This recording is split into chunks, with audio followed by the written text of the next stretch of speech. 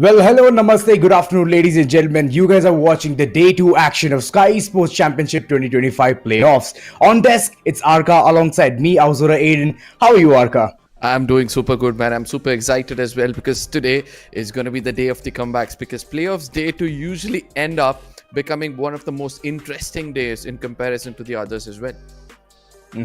Yesterday we were having a conversation. It was Necros on desk, and Necros was telling me, you know what, all of these teams are not going to be showcasing their A game just yet. They're going to wait because it's like 4 days of intense action and not yet unfold what the entire ideology is to go ahead and get a particular map alongside those finishes. So, how true do you think that is going to stand? I mean, adding to this pointer which Necros has told you, I would like to say that the new meta is not being played in this tournament, so that will also come into consideration. So nobody would want to adapt to the current meta which is going on in this tournament, due to which they'll try to be as aggressive as possible rather than trying to showcase their true talent. So I would say the experienced teams speak for themselves right now. If you see at LIKHITA, if you see at IQOOSOUL, all these teams are actually playing Right. more aggressively rather than any other teams in comparison.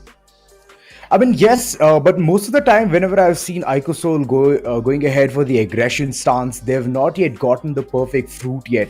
So I'm hoping that day two is going to be filled with more action. Yes, yesterday we could see the aggressiveness coming in from their end, but those aggressive moves, maneuvers were not getting a good reward for. So hoping that today the reward system also will be really good for them. Alongside talking about Hero Extreme Godlike, they had some really good rotational patterns, but they were playing way too passive. So I would really, hope that today is going to be that day where they open up and they just go ahead and make the entire audience happy. Absolutely. I'm also looking forward to what Godlike can bring to the table today. But looking at the point standings, this is why things turn much more interesting. Rather than getting the top pointer, the winner chicken dinner, which is going to reward you with 10 points, people tend to indulge into fight and concentrate more on those 1 point per finish, which gives them a total of 10 points if you can just take down 2 to 3 squads. But coming back, second place is going to get 6 points, the third place 5 points, and that's going to dwindle down to the last position. That is from the 9th to the 16th position. You're going to walk away with 0 points.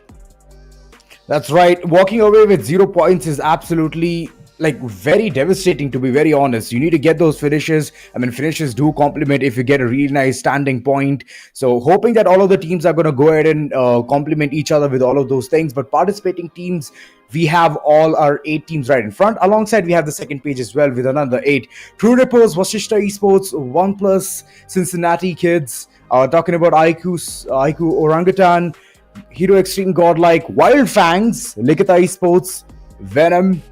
These teams, they have been doing really good. Specifically, when I turn my eyes towards VASISTA Esports, they have been playing so well. Oh, absolutely. But when you look at this set of teams, we can see Wild Fangs is the only team which is on the top of the table, where the rest of them are in the very bottom. And now we speak Exactly. about the teams to watch out for. We got AUTOBOTZ, who've been playing really well. They're able to continue those 4v4s, also attain some decent amount of possession points. Then we have MAKERZ, the team to watch out for. The best of the assaulters have come in together to make this team as well. So I'm looking forward to see whether they'll be able to step up and prove to their fans that it's not just about being a part of a favorite team, but being a part of a team which makes 4 players the new favorites amongst them all. Exactly. I mean, the way the performance has been coming out from the likes of Autobots yesterday itself, we could see a lot of clutch potential from there, and alongside the winner chicken dinners as well. Really, really good analyzing situations for them. Wild Fangs, like you rightly mentioned, they're sitting on an astounding number of 64 currently, topping the leaderboard. Alongside Autobots, they're in the second position with 52 total points. Talking about learn from past, they have been learning from their past mistakes in the previous day itself, and they have 2 winner chicken dinners. It's just that they're falling shy with the amount of finish points that they have secured. If they manage to, rack that up, they can easily go ahead and topple down even Wild Fangs. Absolutely, and this is one of those teams who have stuck on to the previous strategy. They are still, trying to play for the meta, rather than trying to adapt to the new one and not bother about the previous meta which is actually taking place right now. It's a little bit confusing as I explain it, but in moments to come, once you get into the game, you might understand it a little bit better. But coming to the bottom of the table, this is where I have a bit of concerns, especially for Godlike, because they've got 13 finish points in comparison to just 1 position point, where this team is well known for their rotations to hold on the perfect positions inside the circle as they make it through through the circle changes. I think Punk this time around would want to play it a little more safer. I'm hoping that they want to play it safer, and not only gonna say that they are playing it safe, they did play safe even in day one, Arka. But the thing is, they're not able to rack up those finish points. They're not able to get the enemy team to bow down and say that you guys are Hero Extreme Godlike. So that's the kind of situation that's been created again and again. They need to somehow find their perfect chi stance and then later on convert all of those things. Talking about God's Reign on the other end, well, the first game was absolutely amazing. Yeah. They had like 15 points racked up in the map of Erangel itself, but later on towards Miramar alongside Sanhok, they could not perform that well. So the momentum all of a sudden took a slight bit of a change, and because of that detour, they could not do much there. So I'm hoping that day 2 is all about learning from the past mistakes, and I'm expecting that teams can perform way better than what they did just yesterday. Moreover, I've been highlighting this point day in, day out, that Erangel is one of the map which is going to be redundant. 3 times is what you see Erangel coming up again and again. So it gives you a lot of room for you to go ahead and get that winner chicken dinner alongside some really good finish points as well. Absolutely. The game changer obviously is going to be the map of Sanhok. This is where I feel that teams like LIKHITA Esports are going to have a little bit of a trouble, because the success rate of the IGL Pukar is more on the map of Sanhok in comparison to the other 2 maps. So in case he doesn't step up in the map of Erangel, since there is only one Sanhok, I believe teams as such is going to be facing a lot of wrath of the other teams as well. Yeah, hoping that they all are going to be set. Miramar being one of the maps where we all see a lot of action brewing up in the final circles. So hoping that teams are going to be prepared today as well. Yesterday was a very slow start indeed in the map of Erangel, but today I'm hoping that right at the beginning we can see some drop clashes coming forward. We did see a lot of places where players, teams were choosing their safe spot. They were getting their own perfect locations, not at all wavering from there. But later on the rotations, the way IQOOSOUL just went ahead and they were trying to challenge opponents like Wild Fangs moving in from school and all of those rotations. Just imagine the way you're shifting the paradigm, and then all of a sudden you're like 6th gear running away from the fight because Wild Fangs were that good in holding a compound. And look at them. Currently they're holding that number 1 tip-top position as well. I mean, I've always said this, Wild Fangs, most of their performance depends on how Saif, can play better. All of a sudden, we're able to see that Trace God and Saif are back in form, and that's showing out in their gameplay as well.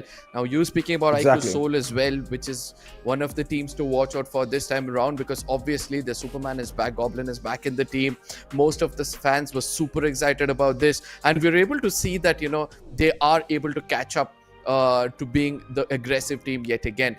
They were not able to convert those 4v4s previous to this tournament. Now Goblin being added to this team, we are able to see it's not just about the conversion of 4v4, but it's also about one player surviving until the end, and Manya opening up to be one of the assaulters as an IGL is also an added advantage.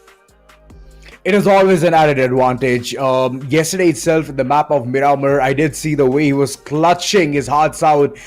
Not gonna lie, it was against God's Reign, and the way he just pumped all of those DBS shots, it was absolutely amazing. So similar kind of form, similar kind of performance is what we're expecting in the map number 1 itself, because it sets the tonality for the entire day. If your first game is not going to be good, then you'll be down, beaten bad, and all the thoughts, negative thoughts that will run in your head, it'll just take you over the actual performance that you can give out. So I'm just hoping that teams can, have that perfect mentality, the mindset. If you're having a bad game, it's all right, get a reset, and then once again dive into the map. Absolutely. Now, this is a long day for all these teams. As we've already mentioned this before, the strategy is like an open book now. Everybody knows the top locations. Everybody knows who's the weak link, Yep. whom they can go and target. But it's all about how the counter strategies are coming in from these teams. Let it be any team out there, right? Venom Gaming, one of those teams who have the most gifted amongst players amongst them all. We are able to see that Zyrax now left one of the big dogs. He was in the LE, was playing for LIKHITA Esports amongst Hector and Goblin, and all of a sudden he let go of that team to come in and join this young guns, and they're also looking pretty much promising. So we would wait and see how these teams are going to fight it out, because once we're able to see one of the older teams stepping up, like VASISTA, like LE, like IQOOSOUL, especially OG as well, then it's going to be a crazy comeback for all the fan favorite teams. That's right, but we have been sponsored by Red Bull as well, being our energy drink. I hope, Arka, you have your energy drink as well, because I very well have mine. I'm going to be taking a really good sip of it. I hope you get wings and you fly off right now. No, I'm already taking off, not gonna lie. We need to take off real soon in the map of Erangel itself. And in the first map, we are expecting a lot of action.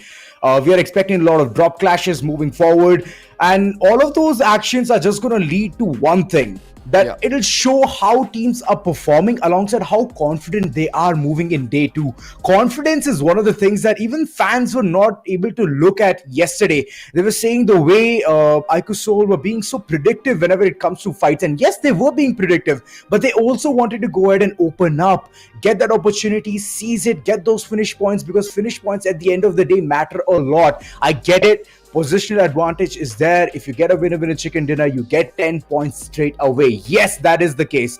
But alongside, if you want a really good weightage over what you have done in the entire map, finishes. That's the way to go. Absolutely. Now, everybody have been complaining about how IQOOSOUL has been one of the teams who are more predictable. Let me remind you guys that when you look at the finish board, IQOOSOUL is in the top 3, just let alone the finishes, because they've got 29 finishes, where we have the top team Wild Fangs have got 40, then you have AUTOBOTZ who've got 37, and then immediately comes IQOOSOUL with 29 finishes. That shows that they're not shying away from any of the fights which is put in front of them. And also, they'll also be looking forward for some really good rotations, because 1 or 2 games, if they can convert it into a winner chicken dinner, I believe they might end up on the top of the table and will be qualifying with flying colors. Of course. Learn from Past has been one of the teams. I just want to have a chat about them as well, Arka. Yeah. Learn from Past, with 2 winner chicken dinners, position advantage has been really good, flawless indeed. But ultimately, they have fallen shy with finishes. They have fallen shy in those numbers. They just have 23 on their name. Imagine they had some really good number, for example, 26, or let alone 26, 30.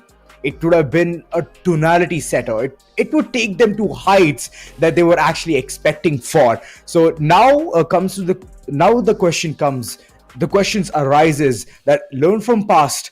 Will they be able to go ahead and rack up some really good finish points, or are they going to still keep securing the winner chicken dinners?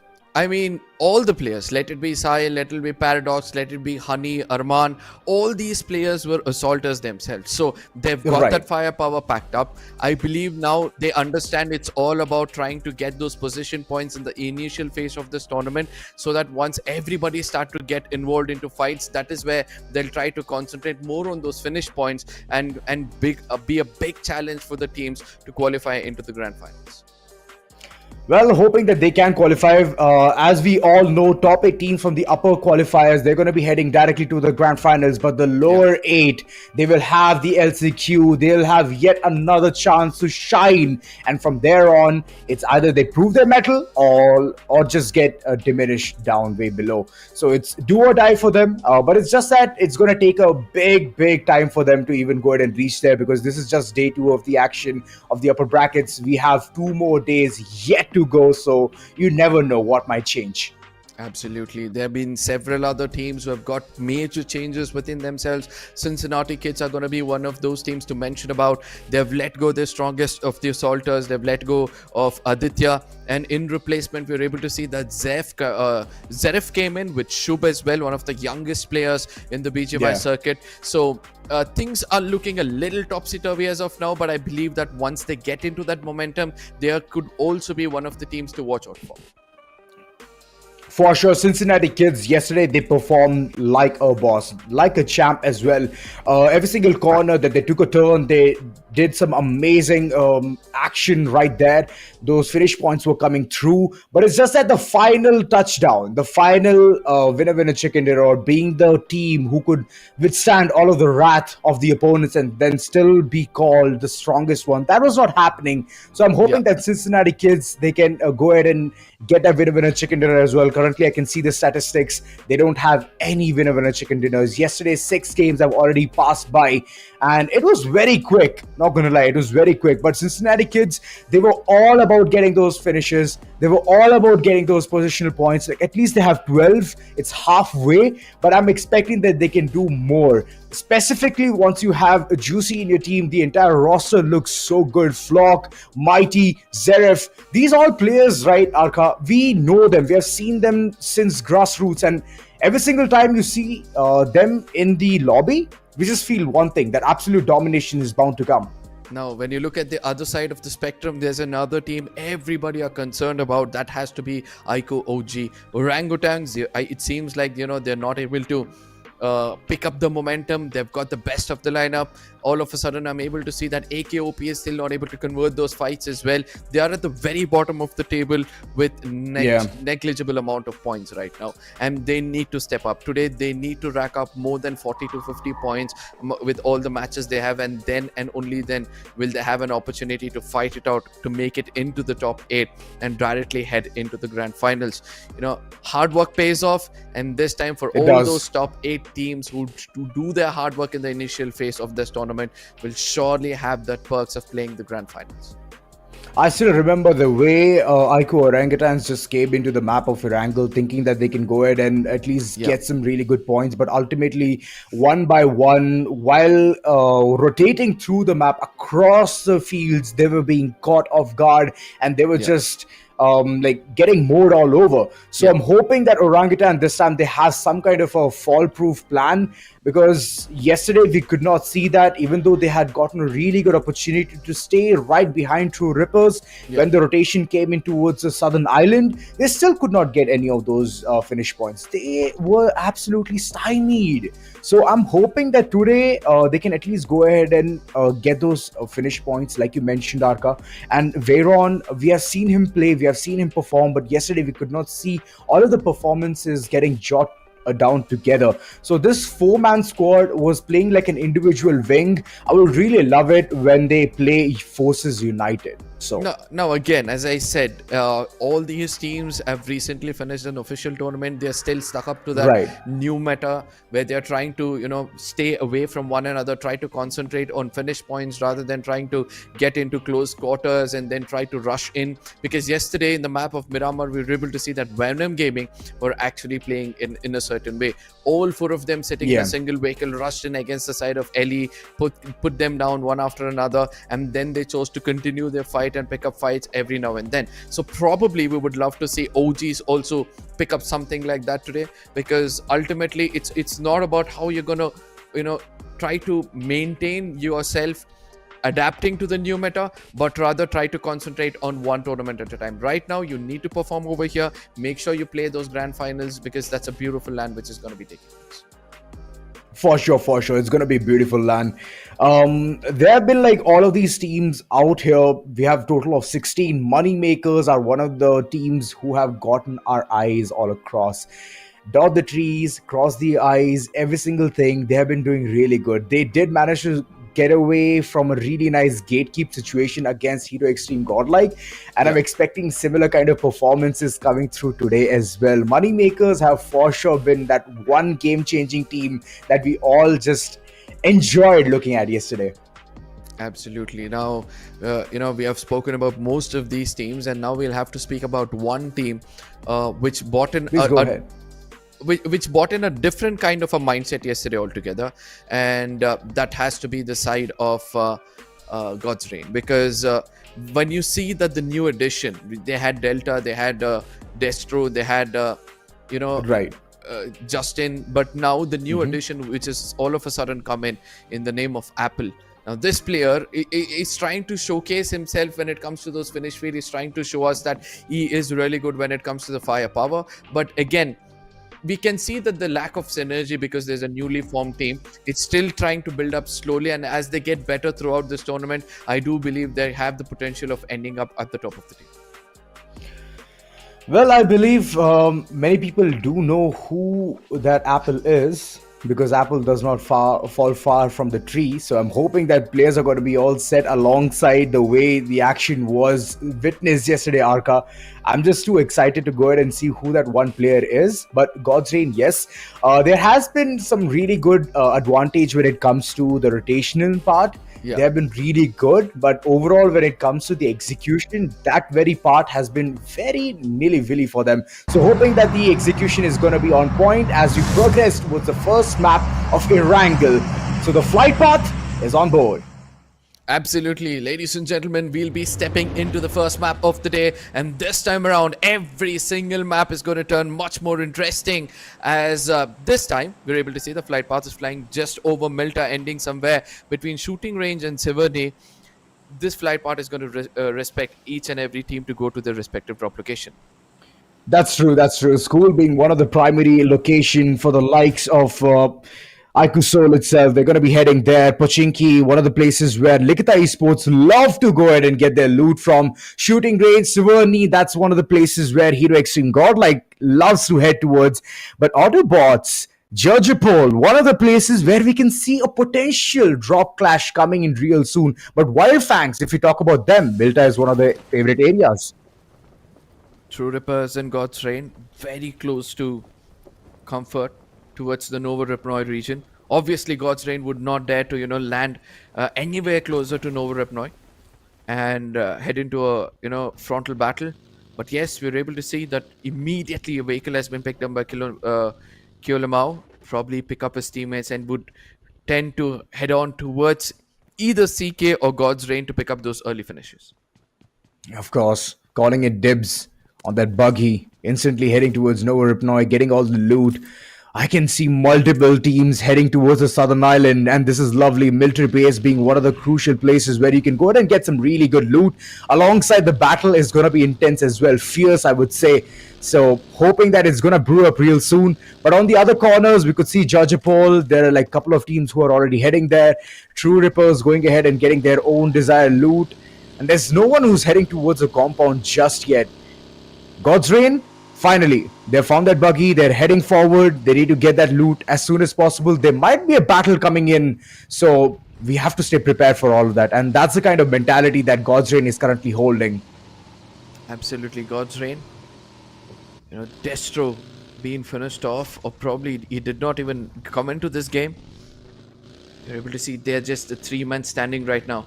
An early pick has already been taken by one of these teams. Yes, it was Sam from the side of True Rippers who was initially able to put down a player. God's Reign lose a player, and so does the side of Godlike. Oh, that's a sad start. I mean, a 4-man squad is always better in such pickled up situation. But now it just feels like they have lost one wing. So, hoping for the best now. God's Reign alongside Hero Extreme Godlike. Both of them are going to be gearing up, getting ready for that battle. But early initiation itself, True Rippers has proven a point that they are not to be messed with. And this is really good coming in from there. And judging by the way yesterday's day has been for them, this is a definite upgrade. Absolutely. VE VASISTA esports. We were able to see a small switcheroo between VASISTA and LE. The players from LE landed in VASISTA, and the players from VASISTA landed in LE. And after which there were several changes when it comes to this lineup. And Same goes to most of these teams out there, Ozoro, because we're able to see that several key players or T1 players who proved themselves in every other team out there were left hanging just before this tournament, and they didn't know which team to choose, and ended up, regrouping with their ex teammates or regrouping with their known friends and creating a new team as well. So let's see how it goes. Godlike, pardon me, I did say that they might have lost a player, but this time around, they've dared to come into this lobby with just 3 men. 3 men. It's either they go big or they just go home in the first map itself. But I know for a fact that they're going to go big. Judging by the way yesterday has been for them, well, for sure they would want to really fix on to those mistakes that they created early on itself by taking fights in the middle of nowhere, and all of a sudden there's like a third party coming in uninvited, and that's how they were bitten right off. So this time they did not want to take all of those risks. So it's good. Yet again, they're towards the shooting range itself, getting all of their desired loots. And that's the good part, right? Pochinki being one of the places where Likhita Esports always love to go ahead and get their desired ammunition. And it's a perfect spot for them. It's a vacation period right now. There's no one around. No one wants to go ahead and mess around with them. And it's the respect that each and every team is giving to their desired drop locations. Speaking about respect, there's one man in the IGC right now who tend to prove himself, and then he does give out a statement. And the very team VXT right now not present in the lobby is the reason why we're able to see that Likhita Esports is very much having a hay time when it comes to Pochinki. Whereas on the other side, we gotta speak about this team OG. Ron coming in with Atanki and AKOP will have a great responsibility over their shoulder to rack up points which they couldn't yesterday. Well, there have been multiple teams, Zarka, who are still running at the bottom, the second part of the page, which is not a good sign. I mean, I do understand that there's like 2 more days of intense action, but day 1, day 2, these are important days for you to go ahead and set the tonality and the momentum as well. So go ahead and do that. That would be the best thing. Else, day 3, day 4, it's gonna be a lot of pressure for you to perform, and in that pressure, I've seen multiple teams just crumble down into bits and pieces like a brisket. Now, the interesting part about IQOOSOUL, everybody knows who Gokul can be, but the interesting part about his name is that the GO from Goblin and the last part of Nakul has been added up together and given a name Gokul. And this fun fact is just a proof to say people that this player is as unique as a Goblin and Nakul put together. That's a big statement. It's a bold one nonetheless. Yep. And I like it. I didn't know that before this. Thank you, Arka. Yep. Few facts Well, like learn this from past. do make things interesting in the game, for sure. It does. But learn from past. Well, 2 winner chicken dinners. They have been getting some really good points from in the perspective of the position advantage. But I want to see them pop off. Honey specifically, this man has been really good with the performances when it came to yesterday's day. But yet again, it's a new day, it's a new dawn, it's a new night. You have to perform. Absolutely. Now, Pukar. Pukar did suffer with 2 underdogs in his wing previously. We did see them in the officials try to, catch up to the momentum because he had got Tapatup and Rage God as his ex-teammates who couldn't, live up to the pressured situation. And ultimately, he dared to pick up 2 of the prime players in the lobby right now. That is Kyoya and Omega. Omega coming in from the side of 8-bit, and then you got Kyoya from Reckoning. Both of these lineups have played phenomenally well when it comes to the official tournaments. So let's see how much they're going to be adding up to the prowess of Pukar and Fierce. And ultimately, if this team does crack in this lobby, then I do believe that they can do wonders. In all of these teams, I do want to look at what VASISTA Esports is doing currently. The entire team, Hector, Fury, Zen, Scary Jod, these are the players who have done significantly well yesterday. So I would really love to go ahead and get the lamplight over them as well, in order to understand whether they have actually reached Gatka, they have gotten their loot or not. But yeah, we have Zyrex on a screen and the entire squad of Venom. Impressive team, to be very honest here, Arka. They have been performing really well. Whenever it comes to those fights, they never shy away. Specifically, aimbot, my man just goes ahead, gets all of those finish points the moment he gets the call. Go for it. Absolutely. Able to see an early rotation coming in from the side of Pukar. LE trying to do things a little bit different. Kyoya did step away from comfort to get a vehicle for himself. Doesn't get tagged off whatsoever. Gives an opportunity for all these teams. Since all of these teams are still inside the circle, they do not need to do anything hasty. All they need to do is understand the topography well, so that once somebody tend to come into this vicinity, they know exactly from where to take the fight and probably pick up those finishes as well. But the circle, things are going to get much more interesting in moments to come, because I believe the final few circles are going to be very much in the open. Oh my god. Pochinki is going to be one of the places where multiple teams are going to be there as soon as possible. So LIKHITA esports, all of a sudden, they're going to feel a lot of heat, a lot of tension right around them. And there's a really good rotation coming in from IQOOSOUL as well. Currently finding the perfect stance inside one of the vicinities, and height advantage is one of the crucial things. That's the reason Goblin is just running forward for that church. Absolutely, IQOOSOUL, Knuckle, the Batman of the team. Oh, he's got a very, very good frontline assaulter in the name of Goblin. Yeah, and everybody are dying to see this duo pop off, because we know that they're capable of taking down squads after squads once they get into that momentum. The composure is going to be so much more important for this team as well as OG. Atanki and AKOP, we have seen them as well.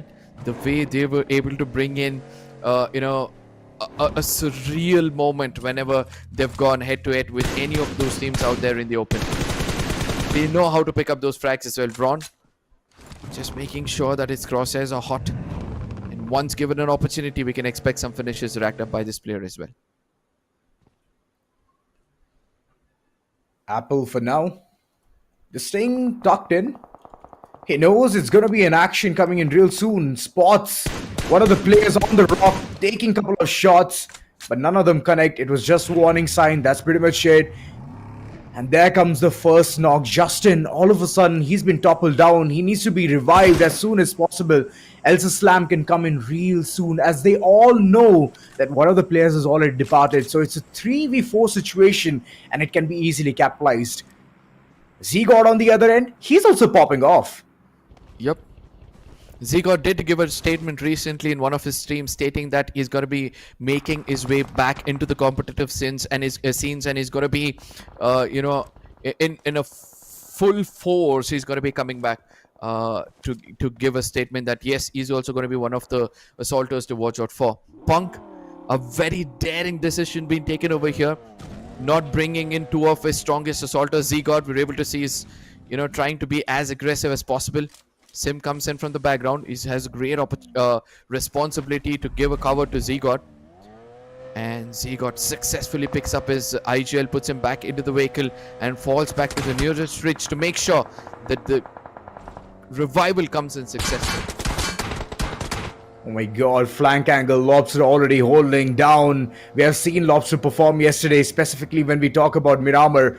He's been really, really good. But for now, that's a perfect getaway for the entire team of Hero Extreme Godlike. I hope the third man lives, because I could see the HP, it was dwindling down way too quick. And I hope he did not bleed out.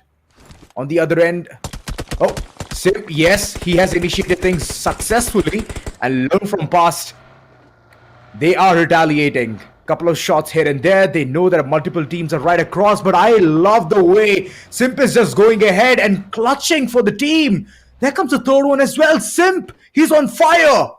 I believe Simp has just done a 1v3 or a 1v4 and saved this team from the jaws of death. And guess what? I believe that this was the opportunity they were waiting for. Done. No, it's a 1v3 where Z-God has, shared in His insights in that fight as well. Whereas on the other side, Honey gonna be challenged from left, right, and center. Aimbot gets taken down by Yash, and now an opportunity for Honey, but he does the biggest mistake of coming out in the open. He's got to be punished here. Just trying to do his best. Venom becomes one with the nature and was able to perfectly nail down that player. And now Phoenix. Venom, he's got a greater opportunity. Aman from another side, trying to make sure that he puts an end for Venom Gaming, but eventually gets taken down as well. And the third party scenario is wide open for another team to walk in. That's right. And they're successfully doing that as well, slowly checking the entire radar, the proximity.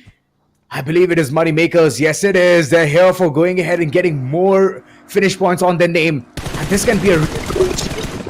So Manya thought that he could be the smart lad out there, but he could not. He could not convert one out on the other end. He did take on the opponents, but ultimately he falls down as well. This is a bad situation. It's a very stymied one, but on the other end, it is Moneymakers who have gotten the really good piece of the pie. Absolutely, Moneymakers have got that final laugh as well, but eventually they were the boon for the side of IQOOSOUL, because once Manya got taken down, it was obvious that they would want to go ahead and get that finish point as well. But ultimately,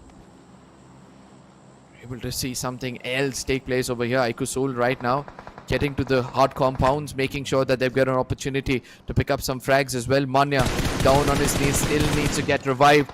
And guess what? Goblin is going to come out in the open and just going to add up to the pains of Blitz as he's taken out one more player. Gokul was also able to register one more. Whereas all of a sudden, we're able to see that Moneymakers are making things a bit more interesting as they're taking down one more player from the side of IQOOSOUL. Oh, it's very chaotic. Gokul could not do much there. He's been taken right off. But IQOOSOUL, for now, they're just having a perfect getaway. They need to run away from this location as Moneymakers. They're just chasing them left, back, and center.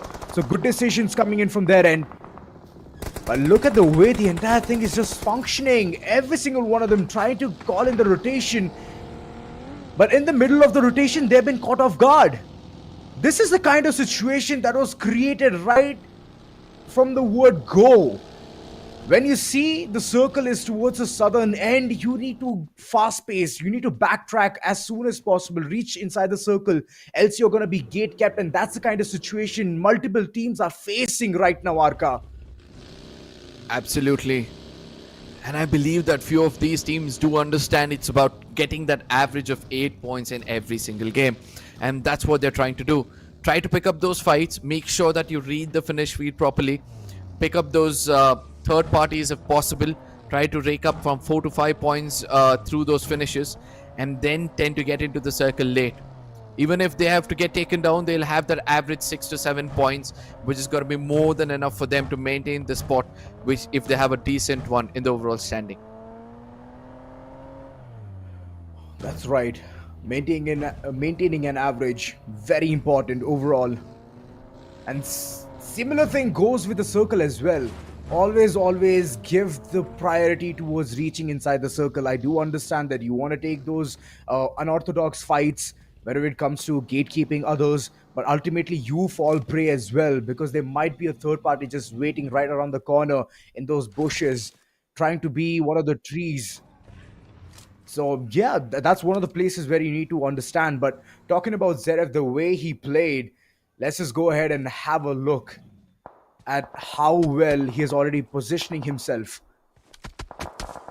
Absolutely. Zverev yesterday did show us a monstrous performance. He put down a 1v3 if I'm not wrong. Indeed. I would love to see how he's going to replicate that. Look at what's happening over here. LIKHITA ESPORTS, they've got an uninvited neighbor not far away. Inside the hot compounds, they're inside a shack as well. But this was the moment yesterday what Zverev did. And initially, everything he did out there was perfect when it comes to the textbook basics. He made sure that, he's been gifted, with opportunities every now and then. And all he did was put the crosshair at the right position, listen to the sound cues, and take those players down as well. Oh boy. I mean, imagine such clutch potentials coming in from multiple players, Zverev being one of them. And today we could see even from Hero Extreme Godlike as well. I mean, come on, that 1v3 was absolutely amazing. And today there's another similar kind of performance being shot right across as well. So I'm very happy for the entire lot of Hero Extreme Godlike. It's just that they need to get that minimum average out of it, get at least 8 finishes. Either you go ahead and come in towards the top 5, or you just get 8 finish points straight up. Absolutely. It seems like this compounds is going to be the center of attraction for all those teams out there, because obviously that's the only compound in this open grounds, and every team tend to hold on to the hot compounds in a circle like this. Yes, the close vicinity we're able to see forever, as well as LIKHITA eSports. The love story is still brewing up. None of them are dare to come out of their comfort zone to pick up those fights. But slowly in the minimap, we're able to see that one of the players from LA has dared to, go in for a split, try to find another compound so that they can evade not only from this fight, but also get a better positioning inside the circle. Not only that, it can be a really good flank angle as well. And that's a good approach coming in. But all right, all eyes on the prize. Forever, still in the compound, waiting out, at least for some kind of an action out there.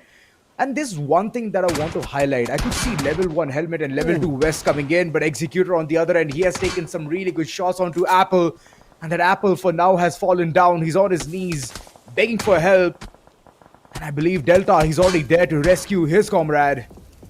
It's a really good opportunity for them to get back the third person as well, as they're already one-man shot. So good approach, good reach.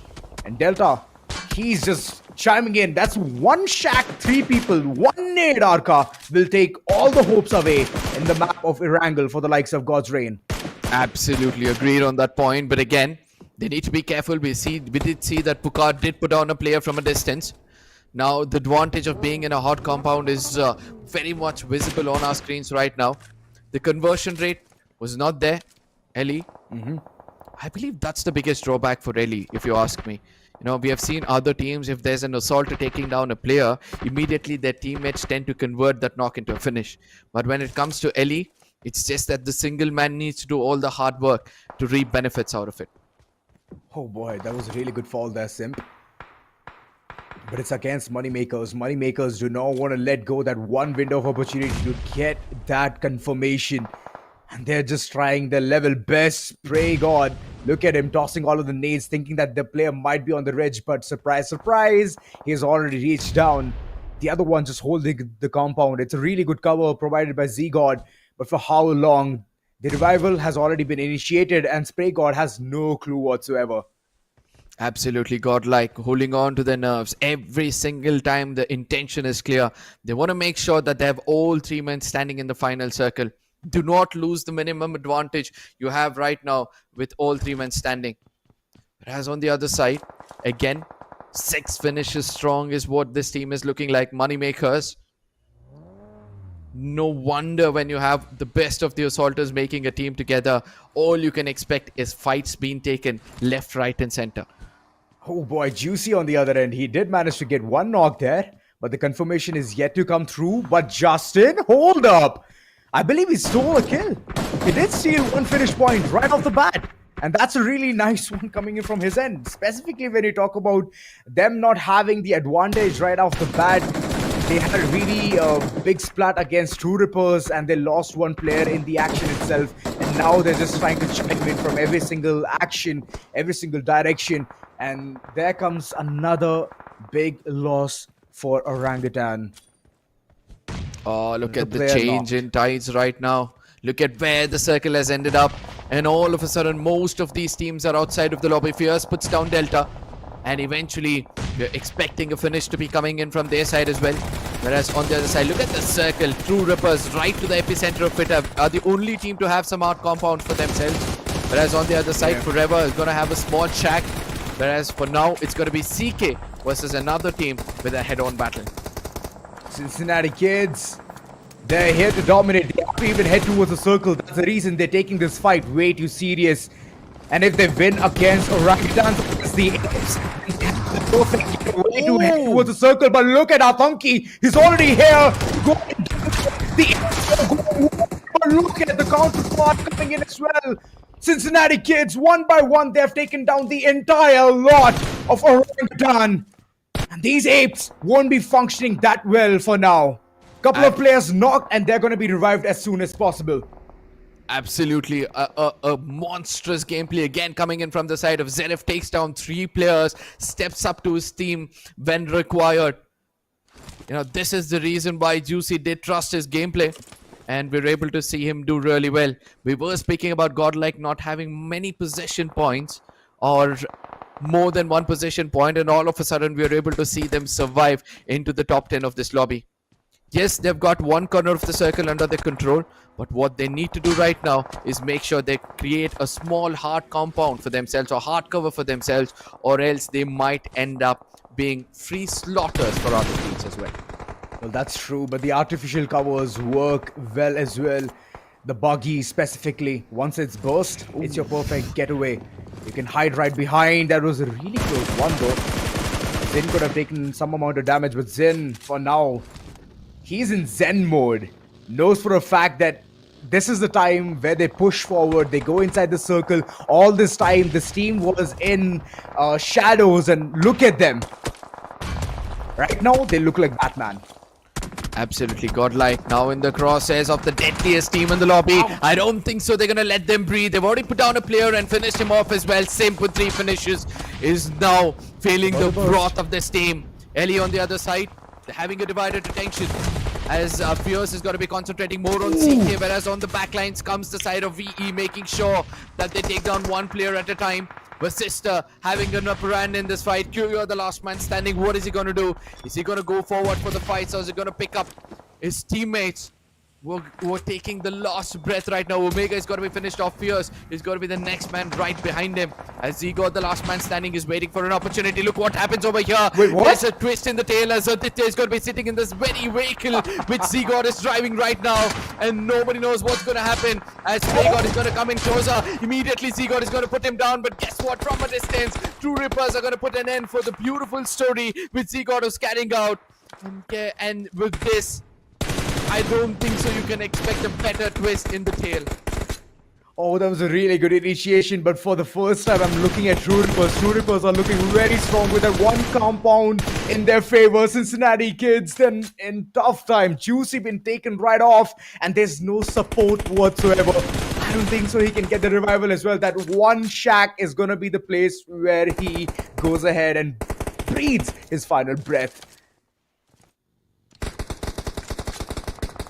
All of a sudden, I can feel a calm before the storm, even though there are fights taking place in the eastern corner of this lobby. Whereas on the other side, look at what's happening over here. True Rippers, 8 finishes strong, and they're converting more. I do believe that now no team can snatch the chicken dinner away from this team, because they've got a prime position. They know each and every team's location. And you can see how Jelly is right now put on the players of VE as well. Scary Jot somehow makes it to the only shack inside of this lobby. Will also have to change this position as well. The moment he tries to get into the circle, obviously True Rippers are going to make sure they punish him and pick up more frags in the name. They're having a big laughter there, Arka. They're having a huge laughter. This entire situation is very hysterical for them, as they only have the one perfect compound. Nobody else can even do anything about the situation either. Shots been fired left, back and center, but there are a lot of teams that Cincinnati kids needs to take care of first, and then eventually head towards the circle. The close quarter fights are going to look even more devastating. But that was a lovely attempt. Hector on the other end. Now look at the situation. Just one last man standing. Blitz on the other end, last man. ONEPLUS Cincinnati kids, only they have the kind of opportunity to go ahead and take down True Rippers. But the way True Rippers are functioning today is just top notch. Absolutely, all foremen standing, the only team to have all foremen standing, and guess what? They've got a prime position. All of a sudden, we're able to see Mighty is able to give that right kind of opening. But will that be enough? It seems like it can be. 3 players down, the last man standing. Hector out of nowhere makes sure that he gives an advantage for the side of CK to completely take down the side of True Rippers. Yes, the revivals have come through as well, but I don't think so it's going to be easy for them as they've lost 2 players, 11 finishes, and all of a sudden, out of syllabus comes the side of ONEPLUS, CK, Flock, Mighty, and Zeref. They have started to show their true colors, as now Zeref will have to push in. Mighty needs to be careful as one player in the backlines. Yes, he's been taken down as well. Oh my goodness, lovely nade, finishes off Blitz in style. Flock, now it's all about the clutch potential. Cincinnati kids, it's a 2v4 situation right in front of them. Oh, it's They a did manage 2v2. to. It's a 2v2. This is an amazing opportunity. They can clutch it out. Till now, True Rippers were looking really strong, very confident. But all of a sudden, the numbers game have dwindled across, and it's an equalizer from both the ends. Kiolamau, we know what he's all capable of, alongside Ninzai as well. But Flock and Zerif, they are no new kids. They're always there in this kind of situation, day in, day out, and they know how to clutch it out. Ninzai, can he stand true to the task is the question now.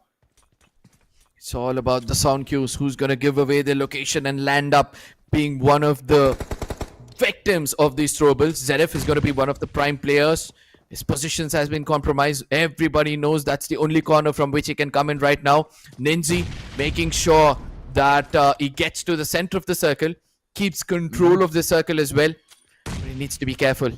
He needs to be very careful, as Flock can rush in from any direction given. Lovely. But the best part is True Rippers have still got a lot of throwables. The resource management has been phenomenal so far. And Zeref and Flocky, they put their wall back against the wall. We all know one good shot from the DBS is all that is required in this situation. And both of them, Flock alongside Zeref, they have the DBS. A close quarter AUG, I don't think so. That's going to be a really good weapon.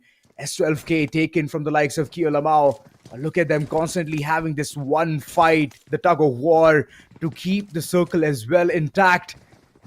Ninzai very close, can be out of comfort as well, but there comes the shots. It has already been initiated. Once Ninzai opens the door, it's gonna lead to a really good benefit of the entire situation.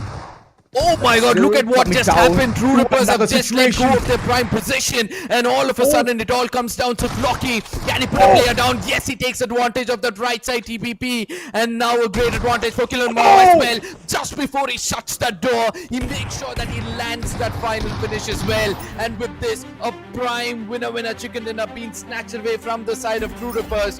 I really thought that once they lost the center of the circle, they might end up losing this chicken dinner. But ultimately, the gifted players did show to us it's all about the game mechanics and understanding when to strike and how to strike. Indeed, that was a lovely situation being created right there. Like you mentioned, the right wing was completely left empty, and that's where the window of opportunity was right at the doorstep of True Rippers, and they took it. They took it so strong.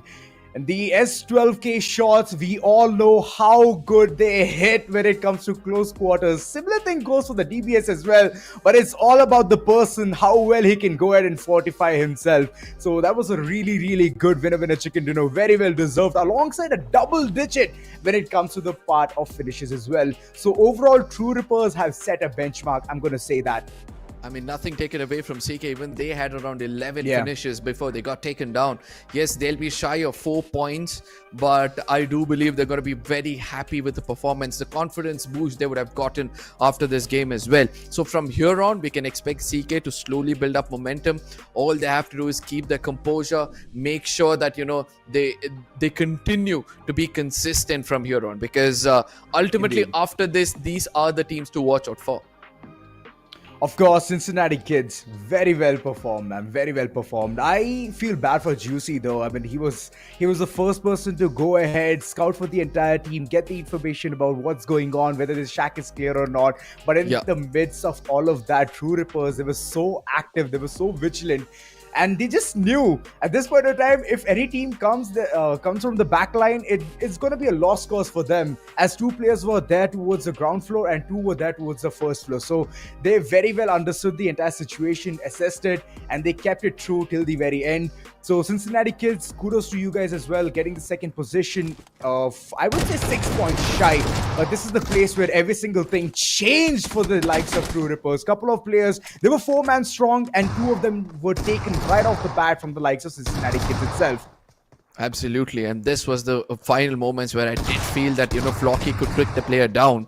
As we could see that Killer Mao, look at how he was just moving around, making sure that he has switched to that FPP even before he could take that final fight, because he knows that once you have that FPP switched up, all he has to do is place that crosshair and make sure that one shot connects. It's all about the shotgun meta which is taking place and gives a greater opportunity for all these assaulters to showcase their true potential. But yes, one frag and you backed up 5 points, 4 possession points because you got that chicken dinner, and 1 point for that final finish. Exactly, Yarka.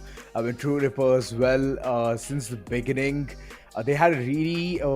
it was a very good start. It was a decent start against God's Reign itself. That first finish point just gave them the taste of blood. And from there on, they were just like bloodhounds running across, mayhem in front of all of those teams. And the best part is to get that perfect real estate. Just imagine, center of the circle, perfect spot. You get the balcony view, you get the view towards your opponents as well. Every single thing is on your lap and you're just going ahead and executing. The execution was one of the places where they did not have, like, they couldn't fall shy, and they did not as well. So overall, a really good performance coming in. Even VASISTA, they also played really well till the very end, held on to their horses, but it was just Hector in the final lines. So in that part, Cincinnati kids, yet again, they converted that one finish point onto their name. Overall, it was a lovely game, Arka. Absolutely. Now, you spoke about VASISTA, and I was pretty disappointed with what happened with LIKHITA as well. They went in for a very late rotation, thinking of, they might pick up some frags as well. We're going to be breaking down these fights even more further. For now, we're going to be taking a small break. See you guys on the other side.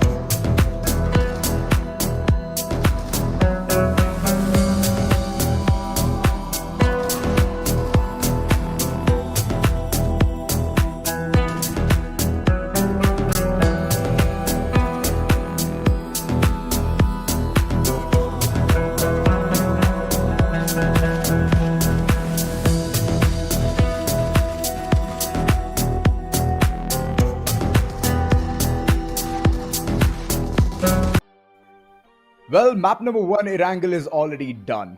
We absolutely love the entire action coming in from True Rippers, and that's the kind of start that they expected since day 1. Day 2, they've already had a really good banger of a start alongside Cincinnati Kids as well. So, sky's the limit, Arka. Absolutely. I mean, you know, I did not see that coming. Okay. There were moments where I actually saw some brilliant gameplay coming in from the side of Ellie as well, because I mean, pardon me, because VASISTA, when they came into strike and take down the side of LIKHITA esports, that is when they had a greater opportunity of making it inside the circle. But still, Hector trying to be the last man surviving and making sure it brings his team into the top 3 shows that they're still committed. The 300 odd players are just going to concentrate on getting those finish points. I wouldn't call them underdogs, but yes, they are new to the scenes, but they are performing really well. Well, that's right. Imagine having his own lineup, Arka.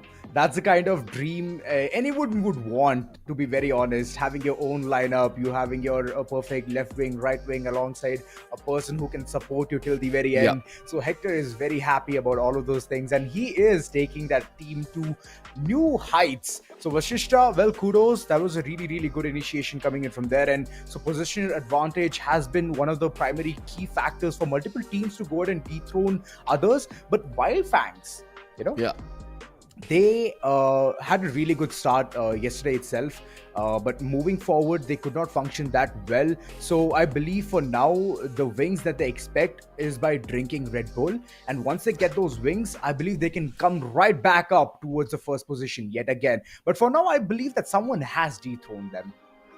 Absolutely. I have that weird feeling. I mean, I still feel that they might be on the very tippity top, but coming back to what happened over here, I am pretty impressed with what one good game can do to you. True Rippers before this were on the 11th position, and with an additional 25 points, I would love to see where they did manage to end up in the overall standing. And I am pretty sure that they might end up in the top 3 positions after this, but will they be able to maintain that momentum? Will they be able to maintain that consistency? Because at the end of the day, this LAN is happening at Bengaluru. This LAN might end up happening at a place where True Rippers would want to come in and showcase themselves.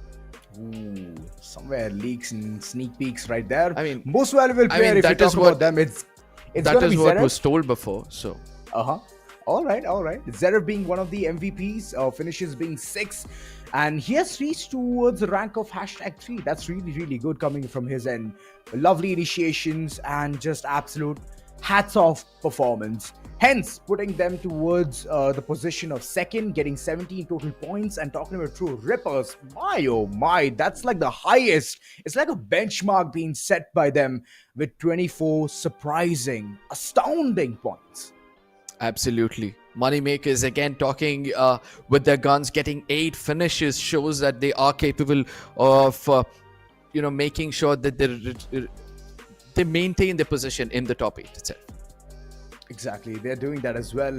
While FANGS for now, they're looking nice and dandy with total 72 points. This is the overall ranking that we're talking about. True Rippers, they're at 54 alongside ONEPLUS Cincinnati Kids as well. This is really good coming in from their end, 54 total points. And I'm loving the kind of competition they're putting forward. Talking about AUTOBOTZ, they're towards 52. 4th position, surprisingly, from 2nd to 4th. That's the kind of leap of faith that True Rippers have taken, placing themselves towards 2nd and moving towards the part where it's a 2nd page. IQOOSOUL, they have total number of 38 points. In the 9th position, God's Reign, 33 points. So it's a wonky start for them.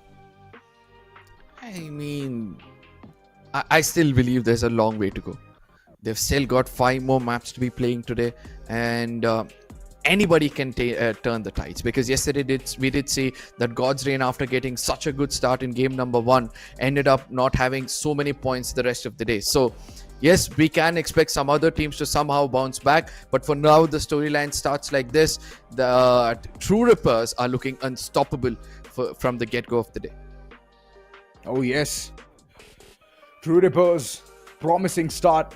Miramar being the next map, we all know what kind of action we usually expect there. Slow starts, and then later on, just like Erangel, the moment you see the last two circles bouncing right in, you see multiple teams in their Yeah. vicinity, and all of a sudden, it's a frag fest. So I'm expecting the similar kind of action coming in from this map as well. I want to know what is your reach on this, Arka? Uh, I do believe that it's I'm a bit skeptical to say whatever, right. All right. Spec- Okay. I would rather leave it in the blue. I would actually respect whatever you say. No, it doesn't. It's always like there's that element of surprise that the players always want to go ahead and Yeah. showcase us, right? They Yeah. wanna they're gonna be wearing one kind of a hat, and all of a sudden they're gonna switch it up and wear a different kind of a hat. So all of those situations can be presented right in front of us. So let's see. I believe when you're at the standstill towards the part where you're gonna assess the first map of Miramar and then later on give your own No, predictions. if not I'm wrong. forced to select one team, I do believe that LIKHITA might come up with a decent game in this lobby, because Okay. yes, they've got Kyoya, they've got Omega, who've been doing decently well when it comes to the map of Miramar. Pukar Yeah. himself is well-known assaulter in the previous lineups which he's played, so he's got that mid-range battle all sorted up as well. Fears, let's not forget, the close range specialist for this team. So I do believe that in case they're able to catch up to their true potential, I do believe that they might end up getting a very, very decent game. Lovely. And I'm hoping that the entire teams can get the opportunity to go ahead and perform as well. I'm Yeah. speaking from behalf of all of the other 8 teams who are currently at the second page of this entire leaderboard, because Yeah. being there just signifies one thing, that you guys are lacking some motivation. And if you motivate yourself in the right way, you can get multiple frags as well, multiple finish points. So that's one of the places where they're shying away. But Miramar is not going to shy away from all of these players. Ladies and gentlemen, we have Miramar, and let's just rock and roll and head towards this map. Absolutely, the deserty island of Miramar are just gonna make sure that the temperature is just gonna shoot up twice as the flight path, starting all the way from La Cobreria, ending up towards the Impala, is gonna make sure that teams trying to head towards La Drillera, Chumacera, or Valle del Mar might end up having a little bit of a kerfuffle when it comes to those drop locations or probably the spawn regions, because from here on, all these teams will look forward for some early finish points. Of course, we did see the kind of fate that God's Reign did witness in the first lot itself, talking about Erangel. Justin could not see the entire map through, but this time I believe God's Reign would absolutely love to go ahead and get the entire situation under control. IQOOSOUL, as we can all see, Creator Fields being one of the places that they can go ahead and get that early initiation. La Cobreria being one of the places where they have always loved to devour the loot. But Forever is close in the vicinity, and I would love to see how well Forever can go ahead and play. Now, this is an interesting drop being taken Indeed, it is. right above a trailer park from the side of, I do believe it's Forever or Rising Inferno Esports. Now, they've not done much in the lobby so far, or probably throughout the tournament so far. We can expect some really good gameplay coming in from their side. True Rippers going for a wide split, so does the side of Forever, right? Forever Esports. Whereas we're able to see that VE heads in towards the Picardo region. And no teams are heading for that early fight. And this is an interesting part for us. And guess what? The King is back in the lobby. Well, yes, multiple times crowned MVP Jonathan is here. So the entire team is going to look like a 4-man squad now, and that's really good. Graveyard being one of the places where they're going to get all of the loot and then head towards the circle. The circle is so close. All they have to do is run like 25 meters and they're just stepping right in. But before all of that, multiple teams are going to be heading towards from northern side to the southwestern side, which is a big rotation coming in from the devs as well, because they want the entire action to be more chaotic. So it's a beautiful call. Absolutely. Blitz, all four of these players in a single vehicle. This might end up in a very bad notion if you ask me. because not many teams are going to let go of this opportunity. Just 2 to 3 players setting their crosshair and good sprays is going to make sure they're going to be gifted with 4 finish points. They're traversing all the way towards the crater fields and probably might end up either in the crosshairs of IQOOSOUL or probably the crosshairs of LIKHITA esports as well. Well, I'm super excited to go ahead and witness if Orangutan can go ahead and at least get a really decent point when it comes to finishes or the placement. Because this team has been having a really bad time. Talking about day one, day two as well. Right at the start, they could not perform at all. The Puerto Parecio is one of the places where they have taken the perfect hideout. And from there on, they're going to have a really nice rotation coming down with Wild Fangs, and then later on, yet another team. So it's a lot of hurdles. Let's see whether they can go across all of them or it's going to be a bad time yet again. Speaking about bad times, seems like this team is very well known in the lobby to give bad times to any team when it comes to the frontal battle. And I still wonder how come these 4 players did come together. Because I never expected them. We did see that Joker was giving tryouts with Hector previously. Then all of a sudden we did see that, 4 of these assaulters just coming in together. Imagine if they get a higher ground in the map of Miramar, ample amount of loot, and then they see that the final circle is somewhere closer to them. Done for. I would say the entire lobby is done for. 4 assaulters in one team, the amount of firepower they have always stood true to whatever task has been presented right in front of them. So that's a really good situation for them. But talking about one of the ways you can go ahead and capitalize was with this team itself, BLITZ. They took down one of the players from the opposition, which is LIKHITA esports. And for now, LIKHITA esports, they're left with 3-man squad. There's another one right close in the vicinity, Fierce. Can he avenge the death of his fallen comrade, or it's going to be yet another faulty cause? Oh, it's hard for us to say. He might need some backup, or he might need his players to come in from 4 different directions or 3 different directions, as they've just 3 men standing. LEFB not having a good run. They've got 3 casualties at the get-go. Yash, the last man standing, the last ray of hope, will now have to play for possession points. And guess what? It's going to be the side of CK who have given them all the troubles. Flocky, 3 finishes strong. And all of a sudden, Cincinnati kids have been showing us some glimpse of absolute brilliance when it comes to this tournament.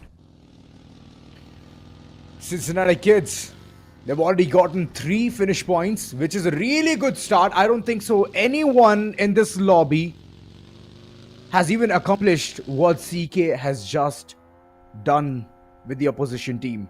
So it's a really good start. Flock on the other end, 3 frags on his lonesome. So he's already preparing himself for the end game now.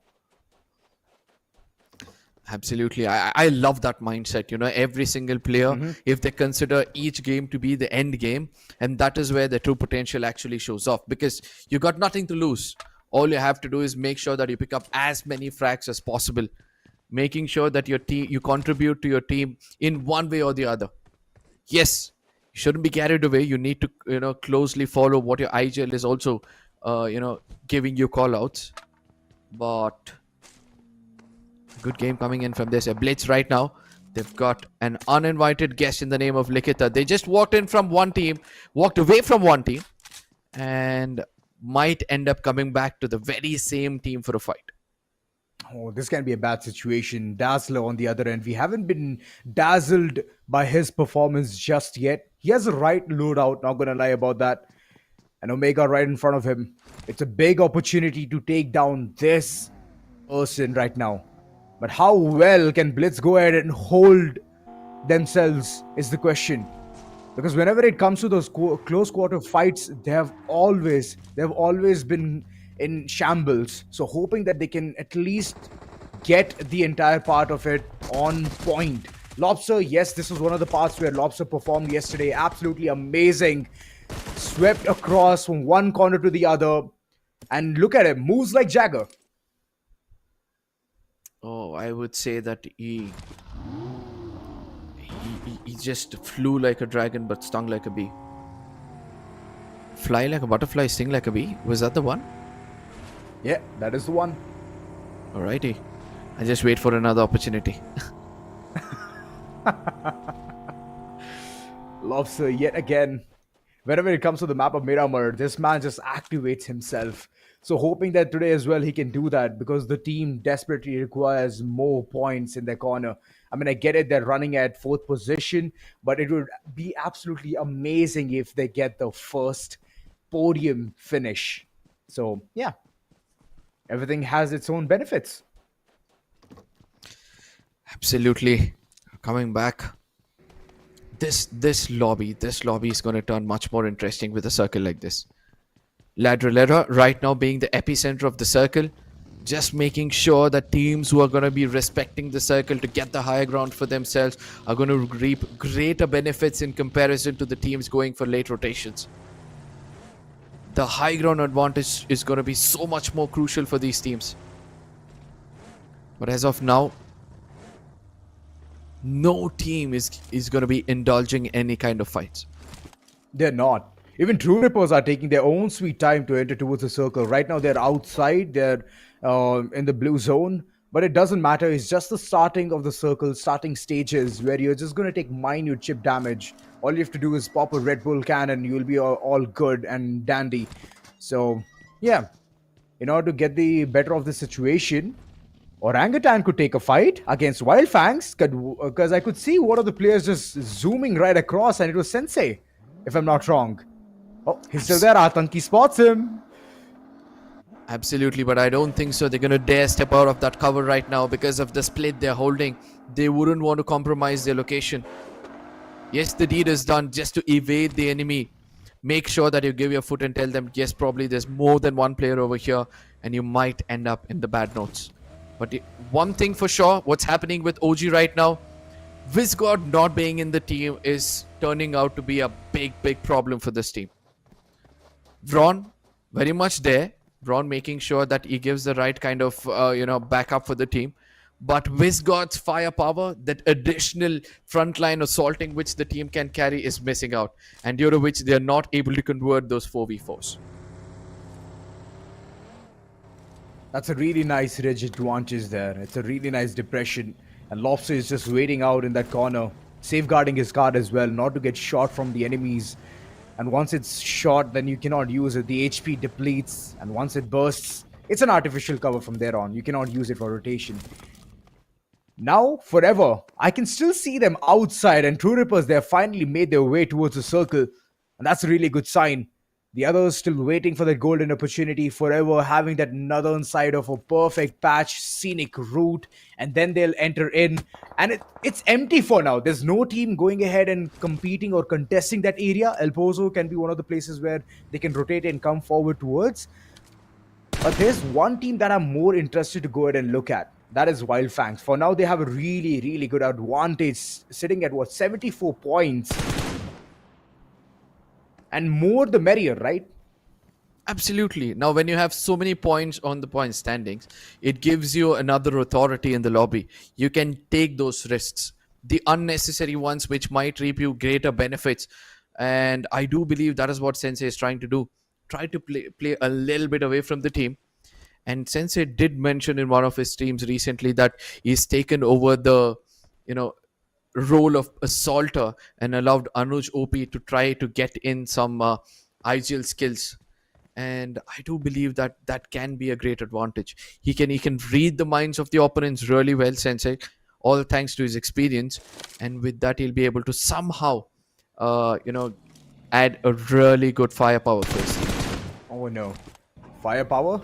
I would say this is going to be a clean execution. Hector just pops one tire and he's just off. He doesn't want to take part in this fight at all. It was against IQOOSOUL. Hector, for now, he's trying to find some flank angle or get more information onto whether it's just one lonesome man standing there called Manya or there's an entire team towards this vicinity. So, good decision on shooting the tire and then instantly calling it quits as the entire team is reinforcing, rallying up in order to see what just happened. Lateral error. The epicenter of the circle, making things so much more interesting right now. Goblin immediately comes to the rescue of his IGL, making sure that brings in a vehicle. And Manya, he's got a bit of a responsibility. One broken vehicle and just one more to traverse around. Oh, And the sad part is, the other player is going to be so much more vulnerable if he's going to be sitting at the back seat. the battle of the gods. I'm just waiting for this. Have been waiting for this since a really long time. Justin scoping in, scoping out every single nook and cranny just to get that additional bit of information whether players are rotating or is it just this place that I need to align myself to. Bunk, we have seen him perform the previous game itself. They played so well, coming down to the final circle, and from there on, it was just that they did not have any cover ongoing, and nades and throwables were bounced right at them. That's the reason they could not function. Alongside, they did not have Jonathan as well. So right now, having a four-man squad can give them a lot of benefit.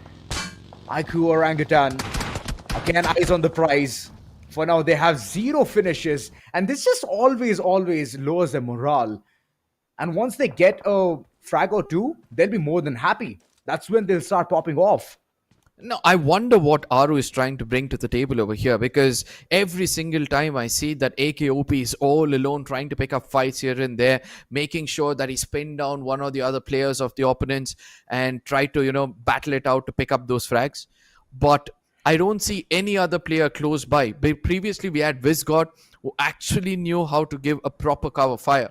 So I wonder who's the other player close to him right now. And I hope that OGs will be able to pick up some points here and there in this lobby, because they're badly in need of it at the very bottom of the overall standing. This is one of those teams who are looking for a ray of hope. Oh, it's a very pickled up situation. I mean, I do get it. The ray of hope is right there. Look at the way Wild Fangs have already spread their wings. Alongside, right in front of them, there's VASISTA Esports as well. Beside them, there's Orangutan, there's Trifecta, or I would say, standoff fight. Who's it gonna win? Destro. He needs to be alive. Previously, he was the first person to get taken down. And then after that, we were able to see that there was no other, points which were picked up by the side of God's Reign. I would rather say not many. But right now, the circle's shrinking in. It's going to force all these players to be moving around. And finally, it's going to be Hector doing the deed against the side of Sensei. He's been down on his knees. But I know OGs are not far away. And they would love to reap benefits out of hard work being done by someone else. Oh, I know. The entire car goes boom. Oh! Atanki, he was spotted, instantly nullified. That was a bad situation, bad stance, I would say. Wild Fangs, they were quick to retaliate. It was the wrong team nonetheless, but in the middle of all of that, it's Strays God who confirms that finish onto the opponent. Not a good start yet again for Orangutan, but on the other end, Hector will have that final laugh. Look at him. So happy. Getting that one finish point alongside the confidence that the team is currently having. I believe they're going to go for more fights from now on. Absolutely. Wild Fangs looking unstoppable. Sensei not being there. Yes, a bit of a pressure is going to be mounting on their shoulders, but all thanks to the top position in the overall standing. They've got a place to gamble. They've got an opportunity to gamble. And I do believe they're going to make the best use of it. But Jelly, I just love the way this man is always there to the epicenter of every single map is going to be played. VG are in deep troubles as they're going to be facing the big dogs from the lobby. And this time it's going to be the side of AUTOBOTZ from one corner and then the side of Moneymakers from the other. Oh, the bots. Really good initiations coming in for now. They have isolated the entire fight, but there's one player asking for help. Arthur right around the corner. He's going to have a really good cruise button on that car, and look at Moneymakers. Cha-ching! They knew it. That this is the place where the entire action is going through. Altu being taken down by Joker. Aditya on the other end. Ralphie has been retaliated hard. So it's not a good sign for the entire lot of AUTOBOTZ. Nades popping in. And there comes Moneymaker standing tall with 4 finish points. Absolutely massacring the lobby right now is going to be this team in the name of Moneymakers. And the confidence, they're soaring right now. Oh my goodness, every single player knows his role so well. The distance they maintain between the players is 40 meters and not more than that. Gives an opportunity for a backup if required. But at the same time, the way they love each other, to have a greater advantage, especially giving each other the independence of going and showcasing their talent, that has been phenomenal. Whereas on the other side, GDR, again, not at a good position. Apple will have to save his teammate at this point of time. Whereas OG, when they have lost 2 players, what's happening? I don't know, everything just sounds like a big warning sign for them. But trouble in paradise is what I can say. Orangutan, God's Reign, they're not able to perform. Cincinnati kids, they have the height advantage. God's Reign, they're still stuck in this compound alongside the entire team of Orangutan as well. It's like both of them have called in the truce. I'm going to take the bottom floor, you take the first floor. It's all good, but look at the height advantage which Wild Fangs are currently capitalizing upon. Couple of knocks all across, and right now is the call for slamming in hard. So Saif, he's going to embark the perfect journey now and head directly towards the compound. Now, this is where an opportunity has been given for Godlike, Simp and Jonathan. They can show their true prowess as players are going to be walking into their crosses. Are they going to dare go take this fight? Punk has been completely healed up, giving an opportunity. Grenades are going to be tossed in from left, right, and center. Zgod down on his knees, but still giving away the location of Anuj. That's going to be a great advantage. On the other side, Johnny gives that opening. Saf gets down on his knees. The gods have started to punish the opponents who are going to be walking in. Saf is going to be confirmed. And the tides have changed right now. A 3v3 battle between the gods as well as the Wild Fangs. Punk trying to push in. And he knows that he's got to pick up Z-God as well. As from a distance, we're able to see that Yash has got an angle. And this could be troublesome for the side of Godlike. It is going to be troublesome. It's like a couple of points just walking around in the form of Hero Extreme Godlike. Shots fired. Just cover shots for now. Oh, Jonathan, way too low on HP. But still, look at him. He wants to cook that nade, toss it in the right direction. Yash on the other end, he wants to take those couple of shots. One player is already knocked. He's still asking for help. Z-God is that player. And the other, Simp, is right around the corner, trying to give the protection. But willy-nilly, the entire situation is not favoring Hero Extreme Godlike. Anuj to OP. No, that... Alright. For a second, I thought he's not going to dodge that nade, but he did. A clever gameplay coming in from the side of TraceGod, making sure he's coming from the eastern side of this fight. Need to convert this. There it is. Johnny gets taken down, and now the opening has been gifted to them. Punk puts up smokes, knows the importance of picking up Johnny.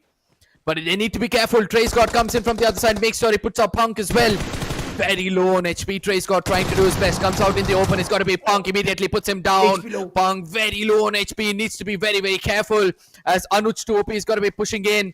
Punk very low on HP. Immediately he's got to be punished. And Wild Fangs, they put their fangs deep into the necks of gods, putting them out of this lobby. And that is going to be making their fans suffer for a brief period of time. What a gameplay coming in from the side of Wild Fangs. Lovely. Whenever it comes to the nit-grits of clutch potential, Wild Fangs, they have it all. TraceGod specifically. Talk about this lad. He's doing the heavy lifting. He managed to go ahead and get 3 finish points on the lonesome as well. So overall, really good performance coming in. Even though they missed Sensei, Sensei is right there in the back lines trying to support, guide the entire team. God's Reign versus Orangutan. This fight has been brewed up for so long that God's Reign, for now, they have to call in quits. They need to rush in towards the circle as well. So it's a huge task on their shoulders. Wild Fangs, they've already made a name for themselves, but what they're going to do now is just walk into the crosshairs of the others. The man disadvantage is going to be pouring a lot of pressure of them. There it is. TraceGod gets taken down. Anuj OP. If he does go in for a stop, and I believe that could be the beginning of the end for the side of Wild Fangs. This is going to be another player. Look at how many crosshairs are eager to put these players down. Anuj to OP. Goes in behind another vehicle. Even though the retaliation comes in from another angle altogether, I believe that Wild Fangs are done for now. Oh my goodness. forever. Arto, yet again, claiming the spot and trying to get that perfect angle. It is a good one, but he needs to watch his back as well, as one of the players did get shot from Apple. He's been taken down, unfortunately, by the play zone itself. That's what you get when you disrespect the blue zone. God's reign, the entire team eliminated. Otto taking his shots for Cincinnati kids. They're not making it easy to get those couple of points. They're not making it that easy. You need to fight for it. And Cincinnati kids, they're doing it since game number 1. Oh, things are turning interesting all of a sudden. Wild Fangs, it seems like they were the patty in the sandwich, and guess what? That's the best spot for you to be. Shots have been given from either side, but the best part is they are on the safer ridge. Whereas on the other side of the lobby, IQOOSOUL have also started to pick up some frags. Yes, they've challenged another team altogether. True Rippers are taking their time, making sure they put fire onto the pains of 8-bit. Picking up frags after frags, making sure that from outside of the circle, they not only gain information but also take an opportunity when given a chance. Oh no, Wild Fangs. Now it's True Ripper's time to go ahead and get the perfect piece of the spoils. Shot right across, they have the artificial cover, but all they can do is stay prone, and the moment the circle will call in, they have to exit from that area. So healings need to be there in their pocket, else it's not going to be a good time for them to go ahead and chime in. Oh, jeepers, creepers. Whatever. They still have the ridge advantage. Taking shots onto True Rippers, that's really, really good. But True Rippers know how to go ahead and tabulate the entire situation. 4-man strong is what they're looking like currently. And also, look at him. Not even allowing them to go ahead and call in rotation with a vehicle, let alone walk. Now, this is what Ladrilla can do. It's going to give you a greater advantage only if you're holding the high grounds of this region, no matter if you're inside of the circle or outside. Yes, IQOOSOUL, they were enjoying this hard compound which they had for themselves. And guess what? Another 7-pointer coming in from the side of MONEYMAKERZ. Every single time this team comes on the screen, all we have to do is just praise their firepower. I mean, yes, an average of 8 is what every team would want in this lobby. And guess what? These people do it with ease. All you have to bring is 8 finishes. That's it. That's like the average that you have to maintain. But wait, what? Am I seeing that True Rippers got eliminated? Oh, they did. All of a sudden, the tables have turned. Absolutely. And IQOOSOUL, now they've got a great opportunity. Now they can convert this to a chicken dinner. All they need to do is make sure they clear their backlines. Yes, MONEYMAKER gets finished off. Gokul has a visual on the side of BLITZ as well. Rambo in this crosshairs. He should have just been a little more persistent. For some reason, he thought that many shots were more than enough. But Manya, look at how quickly he wants to get control of this ridge.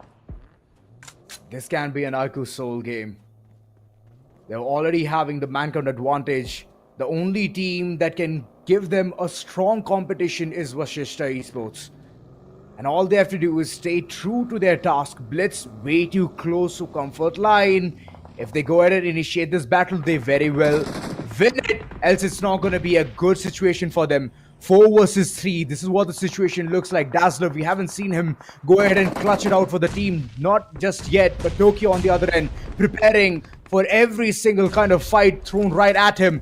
Goblin, he's still outside the circle, taking the wrath of it, and he knows for a fact that he can be the perfect element of surprise. Dazzler, he has the eyes on prize. Spots Goblin, takes him down. Dazzler, HP way too low. He needs to go ahead and heal himself as well. He's right so close towards the circle. This is a really, really good initiation, and there comes VASISTA to chime in for the third party. One by one, they have taken down the spiles. IQOOSOUL, they cannot fight this one through as Manya. He's going to be the final guy, and he could not face the brunt of VASISTA Esports. But look at the way BLITZ is playing currently. Zen from the hindline could not do much, but how many ever knocks have come through? They are confirming it one by one. BLITZ for you, ladies and gentlemen. Absolutely phenomenal gameplay coming in from the side of BLITZ. 8 finishes strong, but VE, what a risk they took, and it really paid off well for them. Hector and Scary John now have an opportunity. All they need to do is make sure that they keep Blitz at bay. They'll have to make it inside the circle. Blitz are the one who are closer to the blue zone, making sure that they'll have to be walking out in the open first. Whereas on the other side, VE, they also have another team right in front of them, which could cause them a lot of problems. In the name of CK, my enemy's enemy is my friend. Hector all of a sudden comes to the epicenter of the circle, making sure that he uses those grenades to keep Blitz at bay. Whereas on the other side, CK's attention has been completely grabbed by Dazzler. Oh no, Dazzler. He's stuck in a very picked up situation. Nades coming all across. The splash damage equally good. He is also cooking a nade on himself. But Flock, he just escapes every single bit of the splash damage. Zerif right in front. He has a DPS. Can be a really good situation. Dazzler has been taken down by the likes of Flock. That's a really, really nice start. Okay, on the other end, HP very low. And there comes a second knock as well. This is just going in crazy. Rambo being the last man standing. Can Rambo it out and go for a 1v2 situation? Hector on the other end. Molly's coming all across. Zerif way too low on HP. Flock on the other end. He needs to also chime in, but Hector is the man. He's just going ahead and getting this entire situation done right, dusted. VASISTA Esports. What a game coming in from this team. The perfect execution. I mean, everybody would have doubted that moment when they went in for a split. When they had such a prime position, why did Hector send two of his best assaulters up ahead? Was because obviously to pick up as many frags as possible. That is when things started to pay off. And then the audacity they had, Hector going right to the epicenter of the circle, telling his teammate, if you see anybody over the horizon, all you're going to do is make sure that they put them down. And then all of a sudden, with CK changing their position, everything fell in place for VASISTA. But it doesn't matter if you have the height advantage. It's all about the brain power alongside the way, the skills you can forge down towards your weapons as well. The Molly utilization was so on point, Arka. For a second, I thought that, wait a second, Hector, what are you doing? And the moment he did that, it just gave him the edge of the entire situation. And I just want to go ahead and look at the way the entire team functioned as a single unit. Two players remaining from VASISTA, and both of them changed the entire game and got that winner in a chicken dinner. Absolutely. Favor fortunes the brave is what we have heard, and that's what Hector did. He did come out in the open. He took that big risk, and ultimately, they got a very, very good opening for it. But Scary John, we have to give kudos to this player. He's been the frontline assaulter for his previous team, and now all of a sudden is given a new responsibility altogether. Try to survive until the final moments, because your firepower might come in used to pull off a 1v2, 1v3, and he's playing that to perfection. As Hector knows how to survive, probably Scary Jot could be the next big name for this game. Indeed. Hector was just adding up all the pieces. He was jotting it down together like a couple of players right above the ridge. Blitz playing on the different level altogether. It was like height advantage, left, back, and center. And the way they initiated the fight against IQOOSOUL as well, that was absolutely commendable. Moving forward, VASISTA, they did think that they can go ahead and get that third party initiated, and they did.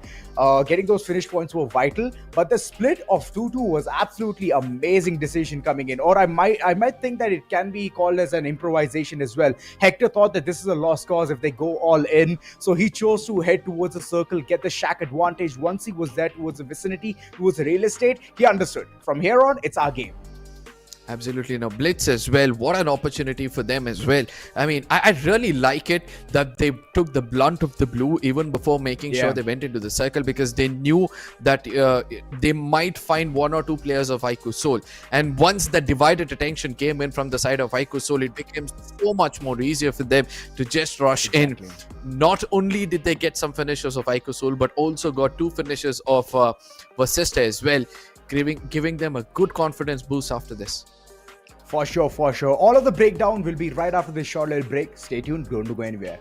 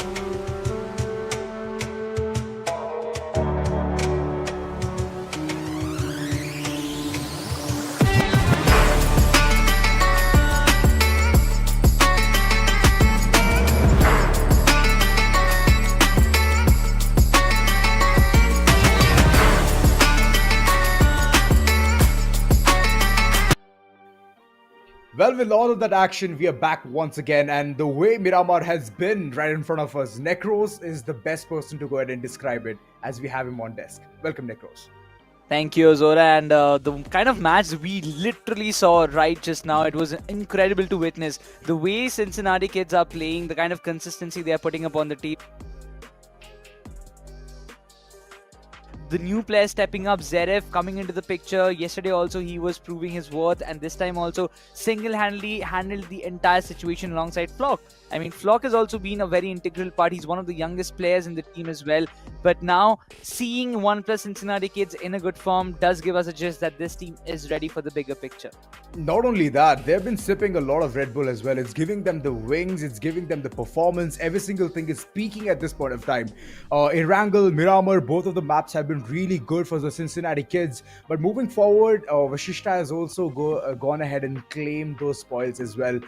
Thanks to Miramar, they have managed to get 10 instant points with a winner chicken dinner. So good conversions all across. But I feel bad for IQOOSOUL. I mean, the way they were going ahead and getting their battle done right dusted, they wanted to enter towards a circle as well. Goblin standing right behind, thinking that he can be the element of surprise. But BLITZ on the other end, they were the element of surprise, is what I could say.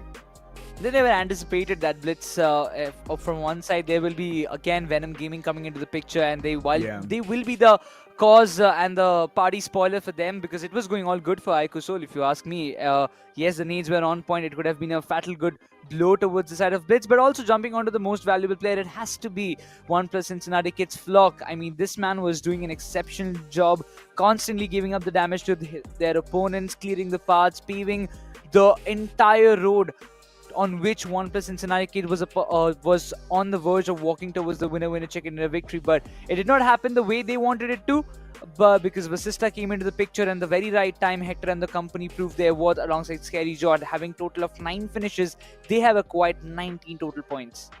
Well, I'm worried about those single digits moving forward. Autobots could not go ahead and perform. We could not see even Hero Extreme Godlike do their deed. Talking about Venom, they also could not function that well. 1 finish point, it's not enough. God's Reign, yet again, they've had a very sad start moving forward in the map of Miramar. Last time as well, they wanted to prove the worth of getting the winner chicken dinner, but they could not seize the moment. So IQOO, Orangutan as well, I'm just waiting for them to start popping off. But talking about the overall ranking, wow, Wild Fangs. All right, we see you sitting at 79 total points, still at the tippy top. But talking about ONEPLUS Cincinnati kids, it's a really decent score of 69 total points. Exactly, but Wild Fangs is the first team to cross the 50 finishes marker. They have completed 50 finishes alongside 29 placement points. Still, I would say they are on a very decent run, and I really like the performance, the kind of consistency they are putting up. VASISTA Esports climbing up the ladder. They will be in the 3rd spot with a total of 62, followed by that. True Rippers will be there on 58, and the numbers do follow up with AUTOBOTZ, Moneymakers. But on the 2nd chart, you do see Rising Inferno squad as well. This is a team which did start the upper bracket in a very good note, getting a chicken dinner in their favor. But from that position, not a single match has gone in their way. So they have to kind of figure out what's going wrong and what they have to do right, because I don't feel that they are functioning as a unit. If they do, I feel like they can come up with some better results and they can finish in the top 8 by the end of upper brackets. For sure, for sure. 2 more days of action. Today is just the 2nd day, and we're already done with 40% of maps. And soon we're going to witness another action moving forward. It's going to be a change of pace. Sanhok, we know how the entire map goes. We have seen a lot of doctors there as well. It's a beautiful map. Whenever you talk about the action, it's amazing, cutthroat. And if you talk about snakes, you can find them in abundance whenever it comes to the nit-grits of the final person standing tall for that one team. So yeah, I'm hoping to see a lot of action just like yesterday, Necros. We were hoping a similar kind of performance coming in. And I did see VASISTA yet again proving the point. Zin being one of those crucial players, getting the eliminations, getting the finishes alongside the positional advantage as well. So this is yet again another opportunity for them to chime in. Exactly. But also, I kind of remember what happened in the previous Sanhok that we witnessed yesterday. It was a drop. There were a lot of drop clashes, early fights as well. We did see Wild Fangs as Moneymakers have a drop clash in boot camp, after which Hero Extreme Godlike came into the picture. It was not a great fight among all the players, all the teams, because Wild Fangs as well as Moneymakers, both of them got early eliminated. Hero Extreme Godlike also faced some early casualties in the names of Godlike Jonathan.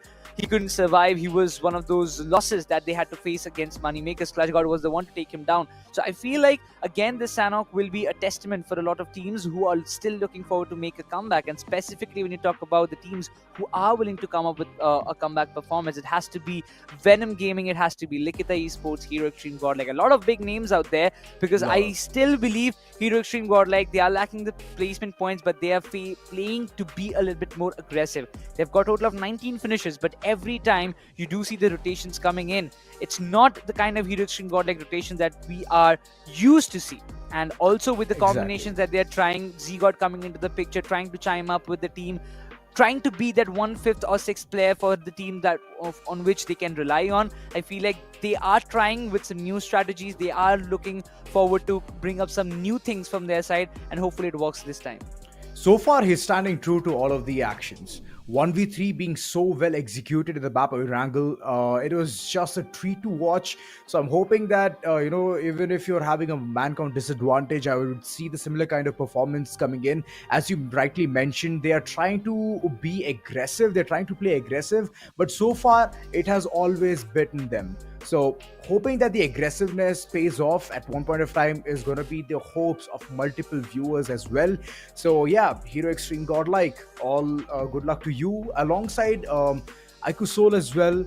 Orangutan, they've been having a really sad start. Day 1 did not work out to be the best. Day 2 as well, so far willy-nilly they're not able to get any good point. I mean, double digit will definitely give them a really good boost, but to reach double digit, either you go big, for example get the winner chicken dinner, or go big with the example of getting multiple finishes. These are the only two ways that they can go ahead and do something about the current situation they're at. Other than that, if you want the perfect balance, which I've not seen just yet from the likes of Orangutan, that is a perfect balance between winner and chicken dinner alongside getting the finishes, that's something that is still lost. I still feel like that Aru is not trying to adapt to this old meta, because again we know the meta has shifted from he was playing for like a couple of months in the new meta, then jumping into the old meta. It is affecting the game style and the gameplay of IQOO Orangutan, but I feel like they're also trying to be okay, it's fine, we're gonna chill down, we're gonna play the upper brackets, and they do have a safety cushion, right? They can go down to the LCQ once again, play a couple of matches out there, and then qualify for the grand finals, for the LAN finals.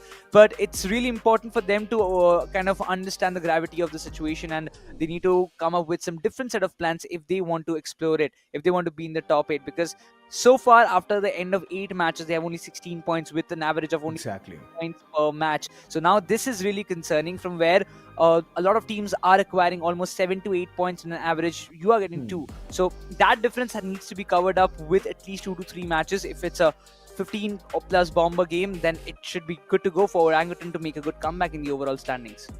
Of course, but the benchmark is already set, right? With 24 astounding points coming in from True Rippers. The way they have been performing, it's absolutely amazing. Day 1, all of those mistakes nullified. They have finally fortified themselves with something really good, and looking forward, we are going to look at Sanhok as well. This map is always going to give us a lot of doctors, a lot of action, a lot of Slytherins. It's time to dive into the tropical island. Sanhok is ready. So do the players of True Rippers are, as Miramar will take the charge. It's going to be the fight path against the side of Hongnai and ending in the areas of Sami. It's a southeastern diagonal fight path, but the teams will have the privilege to get down to their respective drop positions without facing any consequences. My eyes will be in the areas of boot camp, because yesterday, as we mentioned earlier, that there were 2 teams contesting against each other. Hero Extreme Godlike were there on the picture as well. But will it happen once again? That's a bigger question. Well, true, but for now, every single team is going to be towards their desired locations. Drop clashes, we're going to see that real soon. I'm going to absolutely love it. Moreover, here's the thing, right? The first circle needs to be absolutely on point, and it favors Camp Alpha more than Bravo or Charlie. So this is a really good situation for teams who love to head towards Camp Alpha and then make a base for themselves right there. And I can see Team IQOOSOUL just heading towards that corner and getting a perfect situation for them. Hathin being one of the places where Forever is heading towards, they can also go ahead and fortify the entire place. But before all of that, we can see an action being brewed up right at the center of the heart. Oh, look at this. Moneymaker. Aditya is all set. He's all set. Wild Fangs. Two of the players have been knocked out. Sensei. Confirmation is still not there, but Aditya, before going down, he wants to make sure he gets at least one of the players taken down as well. Anuj. He's dropped down to very low HP. The util's being committed. Joker has been compromised. Spray God is knocked out. This was the fight that we were talking all along in the yesterday's match as well. But Wild Fangs, they've got a breathing space. Sensei, revival has been done. Aditya has backed out, got some healings. It's again a 2v3 contention. As soon as Spray God gets a revival, the situation might just be a little bit even Steven. But right as now, Clutch God wants to go a little bit backyards. He knows it that Wild Fangs, all the revivals they have completed, it will give them the privilege to come up front and take the battle. Oh my god, Sensei. Is his Spidey sense tingling at this point of time? Because I, for a fact, know that he's zeroing in at the right location towards Moneymakers. Moneymakers, it looks very easy, but look at Sensei. Equal HP given to the opponent as well. Can be a really good situation. There comes a shotgun, and it just connects beautifully. The DBS shots are absolutely amazing to hear. And at this point of time, Spray God, can he clutch it out for the entire team? Seems like a very tough one. But it's a 1v1 situation. Saf taken down. There comes Sensei, still with 1 HP. He's trying to clutch it out. Sensei, can you go all in for this? Oh no, it's gonna be Clutch God to make it a clutch for his team. It's a 1v3 coming up from his side alongside with the support of Aditya as well as Spray God. Yes, Joker is compromised, but the boot camp will be under the names of Moneymakers. As once again, Wild Fangs, they face an early defeat in their own drop location, which they have selected. 2 Sanhoks, it's 2-0. The scoreline still is in the favor of Moneymakers. They have taken a lead, but also in the charts, we do see Hero Extreme Godlike in the close vicinities. They will be looking forward to chime in, but that's not going to be this early. They have faced the casualties in the previous Sanhok that they played yesterday.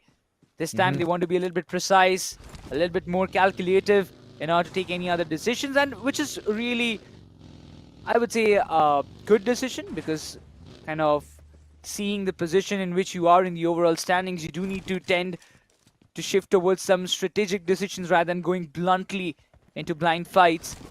And Hero Extreme Godlike, as well as Punk, they do realize that. Destro for now running forward, taking the charge, taking the lead, checking every single corner, knows that Lucifer is right in front, but where exactly is he? He's at one man left stranded. He's in the no man's land.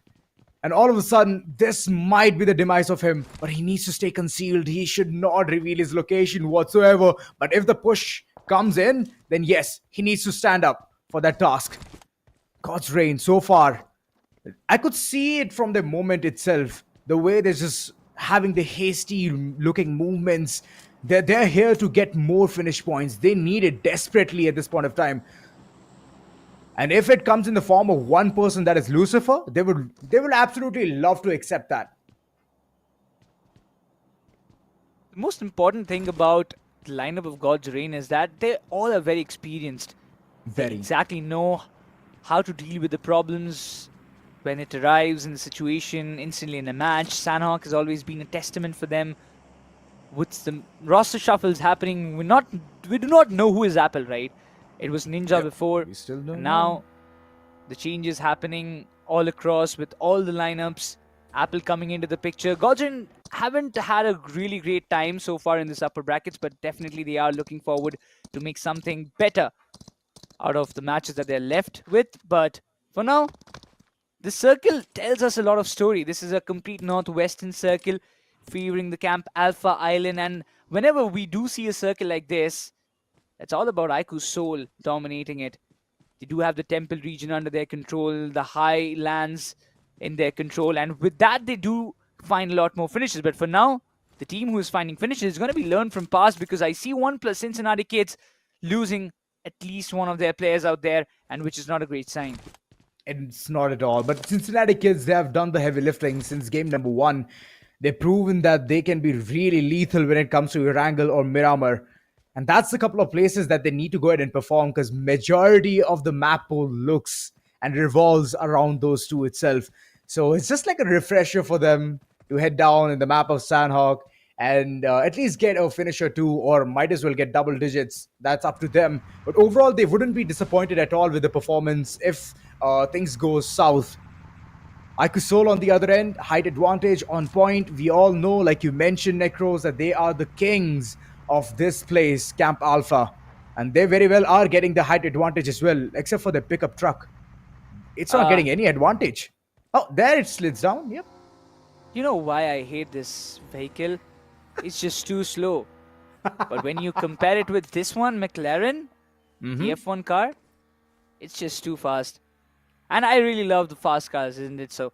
But yeah, for some temporary covers, you do tend to get some vehicles for yourself. But excuse me, LIKHITA ESPORTS, they don't have any ideas, Zaref. He's just too close. ONEPLUS Cincinnati kids, they've lost 2 players already. If Zaref becomes the third one, it can be problematic. With Omega, he has definitely the idea that Zaref is there. But eventually the shots will be fired and Zaref gets taken down. The cover fires was already on the way. We do see Omega getting some retaliation damage on him, but that doesn't matter. LIKHITA ESPORTS will get their first finish. Oh my goodness. He's here for vengeance. Omega being shot upon as well, but he's aware it's all right. He's just going to duck down, dodge all of those bullets like Neo. And that's right. Kyoya on the other end, even he's being shot upon. Orangutan, they have finally become something more deadly, something more dangerous. But Pukar on the other end, he had the perfect control towards the entire situation. And that one player who thought that he can just rush down the throat of LIKHITA ESPORTS has been punished. Another point added, another finish point. And this is just the start. Oh, Atanki. You can never count him out of this entire equation. Went for the flank, found a good spot, took down one of the players, and that's going to be the IGL of LIKHITA ESPORTS being taken down.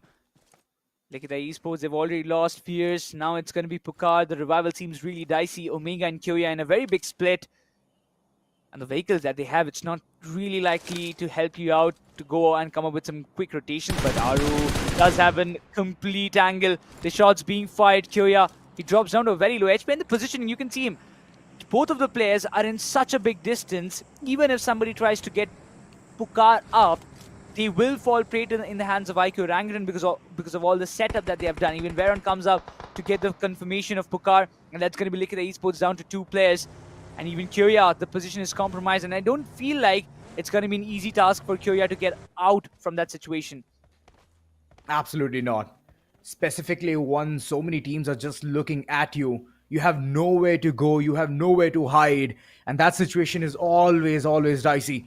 But look at the height advantage Team IQOOSOUL has already gotten for themselves. That's really good. Omega on the other end, he's onto his own battle.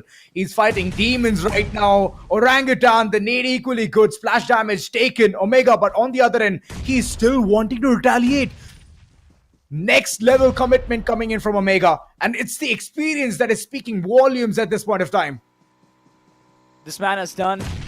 But this time he falls down on his knees from the nades coming up from the side of Aru.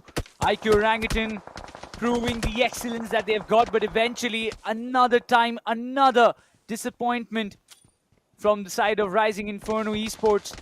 Goten has been taken down. Jatin, he's down on his knees. He needs a revival. Riders are now jumping onto the another picture. IQOO Orangutan, there is still one job left to complete. Kyoya wants to fight it all along by himself. It's a 1v3 situation through the carpets of smoke. He wants to get the vengeance done, but eventually finds only one. And that's going to be elimination of LIKHITA ESPORTS. But out of all this commotion and all the noise, Mighty is the one to chime close, trying to find out some values. If he can find at least 1 or 2 finishes that can be beneficial for them after the consistent performance that ONEPLUS Cincinnati kids have put up from the first 2 games, this Sanhok has turned out to be a little bit disappointing. But not only that, it'll be mighty of him to go ahead and get all of those finishes as well. 1v3, imagine if he clutches it. is just gonna mean one thing, that the entire squad of Orangutan has been bitten right off. But for that, we have to still wait for the golden opportunity. On the other end, Hero Extreme Godlike still going in for those switcheroos, maneuverability, alongside finding the perfect spot to go ahead and hide or initiate a fight. It can be either ways. Jonathan does spot one player right in front of him. He did see some smokes coming through. Lobster, he's planning in for a perfect fake attack. This man has always been a pure menace for all the teams inside the lobby.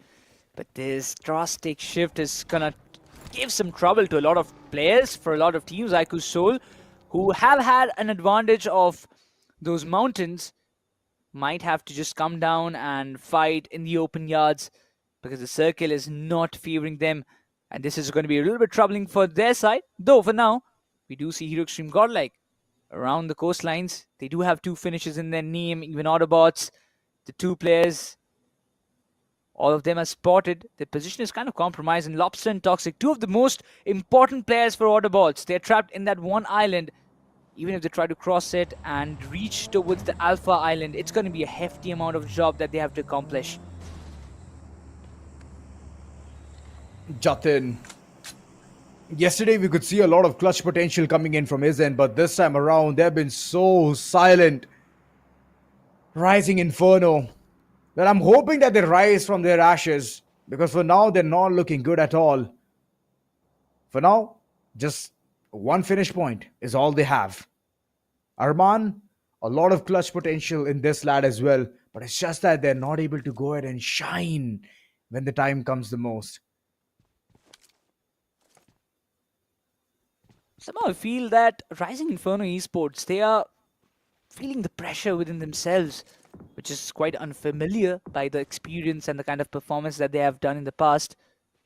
But if they can't overcome that, that's going to be really problematic, because when you are playing to get a slot in the LAN finals, you do need to step up your game. And Inferno squad, all these players, they have had a wonderful year, a wonderful 2024 for themselves, but 2025 hasn't been fruitful for them yet. But it has been so far for Hero Extreme Godlike. Also made some quick rotations on the other end, but ONEPLUS, Cincinnati Kids Mighty was trying to put up some disappointments and setbacks towards the side of True Rippers, but that didn't happen likely.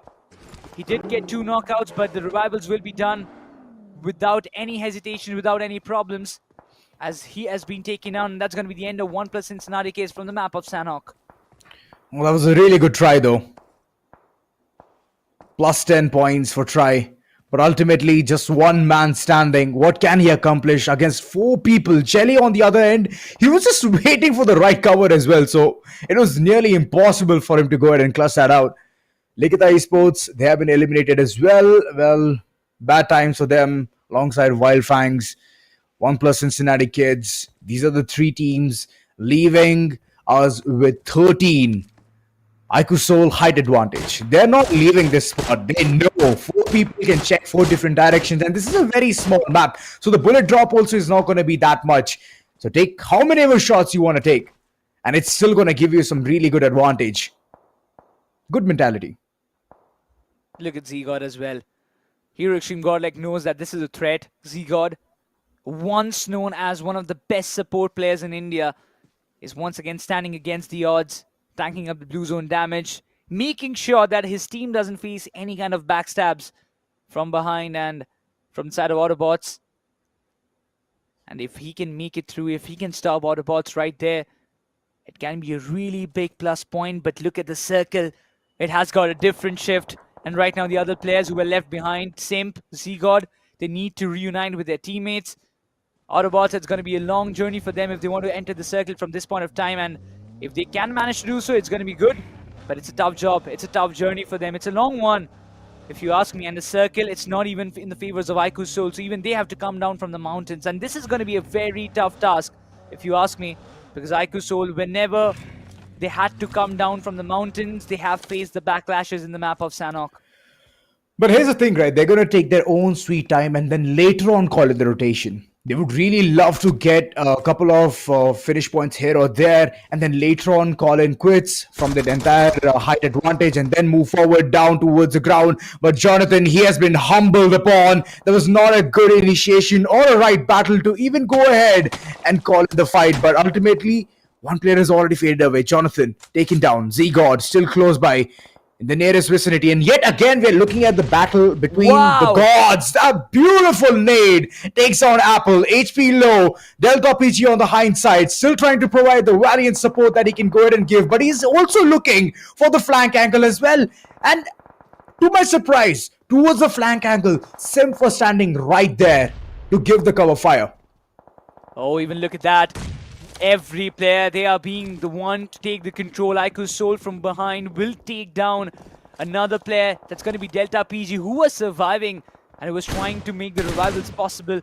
But that's not going to happen. IQOOSOUL's Goblin will have that one finish, and that's going to be the first one for IQOOSOUL as well from above the mountains. This is the position from where they want to establish their control. 4 finishes in the name of Hero Extreme Godlike. Jonathan, even he has got the revival. The team has been reunited.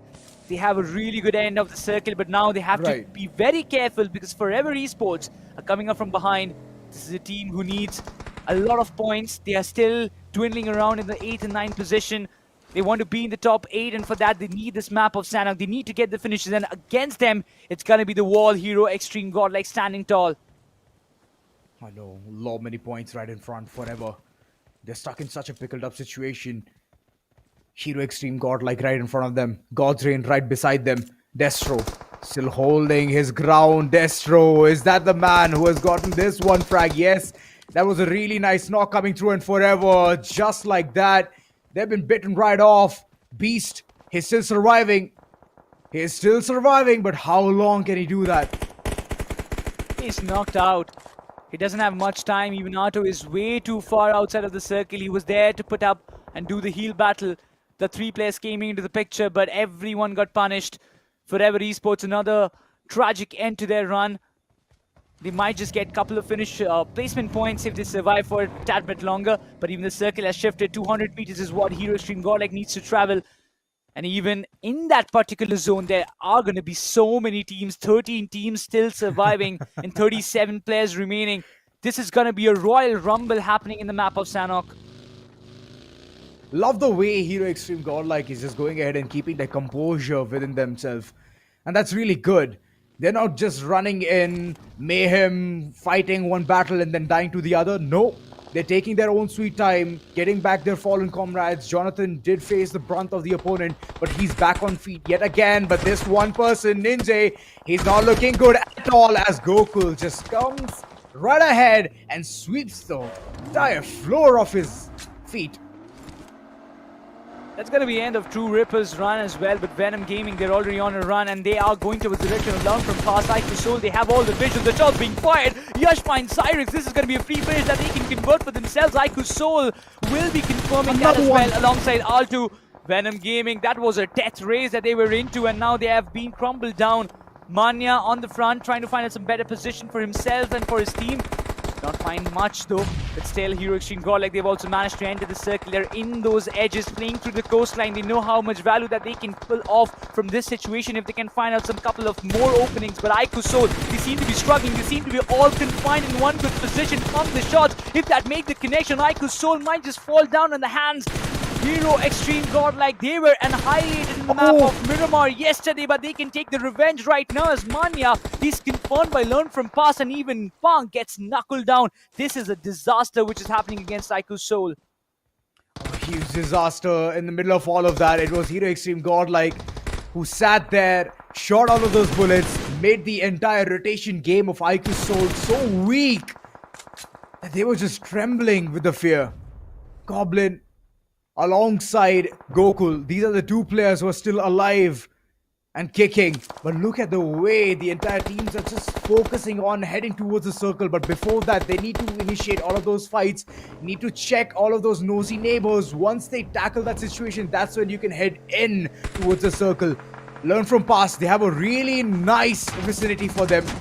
But Z-God, I don't think so. That was a really nice decision from his end. Instantly reaches towards the vicinity. But from here on, it's going to be a 2v2 battle coming in. Learn from past. Can they go ahead and initiate this battle as Jonathan has already been taken down yet again? That was the position. That was the position of Hero Extreme Godlike, that they could convert a lot more finishes. They were getting the knockouts against Moneymakers, but with that Jonathan falling down, it's going to be a tough job for him. But IQOOSOUL Goblin, he's putting up the nades, trying to get the openings. He's giving a hefty amount of splash damage to his opponents. As IQOOSOUL, they're just 2-man left behind. It's going to be a hefty task for them as well, but learn from past. They have the control, they have the circle. This has to be their game. They can't mess things up right as of now, but IQOOSOUL, they will be eliminated by Rising Inferno squad. That's going to be an elimination for IQOOSOUL. They do have a couple of finishes to work out with. They have 4 in their name, but right now we have the top 6 teams inside the lobby. Punk is barely surviving, but from behind, it's going to be Moneymaker's Spray God, who's trying to make it up to the circle, but he won't be able to reach there. But now it all comes down to almost 2 teams, Hero Extreme Godlike as well as Learn from Past. Not only that, 10 finishes is what Moneymakers went away with. Back that money. Punk on the other end, he's facing the front force of the entire team. Learn from past. They're not going to back out from this fight. They've learned from all of those mistakes. And one by one, they're going to take down the last bit of Hero Extreme Godlike as well. Not a good sight. And I can still see a player or two just trying to go ahead and engage with that healing battle. Scary. Standing tall for VASISTA Esports. And they know that these points are going to be very important for them. Is in the top 3. So you're going to get at least 5 points of placements, brother. And eventually, when you just talk about VASISTA Esports, every tactical play that they have ever made has worked out for them. Even BLITZ Esports, they will be finishing in the 4th spot. Even Forever Auto. You were talking about Forever Esports. Auto was left behind with all the first aids. He still has 16 more on his side. So he can contest for the 2nd spot, and eventually he will. But Honey, Yash, they're all falling down, getting knocked out. Learn from past. They do know that this is their chicken and nobody can snatch it away from their side. And Forever Esports, they will be coming in the 2nd position, having 6 placement points for themselves with 0 finishes. So at least 6 points is what Forever Esports are going to walk away with. They will be pretty happy with the performance that they have put up. But I still feel like Forever Esports, if they want to climb up the ladder, they need to bring up some more finishes as well. This was a tactical match. This was a tricky circle to play along. So they had to take these kind of steps, but it's fine. Every point is a good point. Indeed. Auto still creating that window of opportunity to somehow reach in towards the circle and initiate a fight. And if he does, to my surprise, gets a frag or 2, he'll be the happiest man alive. But for that, he needs to live. And I don't think so he can do that. Look at the way his HP is depleting. 2 teams remaining, and this is the last hope forever. They have somehow managed to get 6 points. That's amazing, thanks to the position advantage. But getting more than just that, it's one of the dreams that every single player hopes to live. Just waiting and waiting. But Learn from past, what a performance that they've put up. Indeed. Right? From the rotation, from quickly rotating towards the Alpha Island and getting the controls of the compounds before even somebody could imagine that the circle is going to come down to this part. Things have been different with the shots being fired. Auto, yeah, the shots being fired. He tried his best to get at least 1 finish before going down, but that's not going to be it. It's going to be Learn from past finally getting a chicken dinner in their name with total of 9 finishes on board. This was a match that was really anticipated from their side, because the start of the day for Learn from past was not that great of what they had put up in yesterday's matches. They got 2 chicken dinners yesterday, but today the first 2 games was not something that they would love to talk about. But finally they have something to cheer. They have something to boost their morale. Exactly. And talking about VASISTA Esports, yet again they have landed the 3rd position, the podium finish. And that's really good for them. It's of course going to boost their morale. I mean, talking about the way they have been performing the entire day, Erangel, Miramar, alongside Sanhok, all 3 of them have gone really good. But talking about Hero Extreme Godlike as well, they have reached towards the 5th position. Overall, they, I believe, had 5 finish points or 6, somewhere around that ballpark number itself. So It's a really, really good initiation coming in from their end as well. Showcases that this team is made for more points. It's just that they're having a very slow start. It's just that the cold start period hasn't gone out yet. But the moment they can go in for that rapid finishes, it's always going to be good for them. Exactly, but quickly jumping on to the recap of what happened in this entire match, we're gonna just live the moments of total of how the eliminations happened, how the final circle happened, how many finishes that a single player got, and how much effective he was. Because a lot of multiple fights we witnessed throughout this entire final circle, out of which only Learn from Past had the hard compounds to play along, and they did utilize it really, really well. Exactly. Look at the way the entire action was being brewed up. I mean, that's the thing, right? True Rippers also, in the first map, they stood true with the compound that they got.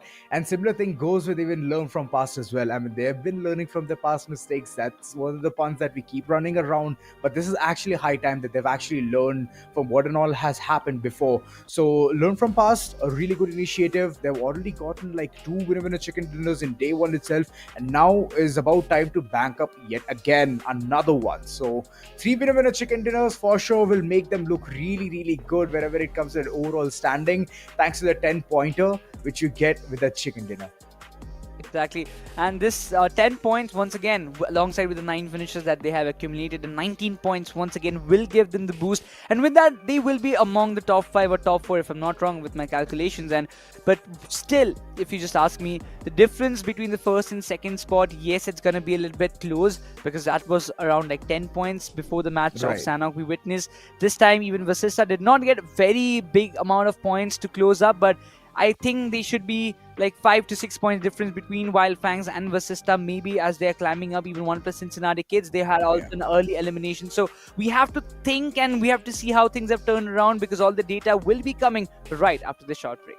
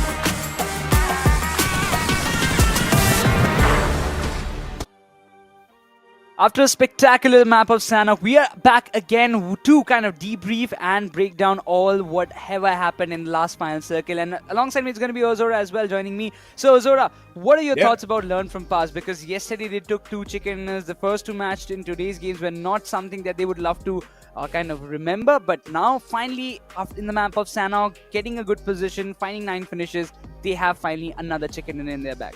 I would say they're really, really good whenever it comes to the position advantage. They love to go ahead and put their steps in places where it's actually accessible. And once they do that, it doesn't matter how well they can go ahead and execute towards the finishes, but the position advantage is always there. That's the reason you can see 3 chicken dinners right next to their name.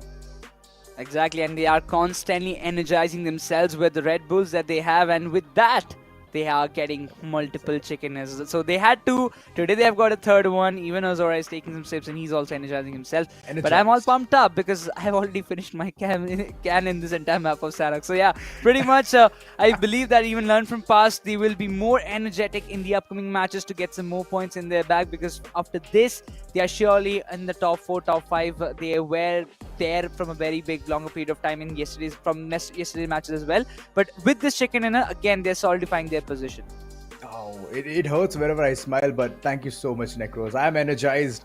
We are all witnessing a lot of action. Erangel being one of the crucial maps where it's seen thrice in this entire map pool. So you need to perform there the best, and that's how you can actually have a really nice day for yourself. But talking about the MVP, this man has been the most valuable whenever it comes to the contribution towards the entire team. But who is it? It is going to be Clutch God for the likes of Moneymakers. Clutch God has been one of the most aggressive players of his time, and still continuing the legacy with the new team and finally with the new set of players that he has. 6 finishes with a contribution of 60%. He's there in the 5th spot in the MVP ranking, but still what matters the most for him is to get as many points as possible. And even Moneymakers, they did manage to pull up some good performance in the past couple of matches as well, getting some good amount of finishes for themselves, and that's how they have acquired 12 points from this match. They have 10 finishes and 2 placement points. So you can understand the gravity of the situation. It all started from the area of boot camp, and from there it continued to the very end. But for also talking about Learn from Past, they will have 19 points for themselves. Followed by that, we have VASISTA Esports with 10, Hero Extreme Godlike with 9, IQOOSOUL with 7. Finally, we can say that Hero Extreme Godlike and IQOOSOUL, they have had a decent match for themselves. Decent match indeed. If you talk about IQOO as well, they haven't had that early position advantage. God's Reign as well, LIKHITA Esports, they crumbled down way too soon. Wild Fangs, that was a very bad dispute between 2 teams. I believe it was Moneymakers against Wild Fangs, and from there on, Wild Fangs could not go ahead and convert the entire 4v4 situation. AUTOBOTZ as well, they could not roll out that well. ONEPLUS Cincinnati kids, they had a bad time, but overall they've had a really good day overall. So I'm hoping that they can still manage to go ahead and uplift themselves and play better in the next one. They have to do so, but still we are seeing an 8-point difference between the 1st and 2nd spot. Wild Fangs still standing tall in their position of the first place. They've not had any points in this match as such, but VASISTA Esports, they will have 72 on the board, moving on to the 2nd position. ONEPLUS Cincinnati kids will have 69 points in their name, followed by Learn from Past in the 4th spot with 68, Moneymakers with 63 points in the 5th spot. Followed by that, we have True Rippers, AUTOBOTZ as well around the 59s and 54s, and last but not the least on this page is going to be IQOOSOUL with a total of 50 points on board. In the 2nd chart, there hasn't been any such big differences or the jumps that we can say we can talk about, but still I feel like the difference is really very minimal between Rising Inferno Esports, Forever Esports and IQOOSOUL for the 8th and 7th spot. One good match from any of the teams from 9th to 13th can literally help them bounce back in the top 8. Top 8 is important. Top 8 is the spot where you can go ahead and qualify the entire team towards the grand finale. And that's the place where you want to be at. But it's alright, it's just day 2. You have finished 3 maps till now, and with all of that, the total looks really good. VASISTA, the way they have been springing all on board the Octane, they're just running forward, speed running. And it started from the very beginning of Erangel, today's day itself. From there on, they have kept the momentum true, and every single time you see them in the top three itself. So that's a really, really good stance coming in from their end. And overall, if that thing goes on for a longer time, then I believe they can even table top in this overall ranking in day number 2. They have to do something better because this time it's again going to be the classic map of Erangel. 3 matches are done. 50% of day number 2 is almost done. We are moving on to the second half, and so far the performances have been really like a roller coaster ride for a lot of teams. One match is good, the second one is they are falling short. So they have to kind of come up with some consistent performance. They have to put up something which can add more value in the overall standings. But when you talk about good values and consistent performance, we're every time commending about ONEPLUS Cincinnati kids. We are always commending about how VASISTA Esports they are playing, how even True Rippers they are playing, because today's day has been a really good start, and from there the first 2 matches they have positioned themselves in some really good spot. But talking about the last match, what we witnessed, IQOOSOUL, we were talking about the fact that if they have to come downhill from the position that they were holding, they will face the consequences, and that exactly happened for them. Very well said there, Necros. And yeah, I do understand that coming down from the hill is going to be a very vital task. But in the middle of all of that, they did find good amount of eliminations. They found good amount of finishes. So overall, it has been a really nice day for them. But I'm expecting more. Even the fans are expecting more. This is not the same IQOOSOUL that we have seen in the previous tournament, that we have seen them here. They have a lot of potential to go ahead and open the entire face of Earth. And God's Reign as well, Godlike as well, all of these teams, they've been like, they're not able to perform that well. While FANG, well, they have kept everything, single thing so true. The performance is consistent, and yet again in the map of Erangel, let's go ahead and see whether we can see the drop clash coming in or not. Ladies and gentlemen, we dive into the map of Erangel, and let's just go ahead and see how well of an action can we witness in this map. Another Erangel, another chance for a lot of teams to make a comeback in the overall standings. As we dive into the flight path, it starts from the western side of Georgia Pool and ends in the eastern side of Yasnaya Polyana. But again, there are a lot of questions that need to be asked from the team side. Can they make a comeback? Can teams like LIKHITA, VENOM, God's Reign, IQOO Orangutan, Hero Extreme, Godlike can pull off some really good matches in order to climb up the ladder, or is it going to be the same top 3-4 teams again ruling up the charts? But this time, this flight path can be a little bit more challenging for teams like God's Reign, because usually they take the drop in the military base, and for them to reach a military base, it's going to be a very big task, because either they have to go for those early vehicle contentions, they have to find it out and then quickly go with the rotations. Otherwise, they can go for another secondary drop location, which they can choose by themselves. But also in Yasnaya Polyana, Team Venom Gaming, I don't think they will have any contentions, because even Hero Extreme Godlike, they have got their different drop location around the areas of Severny. Hero Extreme Godlike always loves Severny. They usually drop there itself, they head towards shooting range right after that, and then call in the northern rotation. But all of a sudden, I can see some people falling right off the cliff. Oh my goodness. God's Reign, not a good sight for them.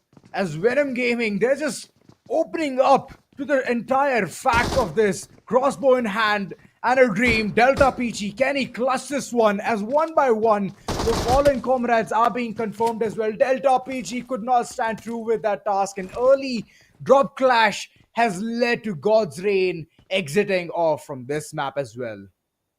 Completely unfortunate. Did not find any good weapons out there. Even before they could get a pistol, it was all about Venom Gaming taking up the charge. But learned from past Honey, he's all alone out in the open areas of resort compounds. And IQOO Orangutan, they do have an idea where on he's having the ADS on that one compound, and the other teams, they are all rushing in. Nades are being cooked up. The nades will be put into the position, but that one player, my friend, is in the panic room, and the entire squad of IQOO Orangutan, they're rushing. He's just got one burst weapon with him, and that's not going to be more than enough. They wanted to go all up close and personal, and it is never easy to get a 1v3 situation in this kind of early stages without having a proper loot, without having proper ammunition and guns. And IQOO Orangutan, they will be cherishing this first finish point for themselves. Not only that, Rozok is their forte. They know every single corner of it. So do not go ahead and engage the drop clash between IQOO or Orangutan, as these apes are capable of doing multiple things. It's just that they're not able to find the right start. Yash thought he was being sneaky peeky like, but unfortunately, he has been spotted. I don't think so he can even face the rat of the current team, which is rushing down the throat of him, and Venom yet again shutting down multiple players. First, God's Rain. Now, it is learned from past. 2 players gone. Honey, Yash, they're not in the picture anymore. This is a really big setback for the side of Learn from Past. After having a wonderful match of Sanhok, they start off again with a little bit of setback in the map of Erangel. Losing 2 players earlier on will cost them out, and even as far as I see, both the players have learned from past. They're in 2 separate poles for now.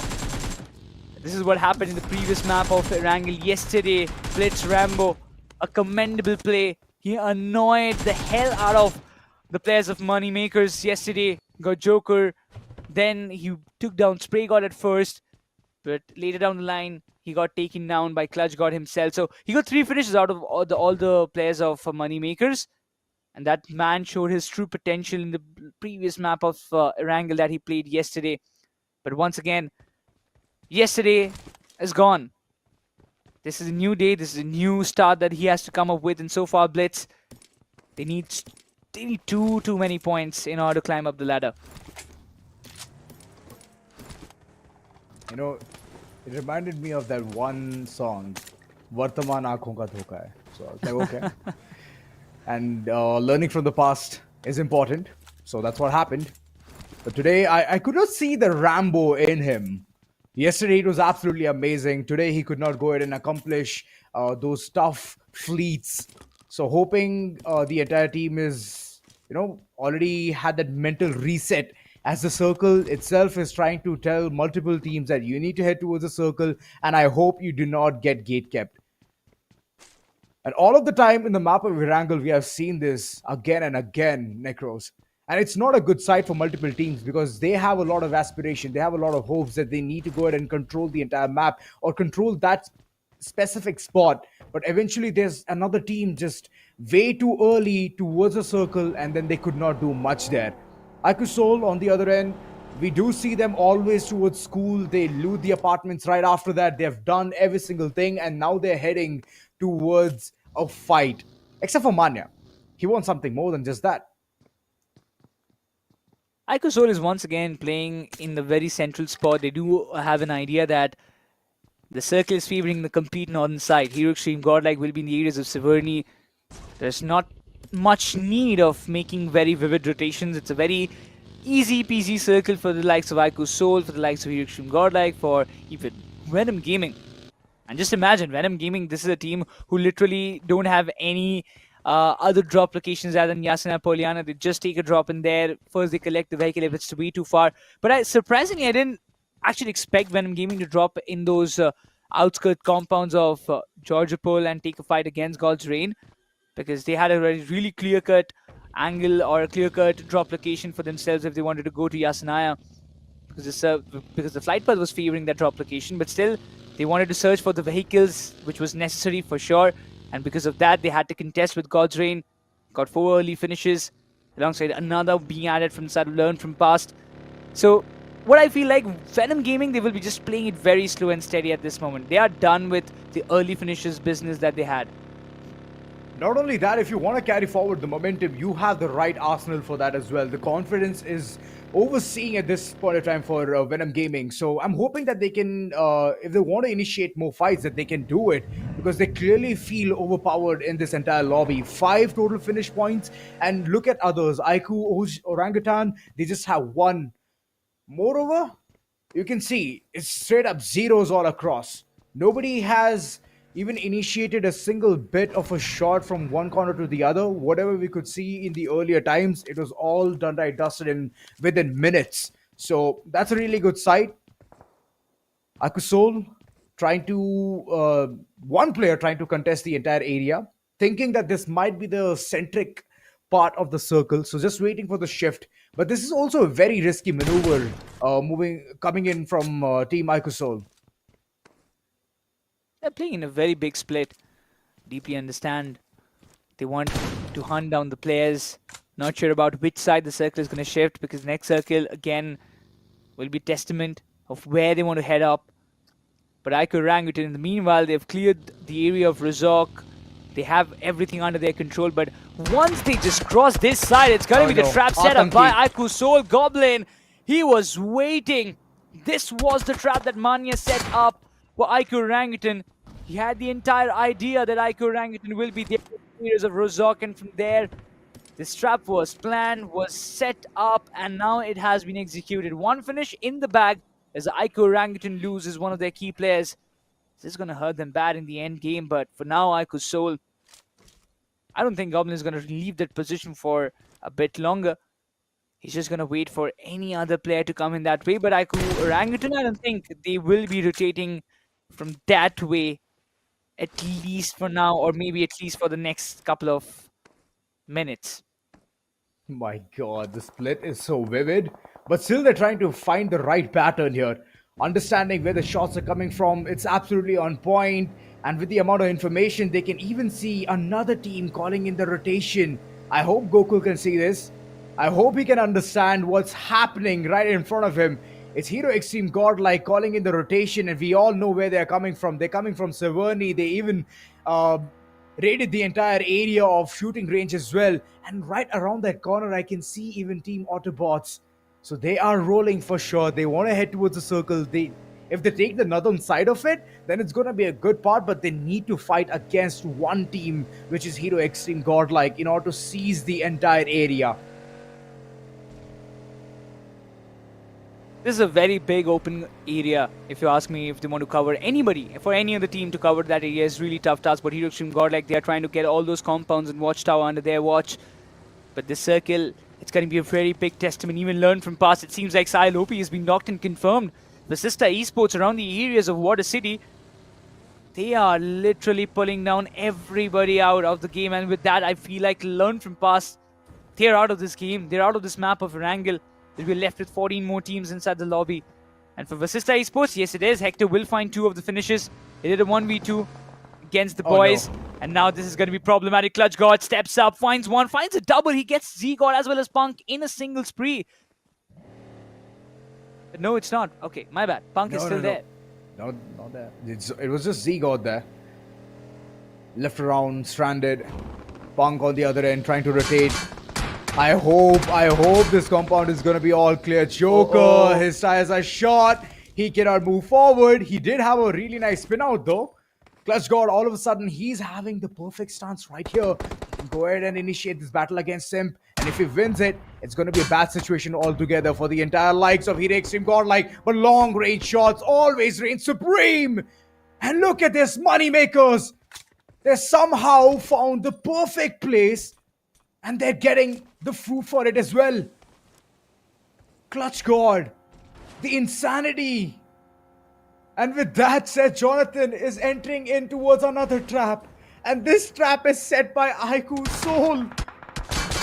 Oh my god, he's got nowhere. He's got nowhere to run. He's confined. He has to take a dip. LIKHITA Esports on one end, IQOOSOUL on another. I mentioned it before as well, that position, holding it all out in the open is really tough. Hero Extreme Godlike, they had their own setup, but it was breached. And there was nothing that they could do. One after another, every player fell like a small piece of card. And there was nothing that Jonathan could have done. He tried to provide the support, but he had to flee away from that spot. 3 of the players compromised. He will be playing for the position points, but as of now, IQOOSOUL Knuckle will be finding a couple of players. It's going to be WildFang Sensei getting knocked and confirmed. And IQOOSOUL, they have their complete momentum confirmed that we're going to take a knock and we're going to finish it. We're not going to let it slip away from our hands. Very precise. The battle between David and Goliath. Two Rippers, VASISTA Esports. Two Rippers have been doing so well. Game number 1, they absolutely got that winner chicken dinner with such good fashion. 24 total points, to be precise. And now, I can look at the way Aditya is having that trigger discipline. Look at him. Burst fire, not even a complete spray. Burst fire. He knows he needs to preserve those bullets as well for the longer run. Shooting the tire, giving a good amount of damage. The team there to support. Rambo has been taken right off. And this is the kind of punishment that Moneymakers is giving for Rambo to go ahead and clutch in the previous day. Moneymakers, they know it. Clutch got switches and he takes a shot but did not anticipate. He's to wipe in the different direction. No. Even Tokyo, he will be there completely knocked out. He will be confirmed by Spray God, but Clutch God, can this rescue mission be completed? Because he's to wipe, he's out there in the open. Clutch God is barely breathing. He's to wipe, he has to flee away from the spot, but Dazzler, he's on a different angle. The shots will be fired. It would not be a great decision for Spray God to go in, but what a shot!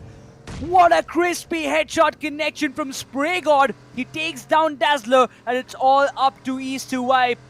If he wants to win this fight, it's going to be a tough job. It's a 1v3. For now, it's a 1v2. Spray God all up close and personal. But from behind, it's going to be Autobots right there in the back. So this fight needs to be concluded pretty quickly because Autobots, they are chiming in. They're rolling out. And this, for East to wipe, can be a really, really good point. If he can survive for too long, he can get some couple of finishes. And he does get one. Might just get the second one. Joker in the close proximity gets him down as well. East to wipe. He's just going bonkers. Getting all the finishes as much as possible. Even Spray God is very low HP, but the final nail in the coffin will be put up by the side of Spray God as Moneymakers. They still survive, but for how long? That's a bigger question. Oh my god, lovely nade coming through. And all of a sudden, I believe the entire team has been eliminated. Moneymakers, that was a really good run for the money, but eventually they fold. Autobots, they were so near the vicinity. They all understood the commotion is right across this place and we need to go ahead, initiate this third party as soon as possible, and they did it. IQOOSOUL on the other end, all eyes on them. They're calling it a rotation left, back and center. School has been one of the primary places that they have revolved around, alongside putting in a really, really good trap for multiple players. So if they continue with this, it just might be a really good game coming in from their end. But how can we forget them, Necros? How can we forget Venom? They literally started this map of Erangel with an electrifying mode. With 5 finishes, now they have 7. All the players still alive, and look at how peacefully they are rotating. Just imagine what just happened few minutes ago. Hero Extreme, Godlike, Moneymakers had their own conflicts happening in this area, out of which Hero Extreme Godlike lost 3 of their players, and out of which Moneymakers, they're even out of this game. But Venom Gaming, they do have a really beautiful position to chime in, but look at the southern compounds, the urban area of Rozhok. It's so much clustered, so many teams around the corner. You see LIKHITA Esports, you see IQOOSOUL, IQOO Orangutan. Every team has their own suitable positions to play along, but for now, which team will thrive for longer, that's a bigger question. Survival of the fittest. Easy. Cincinnati kids, they're having a very slow start. I love the way they were rotating from the bottom, from the southern side, and then slowly they're making their way towards the circle. They're going to meet a lot of people. LIKHITA Esports alongside True Rippers as well, but this is going to be that one battle of redemption that Cincinnati kids want to initiate against True Rippers. It was True Rippers who stood tall and took that winner with a chicken dinner in the first map, and it's about done time that Cincinnati kids go ahead and avenge what happened in the first map. Oh, look at this, True Rippers. They're just rotating by past LIKHITA Esports. The shots have been fired. Still nobody, not a single casualty, but Kyolamau, he has dealt with a hefty amount of damage on himself. Followed by that, even Pukar, he's got some retaliation damage.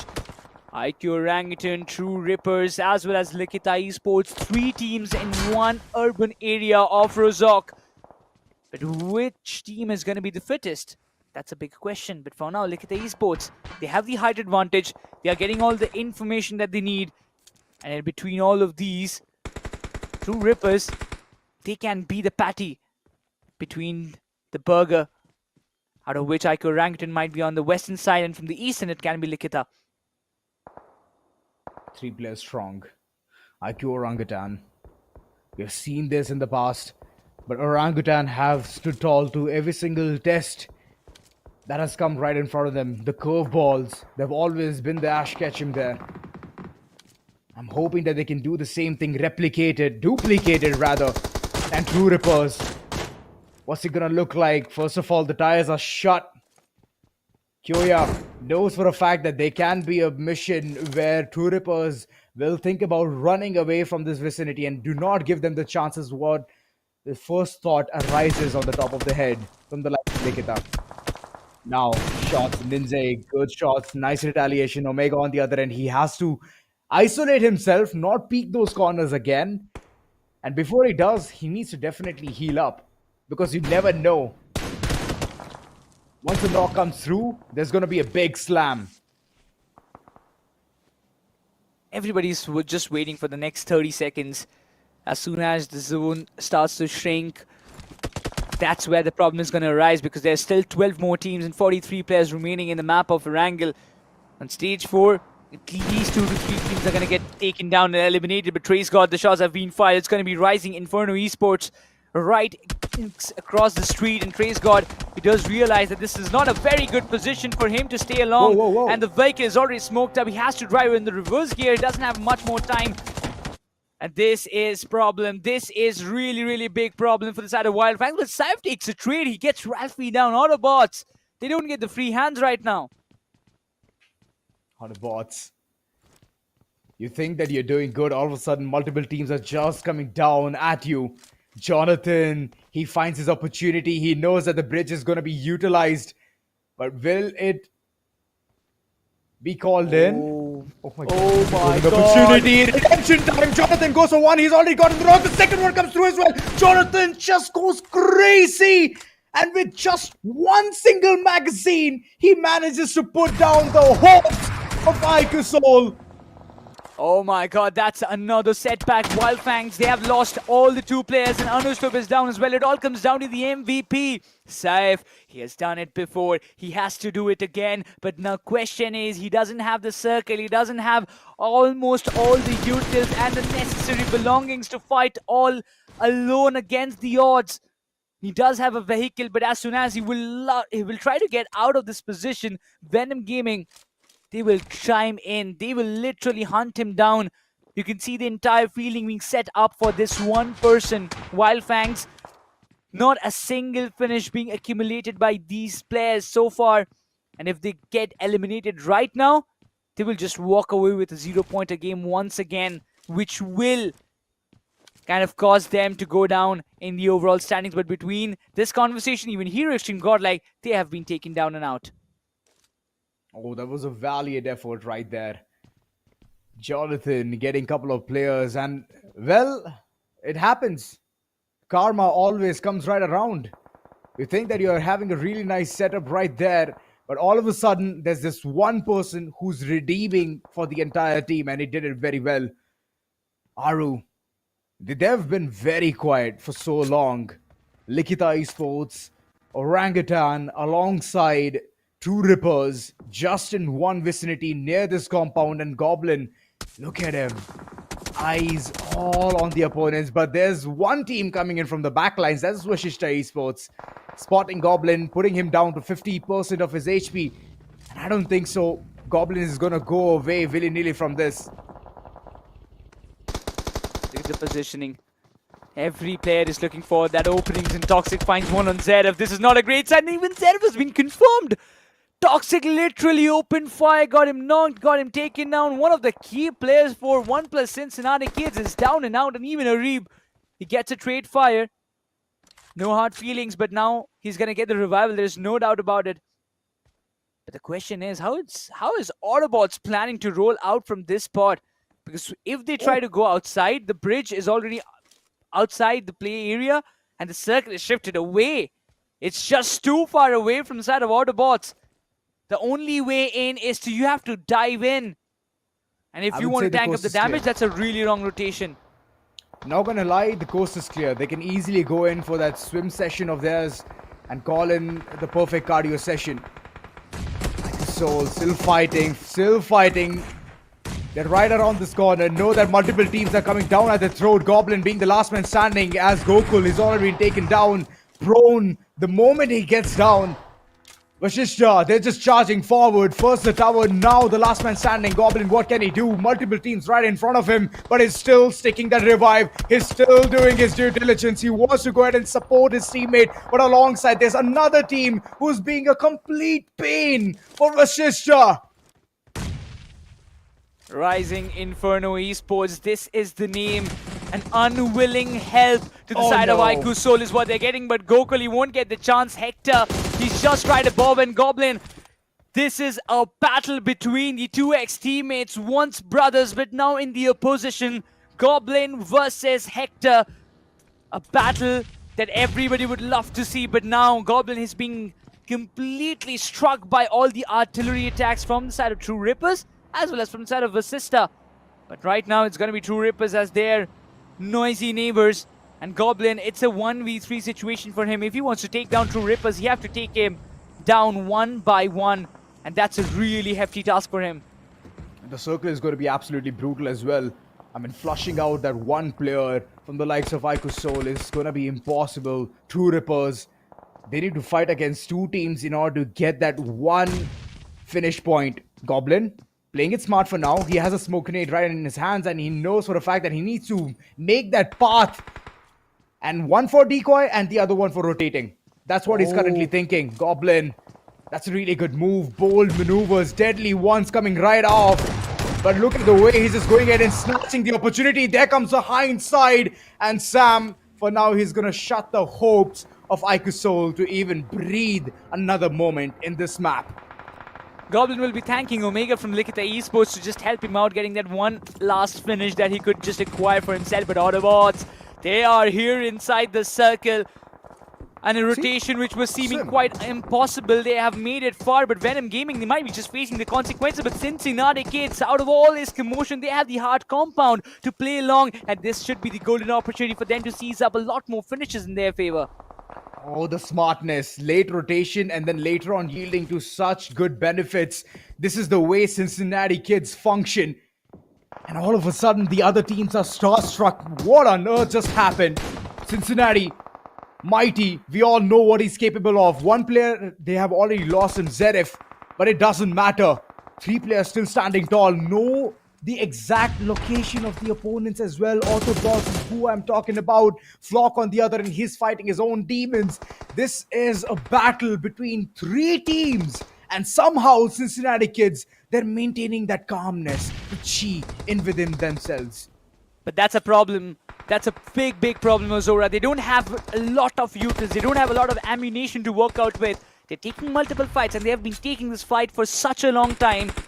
The bullets are depleting, and if they don't wipe at least one squad, it's let be AUTOBOTZ, let be VENOM Gaming, they will be in a very big deficit of all the utils and all the ammunitions and all the necessary things that would help them to win fights and take fights. And that's why you will see ONEPLUS CINCINATTI kids, they're all just silent. They're all just waiting and holding for any one team to push on them, and this time it's going to be AUTOBOTZ. The barrier of patience has been broken, and now AUTOBOTZ slowly and gradually they're advancing. But ONEPLUS CINCINATTI kids, if they don't stop them, this match is gone for their side. Forever on the other end, Foeman's strong. One good nade can knock a player right out. Phoenix is way too low on HP, but look at the way Lucifer is just running forward. He wants to claim the entire place. But with a one-man squad, I don't think so he can do anything. The others need to chime in as well. Playzone takes down one of the players, and forever, all of a sudden, they are lost. They have no sense of direction whatsoever. And there comes the closure that AUTOBOTZ needed all this time. Orangutan on the other end. They know where Lucifer is. Lucifer way too low on HP. He has a DPS in his hand. Can he clutch up for the team? I don't think so. That's going to be a really good situation. And Lucifer, unfortunately, it's Juicy's Molotov that takes him down. But on the other end, it is AUTOBOTZ. They're rolling right in the vicinity, taking control of first floor, second floor, checking all the corners. But Valkyrie, he did not spot one player right underneath. Last man standing, he's been taken right off. And CINCINATTI kids, they don't have the time to fight. This is the Red Bull standoff mode, and this is where Autobots, they are rolling out, but the numbers are dwindling down. Venom Gaming, they have got the beautiful opportunity to come in and take the finishes. The nade is already on the way. Ralphie, he's barely surviving, but the damage is way too high, and Ralphie won't survive the second one. Arib is there, he's still waiting. But AKOP has got all the privilege. Aimbot is all fighting alone for the side of Venom Gaming. He's all going in, guns blazing, wants to confirm all the finishes. But Arib, he's got a breather. He's got a chance to put a Ralphie. But the shots will be fired and Aimbot will be getting all in his name. 14 finishes for Venom Gaming. He's still trying to find it out all alone. He has his teammates, but the revivals are under process while Aimbot is diverting all the teammates of IQOO Orangutan. This is the golden opportunity for Venom Gaming to strike in. For sure. Venom Gaming yet again trying to find a room, the space, but looking at the way the nades are coming in, Alto has already been taken right off. It's a 2v3 situation all of a sudden, and in this case, IQOO Orangutan, the apes, they're just pounding their chests and telling one thing and one thing only, that this winner chicken dinner belongs to them unless Venom just goes ahead, pulls off a perfect clutch. Oh, they have to jump in. They have to jump in. And Aimbot, look at this. He has been taken down one after another. IQOO Orangutan. They pull it off all by themselves. This is a winner chicken dinner with total of 6 finishes in their name. They have waited.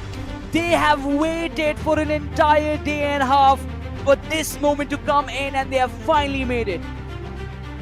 For sure. But I don't think so. Orangutan will have that chance to go ahead and get the first position as the opposition. Venom Gaming have done a lot of deed when it comes to getting the finishes. So, well, that's one of the places that I can tell that they have for sure gotten their first spot. But what a way to roll. Orangutan, they had a very bad start, Necro. Since day one, they were not able to get that winner chicken dinner. Let alone that, they were not able to get those finish points as well. But somehow, they have managed to jot this down together. So, really good, valiant effort coming in from their end. But unfortunately, they're going to be at the second position. I have to give credits to how that one player Aimbot played. Venom Gaming, one of the most crucial addition to their roster. 6 solo finishes he has taken all by himself, and the kind of diversion he created in the very end against IQOO Orangutan, that was literally superb. That's a kind of tactical play you would want your frontline assaulter to pull off. I bought the time for his teammates to patch up, get the revivals done, come up front, and then take the battle. Also got a couple of more finishes for his name. But also, when we just talk about Part 2 Pro returns, yes, IQOO Orangutan, they have also returned themselves. They have also redeemed themselves with a chicken dinner. But also, we'll jump on to a quick recap of what happened in the final moments of this map of Erangel with the Red Bull recap.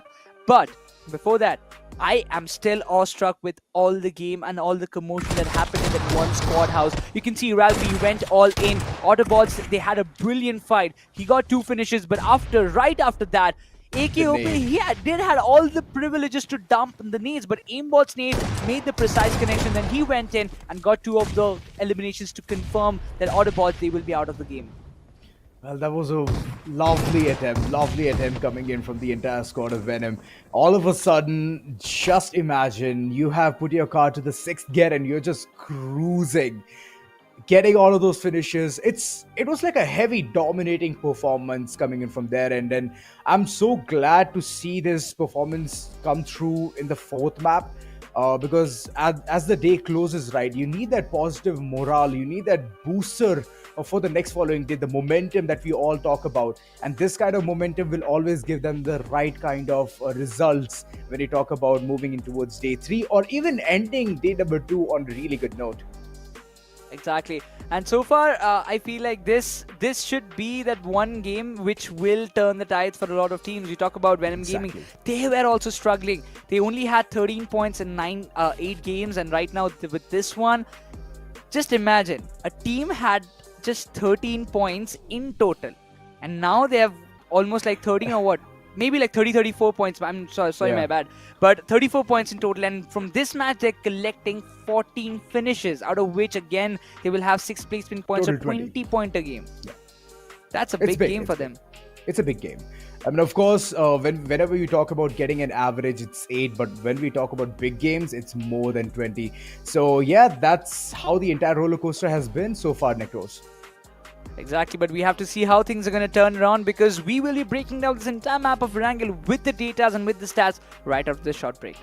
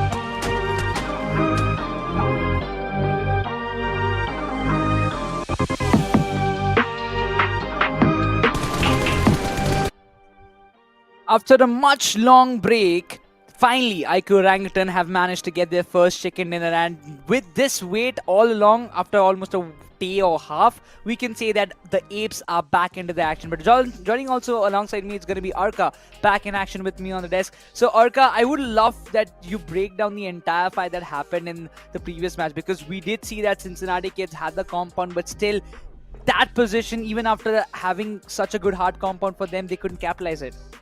I mean, obviously, right, if you're stuck inside, a compound like that, there's going to be many throwables which are going to be tossed in against you. And also, you need to know the topography really well. All the players were stuck up in the top floor, where the bottom floor was completely empty. So even the vehicles were not being used properly. So somewhere I felt that that could be the main problem for which the complete squad got taken down. And also, there was a key player. One player was hiding below when the complete team of AUTOBOTZ were busy climbing up the stairs. He had a great opportunity to strike. Lack of throwables, which we were referring to throughout the casting. I did hear you guys. No Molotovs were used to stop the players who were coming in. No grenade were used to, evade players who were trying to get closer to the buildings. So eventually, they had to pay the price. Exactly, and I mean, I also felt the very same thing. That's why I mentioned that they were investing the utils in a different position. While when you talk about IQOO Orangutan, they saved all those utils for the later part of the game, and that's where they excelled. I feel that, because they dumped the utils in the very right time, in the very right spot, got some really good openings, and I am quite sure with all those energies coming in, they were definitely drinking the Red Bull. Absolutely. And at the very moment when I saw the complete squad of OGs trying to dominate the topography in the final moments, I clearly knew that they had wings to get that chicken dinner for themselves. Now, coming back, let's look at who the MVP of the game is supposed to be. Yes, without a doubt, it's going to be Aimbot from the side of Venom Gaming, who was given an opportunity at every given point of time. Even though that OG AKOP was doing all the hard work, it was Aimbot who was reaping benefits out of it. This player did an exceptional job when it came down to diverting the opponents, completely buying the time for his teammates. And that's why, I mean, from the very start of the game, Venom Gaming looked really confident after finishing God's Reign in that early drop clash. From there on, the kind of finishing spree continued, and that's why they've got 14 finishes in total, which is they're the only team in the entire map of this Erangel having double digits of finishes. That's why they've got 20 points in total from this game, even after not getting the chicken dinner. Well, like Orangutan, they will have 16 in their name for now. But talking about the other parts, even AUTOBOTZ, somehow they were not in a really great position. They were waiting outside in the outskirts of the circle, in the edges, and waiting for the circle to shift, and that's where I felt like it costed them a little bit while entering the circle. But starting from the bottom charts, IQOO Orangutan, they have finally made one position jump, but they've equalized the number with Hero Extreme Godlike. Absolutely, but LIKHITA esports, they need to step up. They need to compose themselves. No possession point whatsoever. They are getting taken down every time they go in for rotation. But VASISTA esports, they're going to be on the top of this points table. Consistency has been the key for this team. Almost 50 finishes is what they've got in comparison to the 32 position points. Hector has been clever enough to make sure that he survives to be in the top 3 in every single game, and that made pave way for them to be on the top. But the top 5 fraggers of the tournament, Trey Scott is going to be leading them all. 21 finishes in his name, followed by Zeref, a new addition to OnePlus Cincinnati kid, stepping up eventually as soon as he has joined the team, and also followed by that IQOOSOUL's Gokul will be there with 18 finishes. A new face, a new name as well in the roster of IQOOSOUL. Lobster, as usual, we know him stepping up his game from the side of AUTOBOTZ. He's also having 18 in his name. And in the 5th, the one and only, one of the oldest and the goldest player, IQOO, we can start to talk about Clutch God. He's also there in the charts of the top 5 frags. But now the next matchup, it's going to be the map of Miramar, the map of Golden Sand. Again, another testament for a lot of teams who have been struggling so far in the overall standings. Absolutely. Now is the time for every team in the bottom to have a redemption for themselves. If not now, I don't think so. It's going to be easy for them. By the end of today, we're going to be completing 12 matches.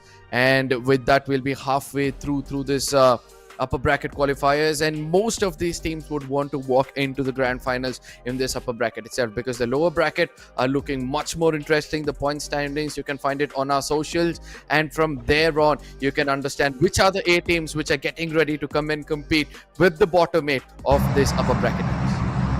But Finally, it's now time to dive into the map of Golden Sand as Miramar awaits. And this flight path, once again, will be one of the key features to watch out for, because so far, so good.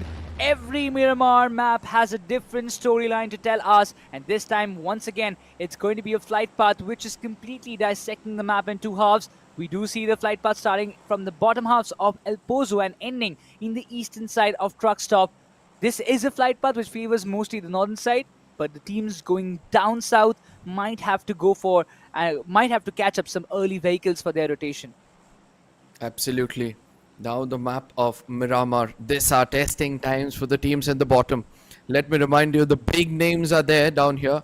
We've got Hero, Extreme, Godlike, who need to step up. Somewhere the absence of Admino seems to be very, very, problematic for the side of Godlike. And let me remind you, the fan favorite team is at the very bottom with just 31 points. And it's a little excruciating for us to see that.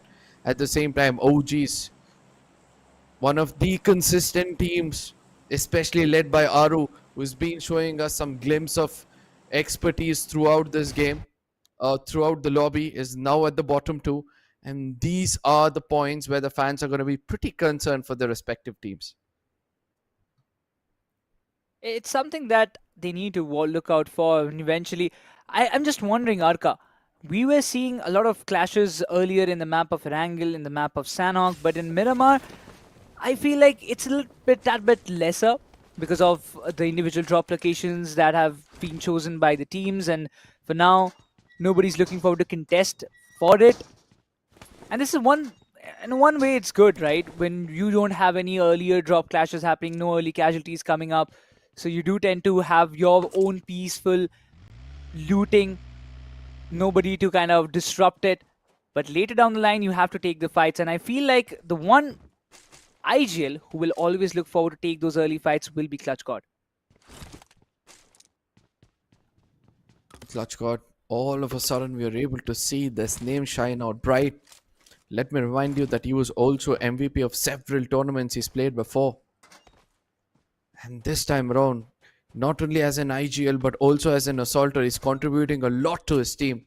And I really love the way this team has coming together. Aditya, a star player for his team previously, Spraygot, the best player the game could ever have, the most consistent, the best entry fragger the game could ever have.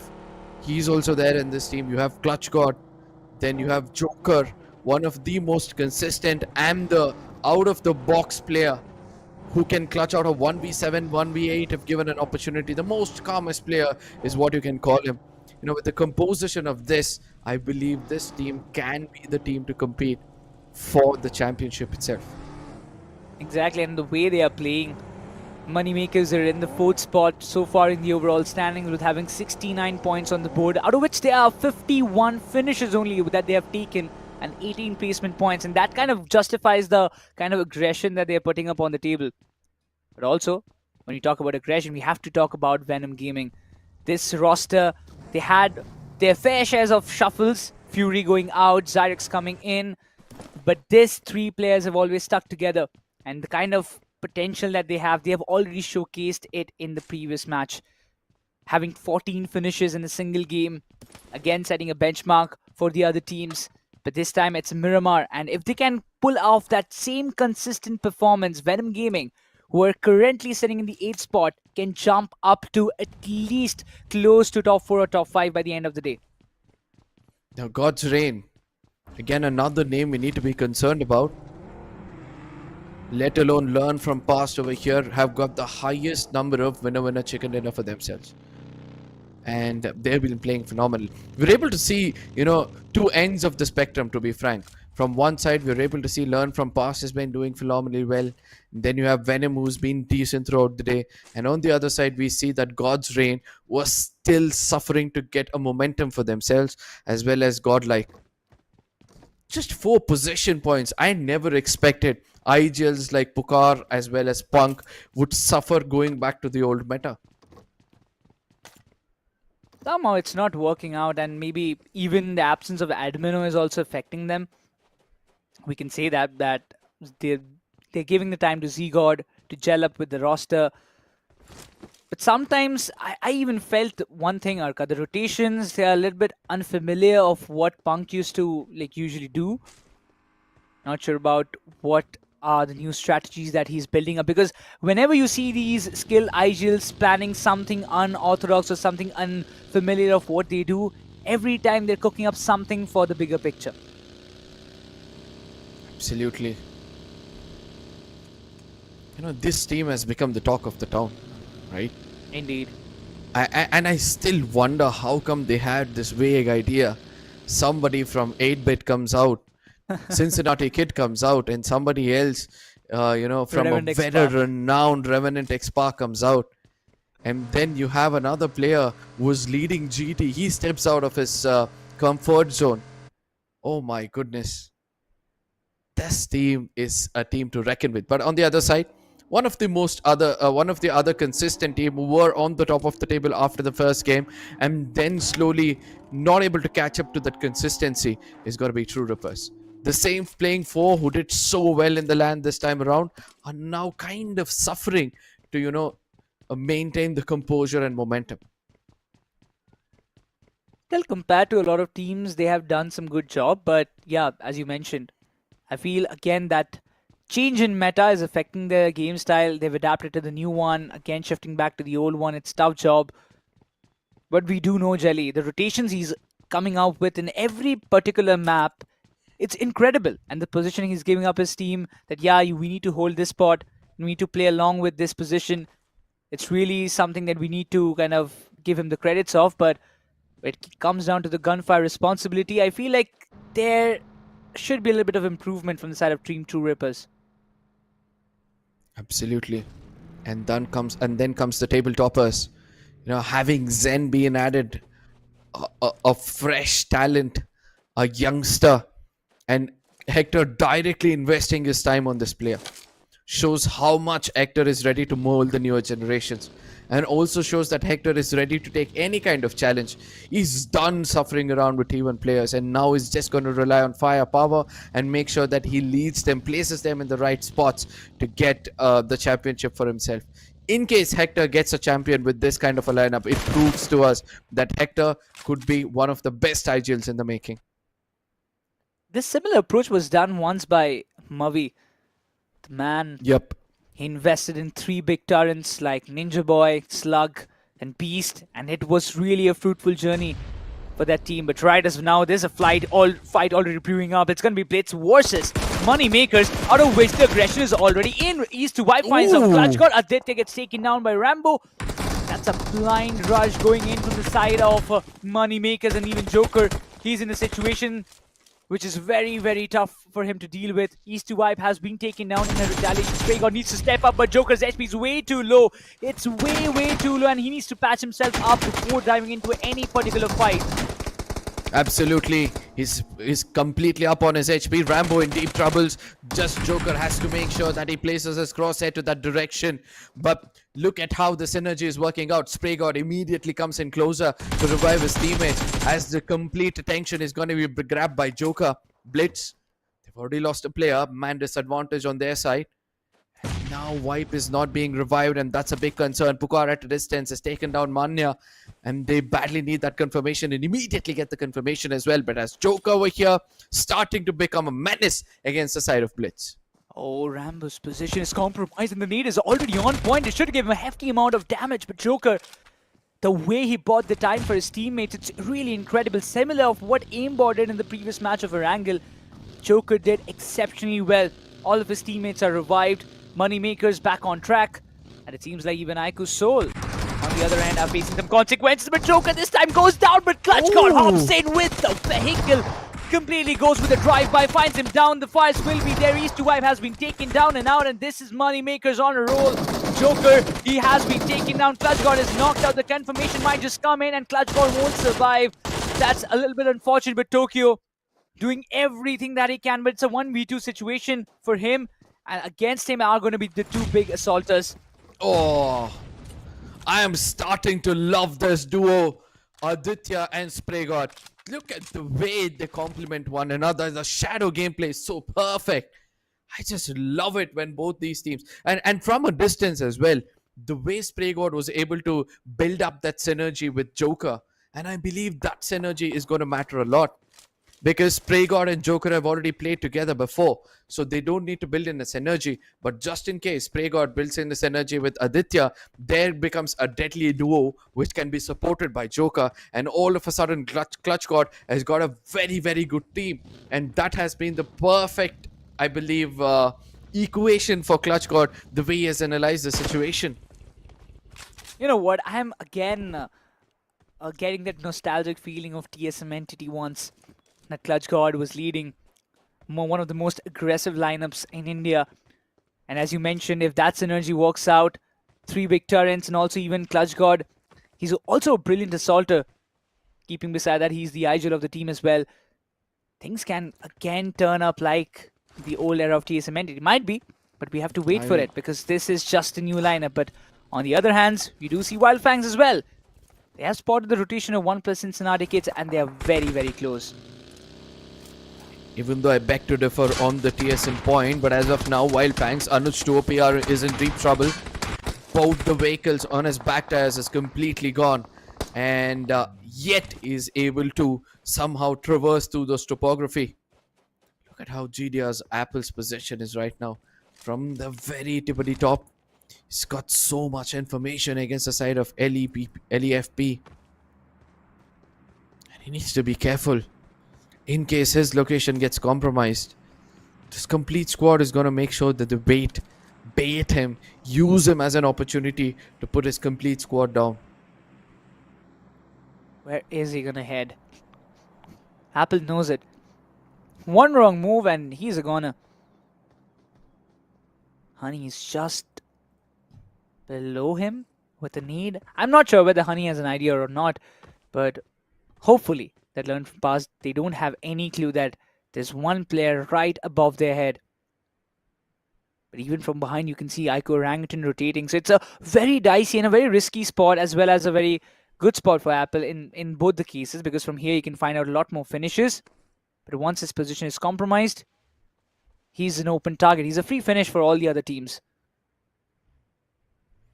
Whereas if you have to think the other way around, he's also going to be that crucial bird eye view or the crucial info giver for his teammates. All he has to do is just survive at the top of that mountain, hoping that the circle will somehow come towards this region. But even before I could complete my sentence, Apple gets taken down, and look at what's happening over here. Honey comes in as a blessing in disguise as Atanki gets taken down. Even though he's going to get that finish, I don't think so Honey is going to shy away from getting that finish against Atanki. His HP is way too low, but Aru comes in. The Igil steps in to complete this rescue mission. But Apple, we are talking about that position for such a long time. He got knocked and confirmed. God's Reign loses one of their key players who was put in a position from where he would gather a lot of intel for his team. But that one man has been completely compromised, and that's going to be a tough task for him. It's going to be a tough situation for the likes of God's Reign in their further rotations. Though we can see that the circle is completely favoring the eastern side, and whenever this kind of circle shift has happened, Destro is the one who has always led the charts in the map of Miramar. God's Reign. Another team who needs to step up. It's not just this tournament. The recent past has not been so great. Even though there's been some healthy changes in the lineup, until and unless the Delta as well as Justin's combination doesn't work out, I don't think so Destro will be able to attain any kind of praises, any kind of wins, victories. Whereas at a distance, we are able to see Wild Fangs all of a sudden were able to perform much, much better than what they did in the previous officials. I feel they've, kind of built up the confidence what they wanted from a very longer period of time. Even Saif stepping up. We've mentioned it before that Saif is one of the key players that helps Wild Fangs get the finishes, gain the confidence alongside the other players. Even Anuj 2OP also stepping up. He has also been one of the most key players. Whenever Wild Fangs needed him to step up, he did it and finally got them the points through which Wild Fangs have qualified many rounds. in many tournaments, also qualified for grand finals. And I feel like Wildfangs, they're in that very good track where all the players are functioning pretty well as a unit. But last couple of matches, again, the performance has not been up to the mark. Hopefully, this time, they will be looking forward to put up a great show. Absolutely nothing taken away from TraceGod. One of the players to watch out for. No wonder he's on the top spot of the MVPs of this current tournament. He's been picking up frags, man. 51 finishes in total for the team, and I believe 20 amongst it is coming from a single player. 21. 21, and that's almost 50% of the hard work being done by a single player. And that shows, if you have to take down Wildfangs, just make sure you heard the strongest link in the name of TraceGod. But look at the circle, Arca. It has gone up north, and once again, True Rippers, they will be pretty happy to have that area around the truck stop. IQOOSOUL, they've lost a couple of players, if I'm not wrong. Gokul is there all alone, and the other players are still out.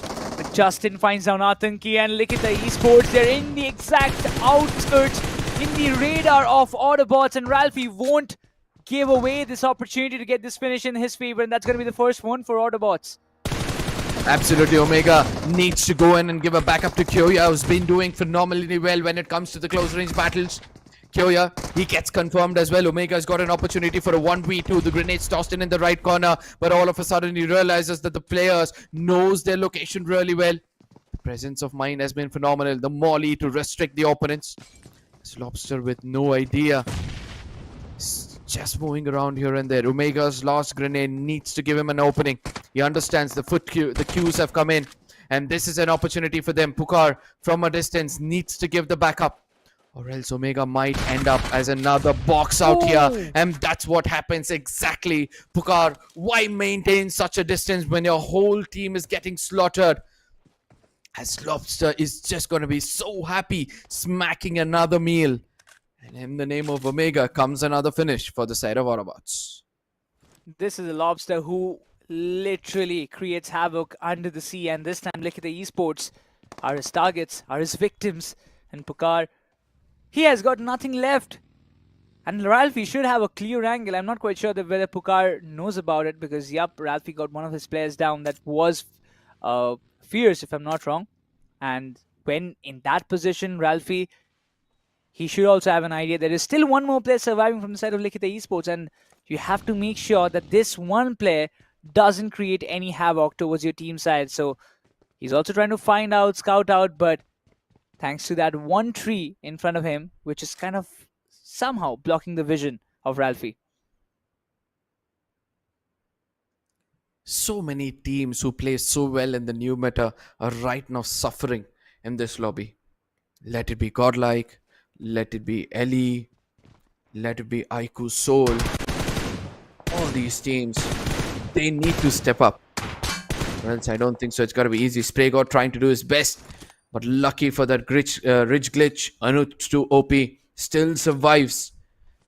And now with the info of another team very close by, he can easily evade from this fight. Wherever Lucifer will be looking forward to just confirm it as quickly as possible. They have the wings within themselves, and that's why they will be looking forward to get as many finishes as possible. Destro seems a little bit stuck out there. Joker, the shots have been really precise, and now God's Reign, they're outside of the circle.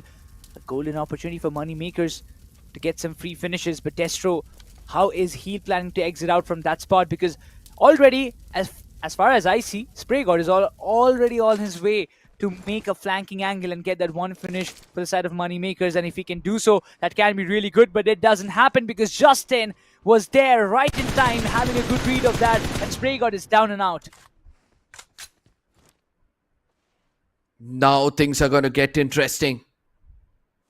With SprayGod out of the equation, we'll have to wait and watch how many points this team will be able to break up.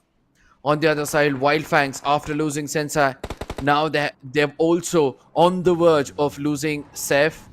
A push comes in from the side of Forever.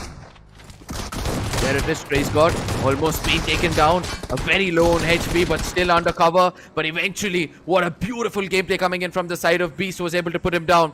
Anuj to OP from a distance. is now able to survive for a brief period of time, but forever, Astro is just going to put the final nail in the coffin. And with that, ladies and gentlemen, Wild Fangs out of the lobby. Another disappointing game, another 0-pointer game, but oh, Wild Fangs, this is going to hurt them. But even when you talk about Hero Extreme Godlike, they have their eyes on Autobots. Lobster and Toxic stuck in that compound. We talk about Simp, he has all his eyes on that position, but Ralphie is also coming up from behind. It will be really crucial how Autobots are planning to kind of just run away from the strap of Godlike, because if they just kind of tend to take that fight, it's going to be problematic, but eventually the problems are arising for other teams as well.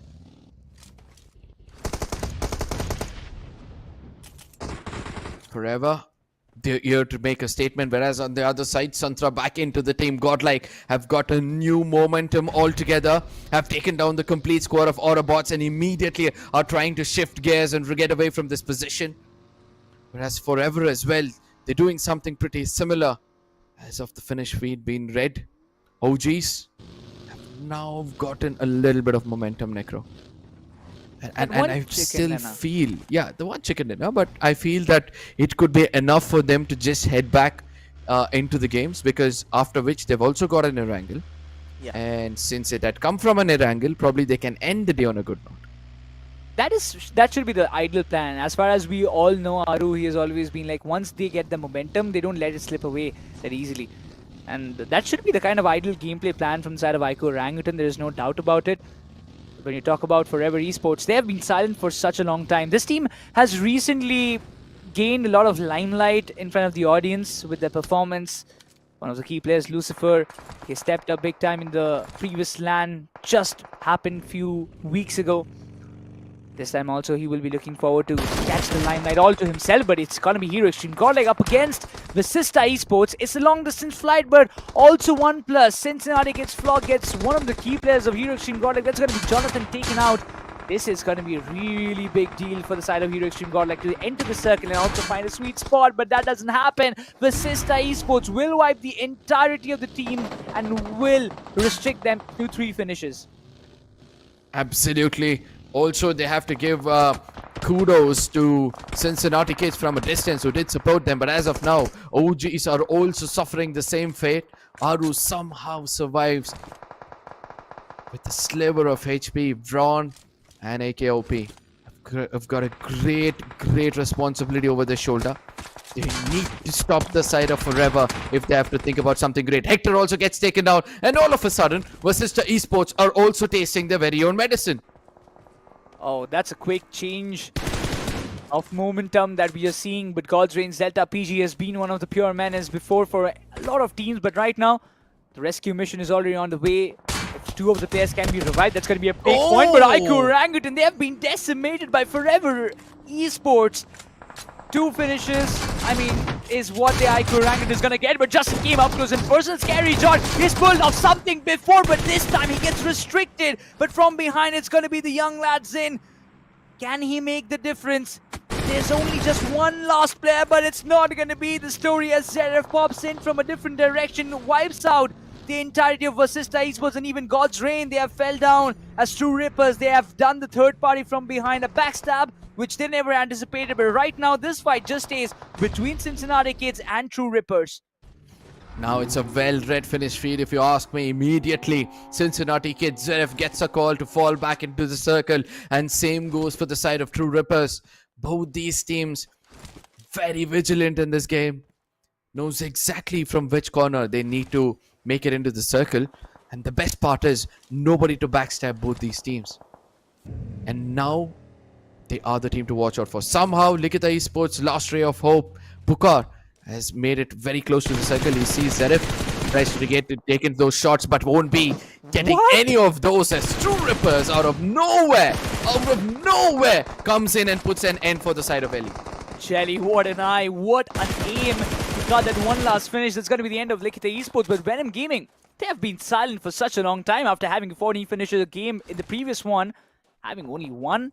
And in that Red Bull main final fight, it's really something, a different kind of playstyle that we are seeing. But Forever, They have 9 finishes to their name, and right up against them, it's going to be True Rippers, and True Rippers are ripping everything apart, which is coming in their way. Jelly leading the front line alongside Kyolamo and Ninze. They will be stepping up, but Arthur slams up hard, but eventually gets traded off as Phoenix. He's waiting. One good nade can do the job. The nade goes in the right pit, but didn't make any connection. But still, this is a standoff mode. You have to stand out against the odds, and True Rippers, they just know the exact positioning. They're dumping the utils. They're trying to just have a little bit of idea where is Phoenix hiding. They're anticipating just beside the buggy, but Phoenix is just in a different position, trying to just stop the run of True Rippers. Oh, the best part is they're also getting back up from a distance. This could be the shot he needs to take. But ultimately, from the backlines, Kyolamo says otherwise and puts him down and gets that final finish as well. 8 finishes on True Rippers. I'm not going to stop. They're going to be shifting gears and immediately heading towards the next best team they can take down. And after a lot of games, we're able to see that RIEX as well have somehow survived and made it into the top 4. Given an opportunity, and with all 4 men standing, now they have a great advantage of converting this game and putting some more points on the table, which is so much more necessary for this team. The main problem is that they need to enter the circle, and Goten is completely pinned down by True Rippers. They have 8 finishes, and Kyolamo, look at him. He's got 5 finishes in his name already. Venom Gaming and True Rippers. This is going to be a fight to anticipate, but Venom with a precise nade gets the IGL down. Jelly is away.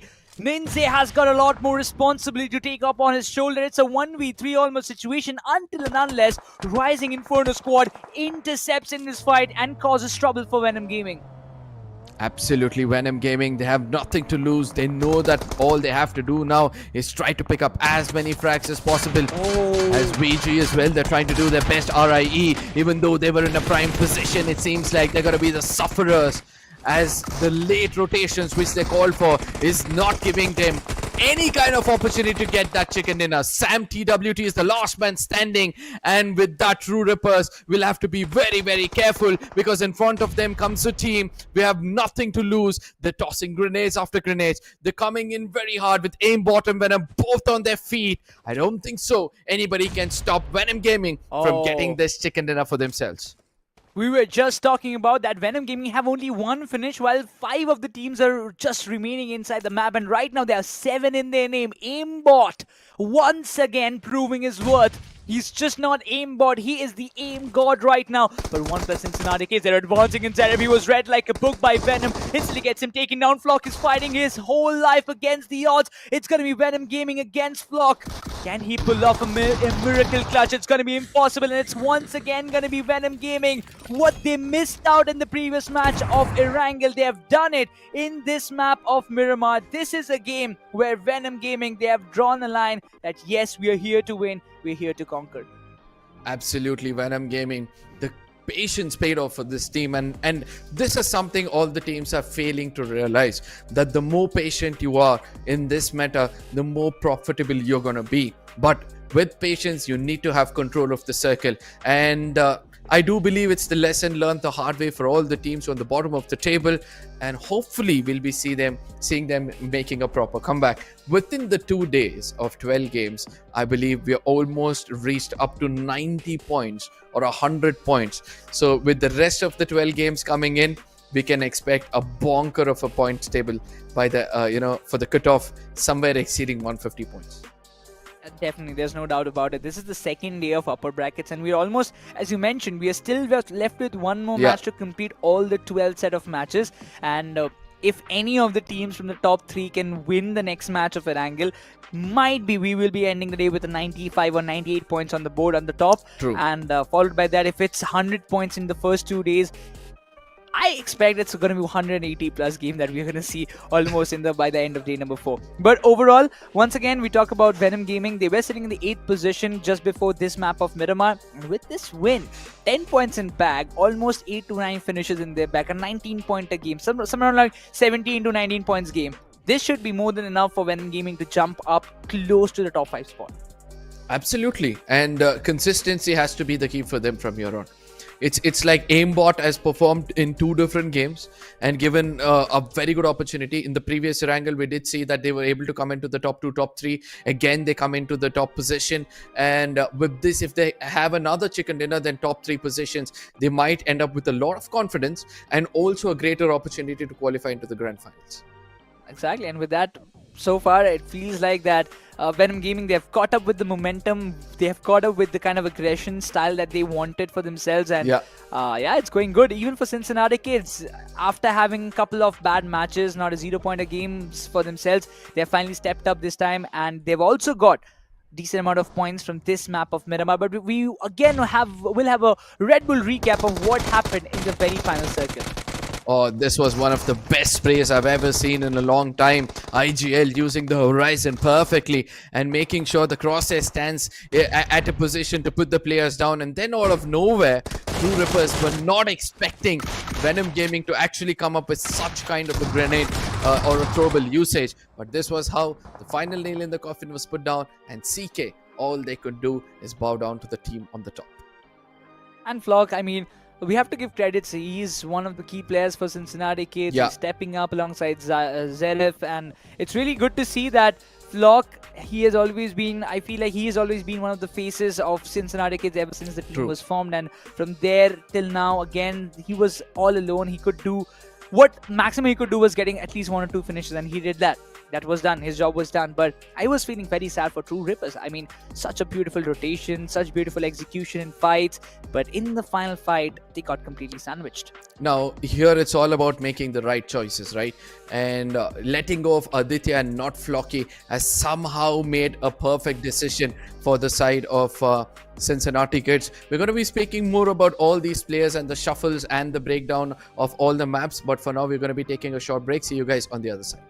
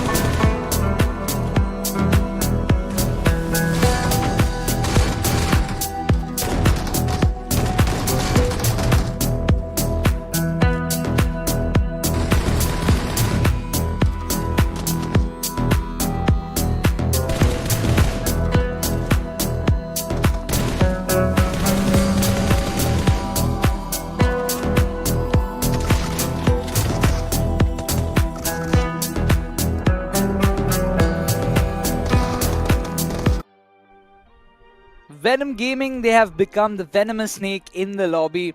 Literally pulling down every other team in the overall standings down to just go lift themselves up in the overall rankings, and they are just climbing up the ladder one step at a time. With every match that they are playing, they are literally keeping benchmarks at how you should play the game, from not having more than one finish in the last 5 teams when 5 teams were alive, from getting almost 7 to 8 finishes and getting a chicken dinner. What a journey it has been for them. Absolutely. Now, as we have already spoke about this, it's also about the consistency. We have seen OG suffer even after getting a very good game. We saw True Ripper suffer after starting the day off really well. So I'm looking forward to see which among these teams can actually maintain the momentum, because as of now, if you ask me, Cincinnati Kids, VASISTA Esports, these are the only 2 teams who are still able to manage to attain around 8 to 9 points in every single game which is thrown at them. Exactly, and that's the kind of consistency, and that's why you need the wings performance, and for that you need to have and grab a Red Bull for yourself if you haven't had one, because for now we're still left with one more match, and if you want to again energize yourselves, because this is again going to be the last match, and the action is already going up high and high with every seconds and every moments that we're witnessing. But for now, again jumping back into the game, alongside VASISTA and Cincinnati Kids, there is also some dip performances that is happening from the side of Wild Fangs. Consistently in the last 3 to 2 games, they haven't scored a single point. I mean, I don't think so it does matter for them, because they have done so well in the past few games. They had such a big buffer that they can still maintain the top few positions. But coming down to the most valuable player, obviously, Kyo, the way he was able to give backup to his team when given an opportunity, made sure to pick up frags as well. Got total of 6 finishes with a total contribution of 60%. That shows the True Rippers for sure is going to be in the top 3. There it is, 10 finishes, 5 position points, a total of 15 points for this team. Also, Venom Gaming having 19, then Forever Esports have stepped up big time, having 9 finishes for themselves. Could not grab a lot more placement points though, but they will be walking away with 12 points in total.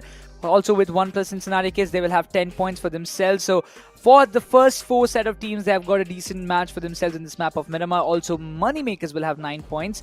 I really wish they could have survived for a tad bit longer and it could have helped them, but look in the overall standings. It's ONEPLUS Cincinnati Kids on top with 86 points in total, followed by VASISTA Esports with 84, and then Wild Fangs with 80, and then dropping down to 4th, it's going to be Moneymakers with 78 points. Now the best part is ONEPLUS, CK have not got any kind of chicken dinners, but still are being very consistent throughout the games and made sure they have the top spot. Coming to the disappointments of the lobby, obviously we've got OG still at the very bottom, and even though they had one good game, it seems like consistency is not in their dictionary as of now. GODLIKE on the other side, completely finish oriented. They're playing right now with 4 position points and 30 finish points. They will have to step up. They will have to bring in their A game and the big guns to make sure they qualify into the grand finals. Same goes for the side of LIKHITA Esports as well as GDR, as both these teams are very close to one another in the bottom 4. Exactly, but right now it is the time. This is the moment where things can be settled. 5 matches of the day are done and dusted. In every match, we've seen a different storyline. But again, coming down to the one classic map of Erangel, it's where we have started the day off. It's where a lot of stories has been made, and I feel like again with this Erangel, we might see a similar story popping off. But this time it has to be IQOO Orangutan, who have won the previous Erangel. They will look forward to again have a better Erangel match for themselves.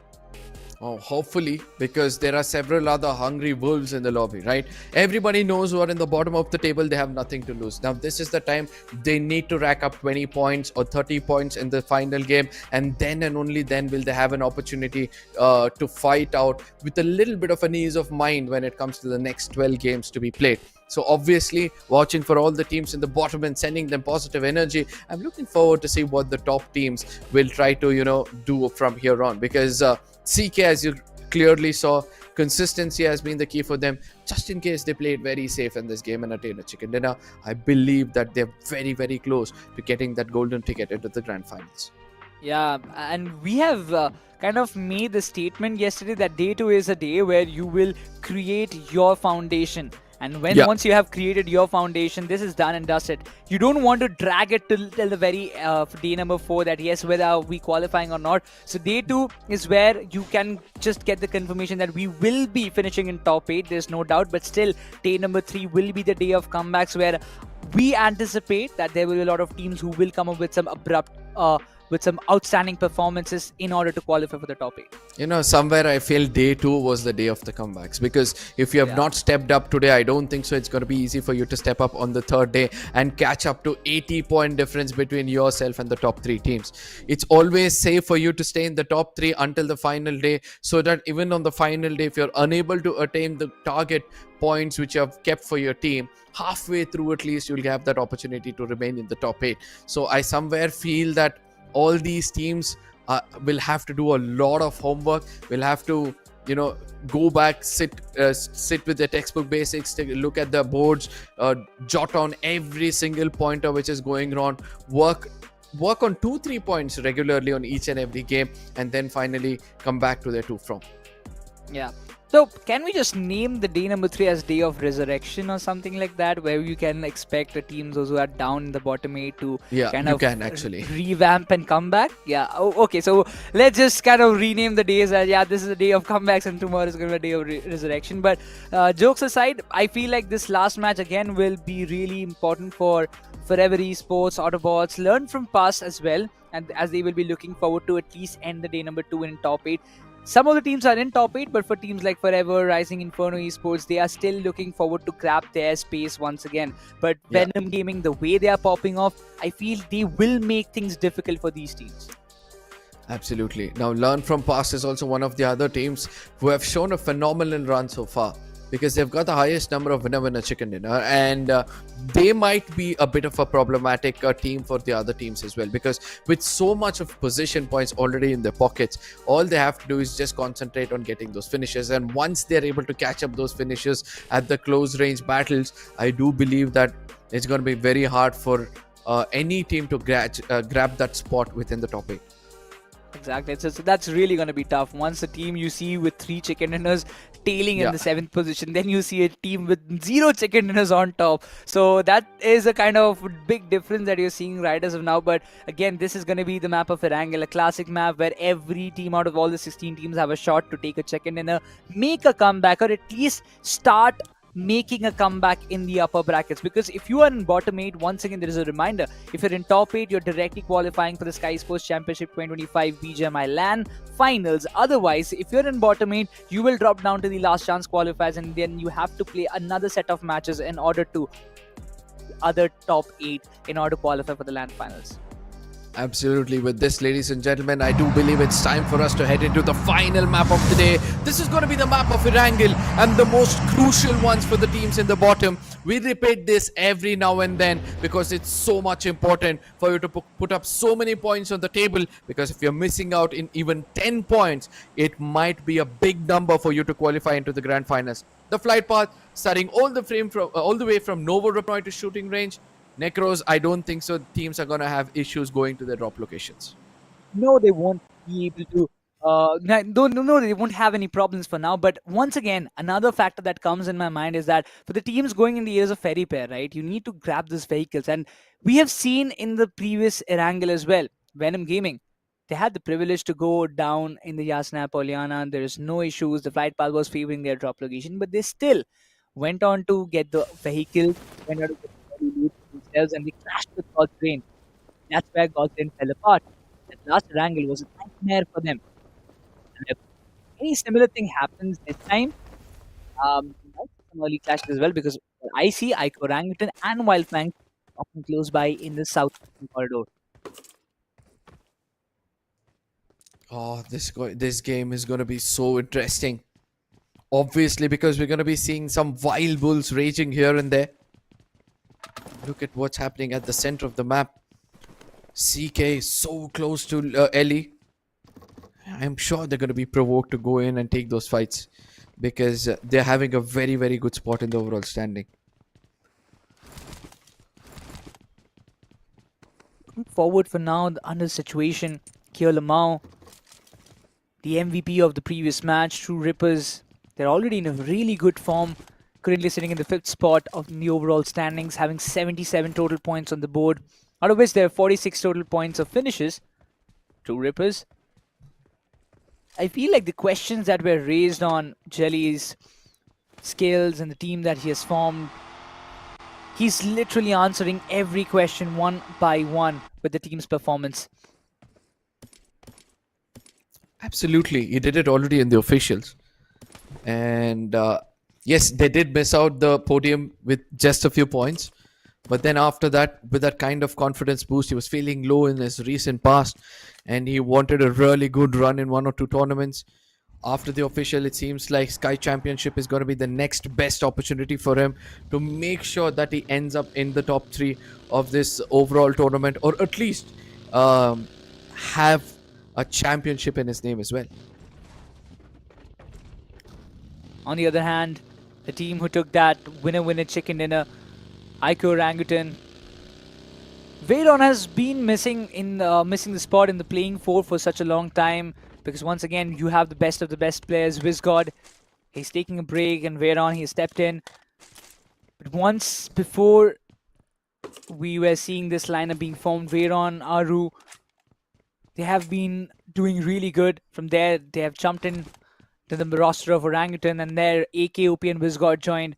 But from there on, VENOM did not had that much of time in the playing 4, and right now when he has got the opportunity, he's trying to utilize as much as possible. But I still feel like there are a lot of gaps that he needs to fill in. Oh yeah, the synergy between him and his teammates are not showing up that much. The only reason why we're being so harsh with this player, obviously, is because, as you correctly pointed out, the lack of experience. WizGod, he himself was a very strong assaulter. He not only has to fulfill the shoes of WizGod as an assaulter, but also to be, to catch up to the synergy what is built with AKOP, because it's all about the frontline assaulting, which is going to matter the most in metas like this. Exactly. And the energetic performance is something that you will need, and for that you can grab a Red Bull for yourself. And the players, they're already feeling too much energetic in the matches that they're displaying, all the skills in all the games. And when you talk about some performances, can't miss out on these players. A team who is currently one of the favorites of Arca, it seems, isn't it so? We're talking about it. Spray God, Aditya, Joker, and Clutch God. I mean, I would say Spray God as my favorite player, but lately the duo of Spray God and Aditya is turning out to be my favorite. But when it comes to this team, I am still in the shambles. I'm still trying to find out who is the best amongst them all. Because in every given scenario, one or the other teams is showing us signs of brilliance. So it's very hard for us to finalize on one single team and say that, yes, this is one of the best teams in the country right now. In the meanwhile, Arca BLITZ have wiped out 3 of the players of AUTOBOTZ. I was reading the Finnish feed, and this is something that AUTOBOTZ, this is going to cause them a lot of trouble. East2Vibe has 2 finishes, Tokyo has 1. Dronzer has been benched for today, or he has been given a break, and we are seeing Tokyo chiming in. And so far, it has been a good ride. It has been a good journey. 6 matches so far for Tokyo. He's been doing and filling up the shoes of Dronzer.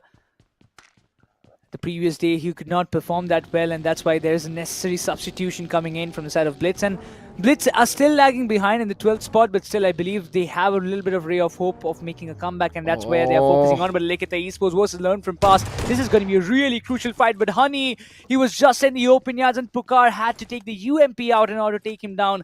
The S12K did give away the position, but Sahil, he's way too close off this team. Absolutely, Kyoya gets taken down, and all of a sudden Ellie are now again under pressure yet again. Pukar seems to be in a very aggressive stance. He took a player down and immediately told his teammates, we see a weakling team in front of us right now, let's pounce on them. And he was so much agitated that he forgot that he had a shotgun in that mid-range battle. Fierce immediately takes his vehicle back.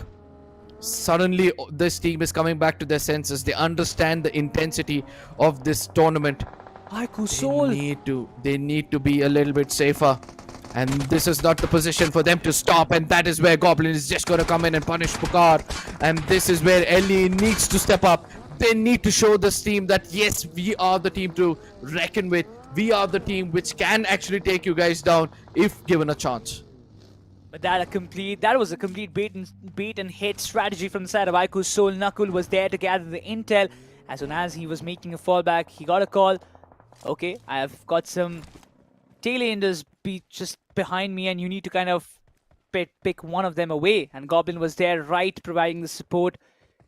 Pucar has been compromised, and that's the IGL falling down from the side of LIKHITA Esports. This is definitely gonna hurt them a little bit more.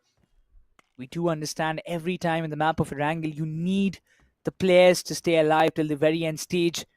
And if that doesn't happen, in the end phases of the game, you face a lot of consequences. And for now, I feel like at the esports, they will face some. They're already in the 14th position, having a total of 40 points after the end of 11 matches. But this time again, it's going to be something different. Sensei has been taken down. They inform IQOO, Orangutan, the Apes. They're looking for to pop off. The shots being fired, but Trey's gone. He wanted to get one opening, but eventually gets traded off by Veyron. As there is 3 players taken down and out of Wildfangs. As Seth is the solo player surviving, and his position is once again compromised. Wildfangs, this can be another tragic elimination for them. Absolutely, Saf trying to escape from that position. Look at how Braun has already surrounded him. There's no way Saf can even take a breather amongst all these fights. And with a blink of an eye, OG have eliminated Wildfang, sending them back into the lobby. And this is what I was speaking about. There could be teams who's going to play as if they have nothing to lose. And one amongst them right now in this lobby is going to be IQOO OG. They have had their testament. They've had their patience time, and right now they're going all aggressive. But Hero, Extreme, Godlike, they have some team, they have some company to deal with. While Jonathan, he manages to escape from that situation. The shots will be fired. Venom Gaming versus Hero, Extreme, Godlike. And on the other end, you do see Hero, Extreme, Godlike. They have come up with only 3 players. It's Venom Gaming, same as well as Fang. Both of them have been knocked out, and Jonathan will be facing a drive-by of Venom. And that's going to be the end of Hero Extreme Godlike as well. 3 finishes backed up easily by Venom Gaming. 12 games done, and Hero Extreme Godlike bring in another disappointing performance for their team, for their players, for their fans. And I do believe that tomorrow we can expect the best playing 4 to be coming in to play this tournament. Because it's very much important for them to qualify into this LAN as well. Was one of the most esteemed tournament of the BGMI game. They would love to come in and play in one of the prime spots. They've got a very big fan base in Bengaluru, and let me remind you guys that the LAN is going to be taking place in Bengaluru. If you guys are around Bengaluru, or even if you stay in Karnataka, do not miss out on this opportunity, as you can have a live LAN which is going to be taking place at Kormangla Indoor Stadium. Exactly, that's a big opportunity happening on 17th and 18th of this month. Make sure to keep an eye on the socials of Skyesports to know when the tickets are going to go out live. But for now, the circle is there in the central part of the map. Pochinki keeping it as the heart of Erangel, and in the dead center, LIKHITA Esports, they will have the control for themselves. While IQOOSOUL, they also are in the outskirts of Pochinki alongside BLITZ, rotating from beside of them. The main question that comes in my mind is whether IQOOSOUL are going to go all guns blazing or not, because they are in a dire need of points. No, I don't think so. I think they're going to be more composed. Manya needs to get that composure within the team. Given an opportunity, they can take down any team on a 4v4 battle. All thanks to their Superman coming back into this team. If Goblin gets composed, if they're given a right opportunity, then obviously they can convert any game into the chicken dinner. And that has to be the prime, agenda right now for the side of IQOOSOUL. They just can't, go all guns blazing, try to get an average of 8, because they don't have that much of a space to risk the overall standings position. Indeed. But even for now, a lot of teams that are there in the contention who are, as you mentioned, who have nothing to lose but to gain. And that's why they're going all in. One of them, IQOO Orangutan. Then you also have Forever Esports in the 9th position. They also don't have a single chicken. So There is a very fun fact. Out of the top 10 teams, Forever and OnePlus Cincinnati kids are the only two teams who haven't had a single chicken dinner so far after the end of 11 matches that they have played. Oh, that's the best part, right? These are the teams who prove to us it's not about you trying to get the chicken dinner every single time. It's about you trying to get that average. With a total of 86 points so far in 12 matches being played, Cincinnati Gifts have told that the average of 7 is all you need to make sure that you attain at the top spot of the overall standing. And let me remind you, they've done most of it with finishes. They've got 52 finishes amongst the 86 points. 60 to 70% of it coming in through finishes. Yeah, they have been aggressive. The way Zerif, Flock, even Juicy, Mighty, they are playing. It was really nice. It is really nice to see them stepping up their game. But for now, we look onto the different perspective. It's going to be True Rippers on our screen. They also are playing a little bit more position-oriented, and Jelly has always been like that. He tends to find some good spots inside the circle, make his team hold that spot, and then find finishes around that area, or maybe in the later part of the game. And the amount of finishes that True Rippers they're getting for themselves, it is actually very decent for them to acquire the points and the kind of position that they're holding. What they need at this moment is just consistent performance. They are not in a very dire need of finishes or maybe a lot of placement points. Balancing it out in a very good way it has always been the strategy for Jelly, and it is actually working out for them. Absolutely. Speaking about consistency, here comes the side of Venom Gaming. Yes, they've got 73 points so far. And with another chicken dinner, they might end up on the top of the table. And look at how they're traversing around in this lobby. They're making sure that they try to head on to the very epicenter of the circle. And that is when they might get an opportunity. Yes, coming back into the water cities might be one of the first mistakes they'll be doing in this game. But again, it all depends on how the opponents or the people who have made Water City their house retaliate. Learn from past. They have hold on to their grounds in a very better way as compared to any other teams out there. But even you can still see the kind of split even IQOOSOUL is having for themselves. I'm really questioning of how are they going to kind of figure it out. They are chelling up with the new two players that they have added. One is Gokul, then you have seen Goblin. Goblin has been a part of IQOOSOUL before, but right now chiming in with new IGL, with new teammates, it is always a tough task, right? And once you have built up the synergy, then you can go all guns blazing. And already Goblin, he has been popping off for the side of IQOOSOUL. He's finding finishes, getting the openings, providing the support. And that kind of showcases us how decorated player he is. I mean, it's good to see that Manya, Goblin are the two players who are actually stepping up. Yes, following them very closely, obviously, is going to be Gokul. They might need another opportunity, and this is how you strike. You just say in the nature, and then when given an opportunity, you just take those players down. Venom Gaming waited for the right opportunity, and once they understood that now is the time for them to strike, they just stepped in. But the best part was LEEF. They knew that this was the opportunity, but Zyrax, oh my goodness, this is why I call this player one of the most gifted players. He knows so much about this lobby. He knows so much about the topography. He knows exactly where to come in from, be that surprise element and take down players. With a blink of an eye, a team which was having an upper hand is now on the verge of extinction as Venom Gaming end up with 7 finishes. Even Manya for now, IQOOSOUL, he has been taken down. He was there up front to find some good position for his teammates to chime in, but it's going to be MAKERZ who are up against him. Spray God confirms Mania. IQOOSOUL loses their IGL, but the players are already rotating towards that direction. Gokul is in a different split. Nekul is in the compounds. Goblin was also there just a few moments ago, but they have decided to reunite and play through the compounds because now they're not aware of the exact positionings of MAKERZ. And when you see Spray God on the finish feed and the finishing name, you do tend to kind of question yourself whether you should go up front or not, because this player, he has haunted so many teams in the past. He's been the nightmare for several teams, and now it's important for him to be a nightmare for everyone else apart from his own teammates. Aditya is going to be stepping up as well. Zerf gets taken down and the confirmation is going to be following up so soon. But Joker is going to be getting created off immediately. But yes, not completely finished off. And look at what SprayGod is going to do after this. As soon as he gets to know that there's a player close by, what he's going to do is traverse around, try to find an off angle and give that opening to his teammate.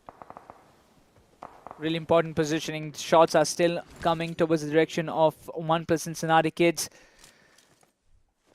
He has to kind of reposition, but this is a really good spot to play along. The height advantage that you get, it's immaculate. From here, you can spot on the players, take on the fights against. So somehow we can say that Cincinnati kids are in a position where they can find out all the rotations, trace down them if they want to. But the question is, they have Forever in the back. They have Moneymakers in the front. Which team are they trying to deal with? But for now, Rising Inferno squad, they are trying to chime in against Venom Gaming, and also it's going to be IQOOSOUL coming into the picture.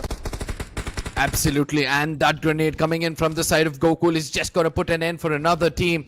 2 finishes strong is what IQOOSOUL is looking at right now, and things are going to get much more problematic for them as another set of team. And it's not just any other team, but the team which is recently formed up with a lot of assaulters within itself. Now they are trying to challenge the side of IQOOSOUL. And both of them, respecting one another, just evaded from this fight. Sometimes evading from an unnecessary fight is going to give them greater opportunity. And that's what both of the teams are looking for. Really liking how the way how Moneymakers, they are evolving themselves with every match that they are playing together. It's really important for a team to grow together, and that's what they're doing. But IQOOSOUL, on the other hand, it's a very big rotation, but you do see finally the shots coming in. Joker waited. A couple of shots being connected, but not enough to take at least one of the players down. So they are kind of realizing and deciding of what to do next, because the circle is way too big. 11 teams are surviving. It's stage 3, which is about to get over, and we will be moving on to the stage number 4. But every team is looking quite settled in their own position that they're holding so far. Absolutely. The agitation of the new meta is kind of kicking into each and every player, no matter how much they're trying to shift back to the old ones they're playing right now. SprayGod, Aditya, both of these players are somehow trying to step up as much as possible. Gokul from a distance, he'll have to show some brilliance right now. Else things are not going to be so much easier. VASISTA Esports trying to make it to the corner of the circle. True Rippers, yet again. This is the very place from where Jelly has got the maximum amount of chicken dinners, I believe. Because even in the officials, I've seen him having a very good success rate over here. And this is going to be one other place. Knuckle in deep troubles as his vehicle is going to be burning. It will be caught on fire. But does he have enough to make sure that he evades from this fight? Gokul gets taken down. And I do believe with that, IQOOSOUL is going to say goodbye from this lobby. In the blink of an eye, God's Reign were just there, sitting tight, holding onto the position. They anticipated that at least 1 or 2 teams will be trying to chime in, and that will be the golden opportunity for them to see some couple of finishes. And they have literally wiped out and got 3 finishes that easily. Not a wise decision from the side of IQOOSOUL, but they did not have any other options as well. So they had to take a risk, and that costed them. For now, AKO seems pretty much trapped in that position, while BLITZ, they're literally going up all across with the artillery strikes. 2 of the players of IQOO Orangutan, they have been picked off. And BLITZ, a golden opportunity, whether if they can wipe them out, it can be a very, very big move. Because if IQOO Orangutan gets eliminated, the entire northern corridor can be flushed out. But Clutch God, he's taking a couple of shots on Veron, but eventually SprayGod chimes in close by, goes up close in person, and IQOO Orangutan, they're into shambles as AKOP, he's barely surviving the very low HP, and eventually he's been spotted out as well. Shots are being fired, and the final confirmation will be coming up from the side of Joker as Moneymakers. They're making money out of the finishes that they're getting. I guess somebody told them finish equals money, and that's what they're trying to do, rake up as much finishes as possible so that they do end up with a hefty amount of money by the end of this tournament. SprayGod, look at how much he's stepping up. One of the best entry fraggers is again proving himself. No matter which team he steps in, he's the person who shows talent and has no boundaries. Performance at its peak, but BLITZ, they had to make the fallback. They wanted to play for their 6 compounds, but eventually when you talk about this is going to be a very big testament. But Dazzler, he whipped a couple of shots, but Beast, he did not have any idea that the problem is just behind him. And BLITZ eventually, after a gruesome battle, they have managed to survive with 2 players, 7 finishes in their name. But the problem is just knocking on the back doors, and it's going to be money makers chiming in. Absolutely. Look at what SprayGod is going to do. Immediately come to the very compound, being held by forever, and give a beautiful opening for his teammates. Aditya and his teammates have now got an opportunity to rush in and make sure they get the only hard compound inside of the circle. The blink of an eye, we're able to see that the hard compound is now no more a part of the circle, as well as True Rippers. Are they going to stick here to take the fight, or are they just going to fall back and prioritize the circle like always? It has to be a bold move. One good decision can change the game for True Rippers. One bad decision can also change the game. But the plus point is that they have a hoverboard. Lamau and Ninze will take the privilege, while Sam and Jelly will be going up front with the buggies that they have. Good opportunity for them to kind of take some shots on the players who are still outside of the circle and convert them into their finishes. But ONEPLUS Cincinnati kids, having lost Zerif, they're playing it slow and steady through the edges of the circle, taking the time as much as possible. But True Rippers might just be the one to spoil the party for ONEPLUS Cincinnati kids if they just turn up in a good position. Absolutely. Mighty trying to make sure that he damages the complete vehicle. Doesn't do much, to be frank. But immediately, Cincinnati Kids Mighty, he makes sure he takes an early rotation, trying to make it to the shacks. The only small compound inside of the circle apart from the twin sisters, or the 7 sisters. Now, here is where things are going to get so much more interesting. The 7 Sisters buildings are one of those places where you can hide from the shorelines. You've got the rock in which Fury can stay. There's a small ridge in front of this where people can hold off. So until the final circle, this position is going to be so much more crucial for teams who are holding the most topography. This is a very good position. Skyesports, they have had their fair share of today, and that's why they are in this position with that they put up. This is again a golden opportunity that you can just prove yourselves to be the better one. You have the chance, you have the positioning. It's just that you need to convert all the finishes that you see across. And for now, Juicy is under their radars. But Aditya, look at this man. With nades, he's popping off heads and kept picking up the knockouts. But True Ripper Sam seems to be putting a full stop on that run. Aditya has been knocked out. Not sure whether he's going to get the revival, because SprayGod is also facing some drive-bys, and it feels like Moneymakers, they might just outrun the entirety of True Rippers might just outrun the entirety of Moneymakers. But for now, Lamau and the company, they have joined the party.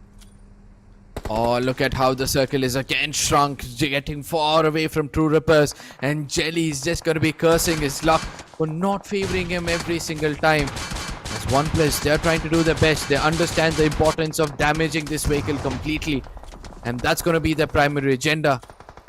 As Ninze and Sam, both of them trying to put up smokes. One player gets taken down. Sam needs to get revived with throwables coming in from every different direction. It's all about getting those confirmation, but Ninze gets one player down, and the confirmation follows up quickly. The vehicle is still very, very much damaged. Cincinnati is just making sure that nobody survives through the smoke. So many random sprays coming in. Just trying to find out that one more opening. Sam has been compromised with 4 finishes in the name. True Rippers, they're in a spot where they are grabbing so much attention, which is really not good for their health. But luckily, this vehicle is completely exploded, so it's creating a huge cover for the side of True Rippers to play along. But Apple is just close by. God's Rain. They've sent this one big turret to clear the things off of True Rippers. But right now, even Apple has decided to just back off from this spot and reunite with his team. And that could be a better decision, because Delta PG, he has been spotted as well. And there are so many shots that he is getting hit on. Now, God's Reign, after a lot of games, we're able to see that kind of composed. They're kind of having a very good control over the circle right now. True Rippers trying to make it to the center of the circle will now walk into the crosshairs of VE. Look at Scary George's location. He's going to be on top of that building. He's going to be punishing each and every team trying to come in from this direction.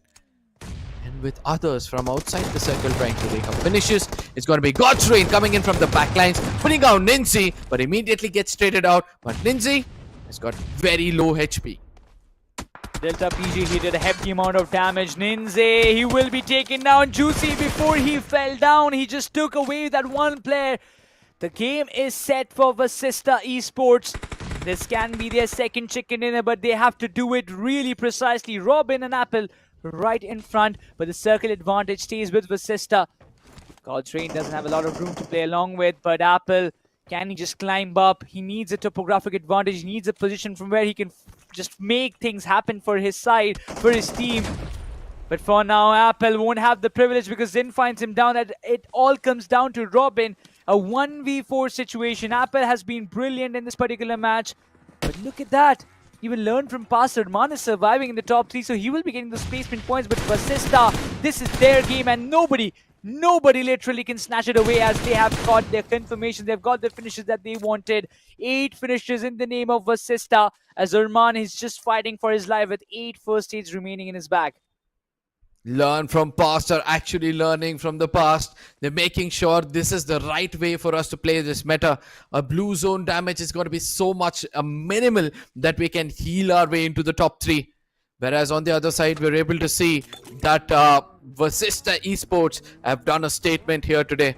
Even though they were not one of the favorites to be on the top of the table, with this winner chicken dinner coming in with 8 points, I'm sure that they might end up on the top of the table. They're enjoying, they're reaping benefits by enjoying for all the hard work they did so far. And look at what Fury is going to do. He's just going to traverse around, trying to agitate the opponents for going in for that finish feed rather than going in for heal. Yeah, he was trying to find out whether somebody was hiding in the shack, but nope, there's nobody, literally. But what a match it has been for Moneymakers. A beautiful match for even Cincinnati kids in terms of placement points. They've got decent amount of points, but finally VASISTA Esports, they will be walking away with the second chicken dinner. They will be pretty happy with the performance that they've put up in the day number 2 itself. And with this win, I am thinking whether VASISTA Esports, they have touched the century line, whether they've crossed the 100 points marker or not, because the kind of consistent performance, the kind of aggressive performance that they've put up on the table so far in today's games, I feel they should be crossing the 100 marker. Absolutely. Now, the most important point is this. Hector comes here to give us a statement that it's not about what kind of players you have in your lobby. It's about the mindset of each of these players. Yes, all 3 players are gifted. If you see, Scary George was the emerging player of this year's BGIS. And with him was Fury, another player to watch out for, who's done so well when it comes to his teams and frags. And then comes another player who's been holding on for a really long time, Viper. So every single player in this lobby seems to be perfect. Every single player in this team seems to be perfect for the side of VASISTA Esports. A good team to be taken by an org, but again, a good position in which Hector is going to be ending the day as well. Exactly, and they will be pretty happy. VASISTA Esports, they have got a very decent day. Also, Moneymakers, they have had a really decent day. 6 matches, out of which they had also put up some really consistent performance. But can't say the very same for Wild Fangs. I mean, they were almost on the top. They were the table toppers, if I'm not wrong, after the end of day number 1. But right now, the kind of dipped performance that we have witnessed in today's matches, this is definitely going to hurt them in the most I would say a vulnerable spot, from where they are they would be thinking that whether or not they will be finishing in top 8. Yeah, they should be, but I feel like they need at least 2-3 more matches in their favor. Absolutely. God's Reign, somewhere when I felt that they might have bought that momentum within themselves, even they were restricted. But I do believe that, there's still a lot of opportunity for teams like God's Reign or IQOOSOUL. Since they've been consistent, they have around 50 to 55 points. They've still yet to make it into the top. Now we're going to be looking at Red Bull gives you Wings moment of the day. where this was the moment where Lindsay almost made sure that he takes down the complete squad. But yes, every single time he saw players coming in from the backlines, he made sure that he was the player to put an end for the opponent. So ultimately, I do believe that coming up the MVP, we might be surprised with few names, but VASISTA Esports, what a way to end the day. Yeah, what a way with the chicken dinner and also having decent amount of finishes, having a great position. It's going good. It's actually going good for the side of VASISTA Esports for now. Yeah. But looking onto the different side as well, there are a lot of teams who are still looking forward to make a comeback. Even IQOOSOUL, they had a decent day. Number 1, they finished in the top 8, but it feels like they will not be finishing in the top 8 by the end of day number 2. The performance has been dipped, and still I'm trying to figure out what is going wrong, because every time you see the players are trying to engage in themselves in some particular fights, but third party or sandwich situation is every time where IQOOSOUL is falling behind and they're getting trapped out. Yeah. No, Godlike, they need to be careful with what they're going to do next, right? The IGL is trying to do his best with a new combination he's trying to bring in with Zigor and Sim. Whereas it was all about Admino and Johnny given the space to grab that limelight, and every single time they given the opportunity, they performed well. And with such kind of a dip on the bottom of the table, Godlike, I do believe is going to bring in the best playing 4 from tomorrow. Make sure the next 12 games is going to be so much more crucial for them. They might end up into the top 5 and making it into the next round itself. Next 12 matches will be important, but before that, we're going to jump on to the MVP of this particular map of Erangel. It has to be this rank lying way too far behind, but it's fine, right? Once you are putting up the effort, your team and getting the teams the points, it's pretty fine. It works. Absolutely. You know, an average of 7 to 8 is what we were thinking till now, right? So I do believe that with that average almost closing up to 8.5 for the top spot, we'll be able to see if a single assaulter is giving you 4 finishes in a game, that's going to be more than enough for you to somehow maintain that average. Not only maintain the average, but also get into the top 8 for a safe spot and a direct ticket into the grand finals. I'm still looking forward to the overall point standings. I'm still looking forward. How many points did every team got? So we will start from the top. It's going to be VASISTA having 18 points. A really good game. Followed by that, God's Reign having 10 points for themselves. 5-5 completely balanced. But MAKERZ, you are seeing them consistently in the last 2 to 3 games that they are getting almost like 7 to 8 points. And out of which the major points are coming up from the finishes. And this is the statement that I believe Clutch God is making in the entire lobby, that yes, our team is going to be the most aggressive team in the lobby. Oh, look at what's going to happen when it comes to the overall standing, because Ellie has just got 1 point.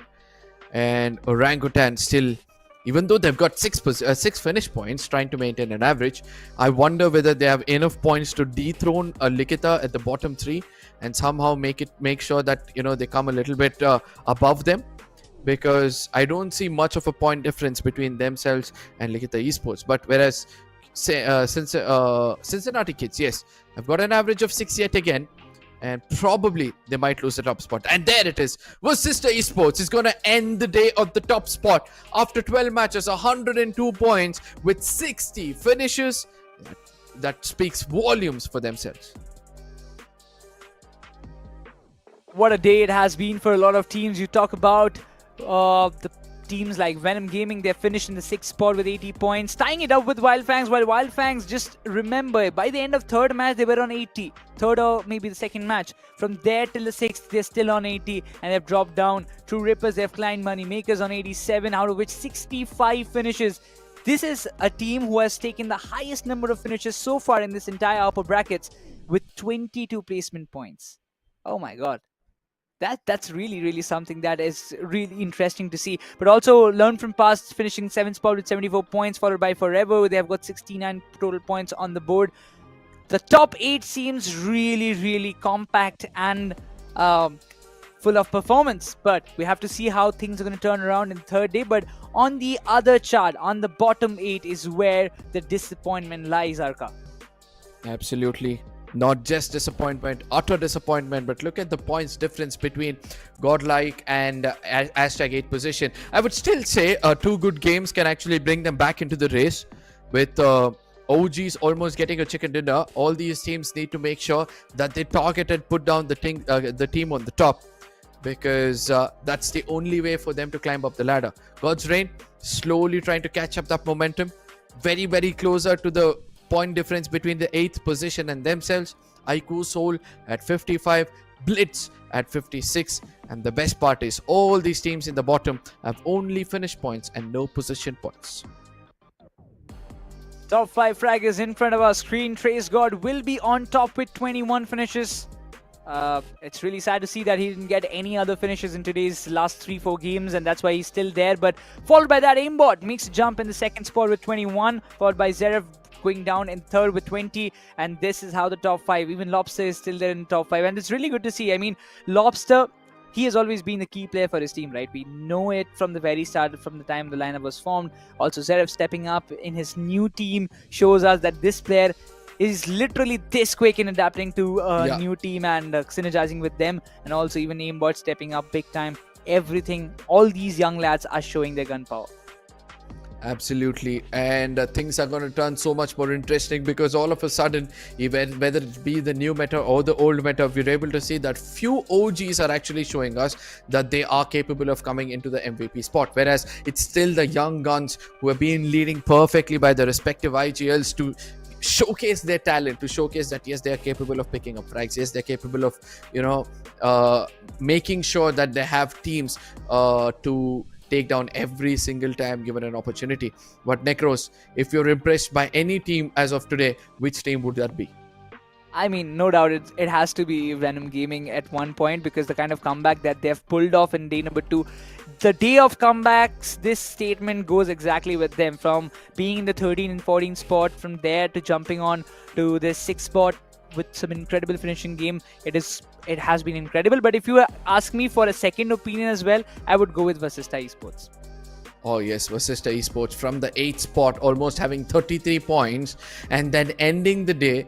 Probably that was after 6 matches. Yes, so after the rest 6 matches, they're able to place themselves on the 100+ pointer. Shows that they had around 70 points approximately in one single day. In 6 games, that is more than 10 points average, and that shows that this team is a team to watch out for in this tournament.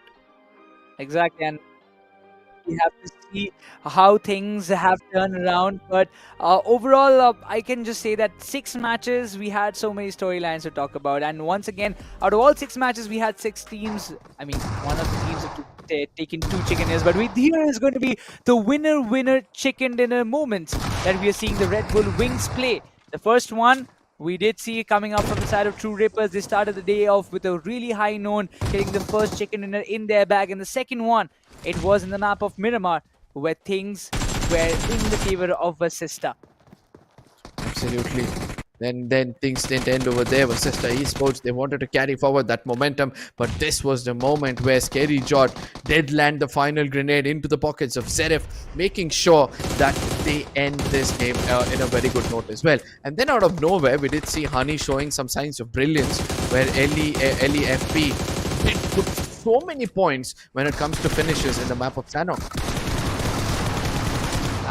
The Sanhok was also something, a testament learned from past. They did some exceptional job. I mean, they wanted the chicken dinner for such a long time. Even after not having a great couple of matches, the third match, it was, I really thought that this was the game-changing match for themselves. But then again, in the map of Erangel, it was all about that one team, IQOO Orangutan. They also changed their fate in this particular match, while Venom Gaming got 14 finishes in total. And that was something that Aimbot contributed the most, out of having 6 finishes in total for himself.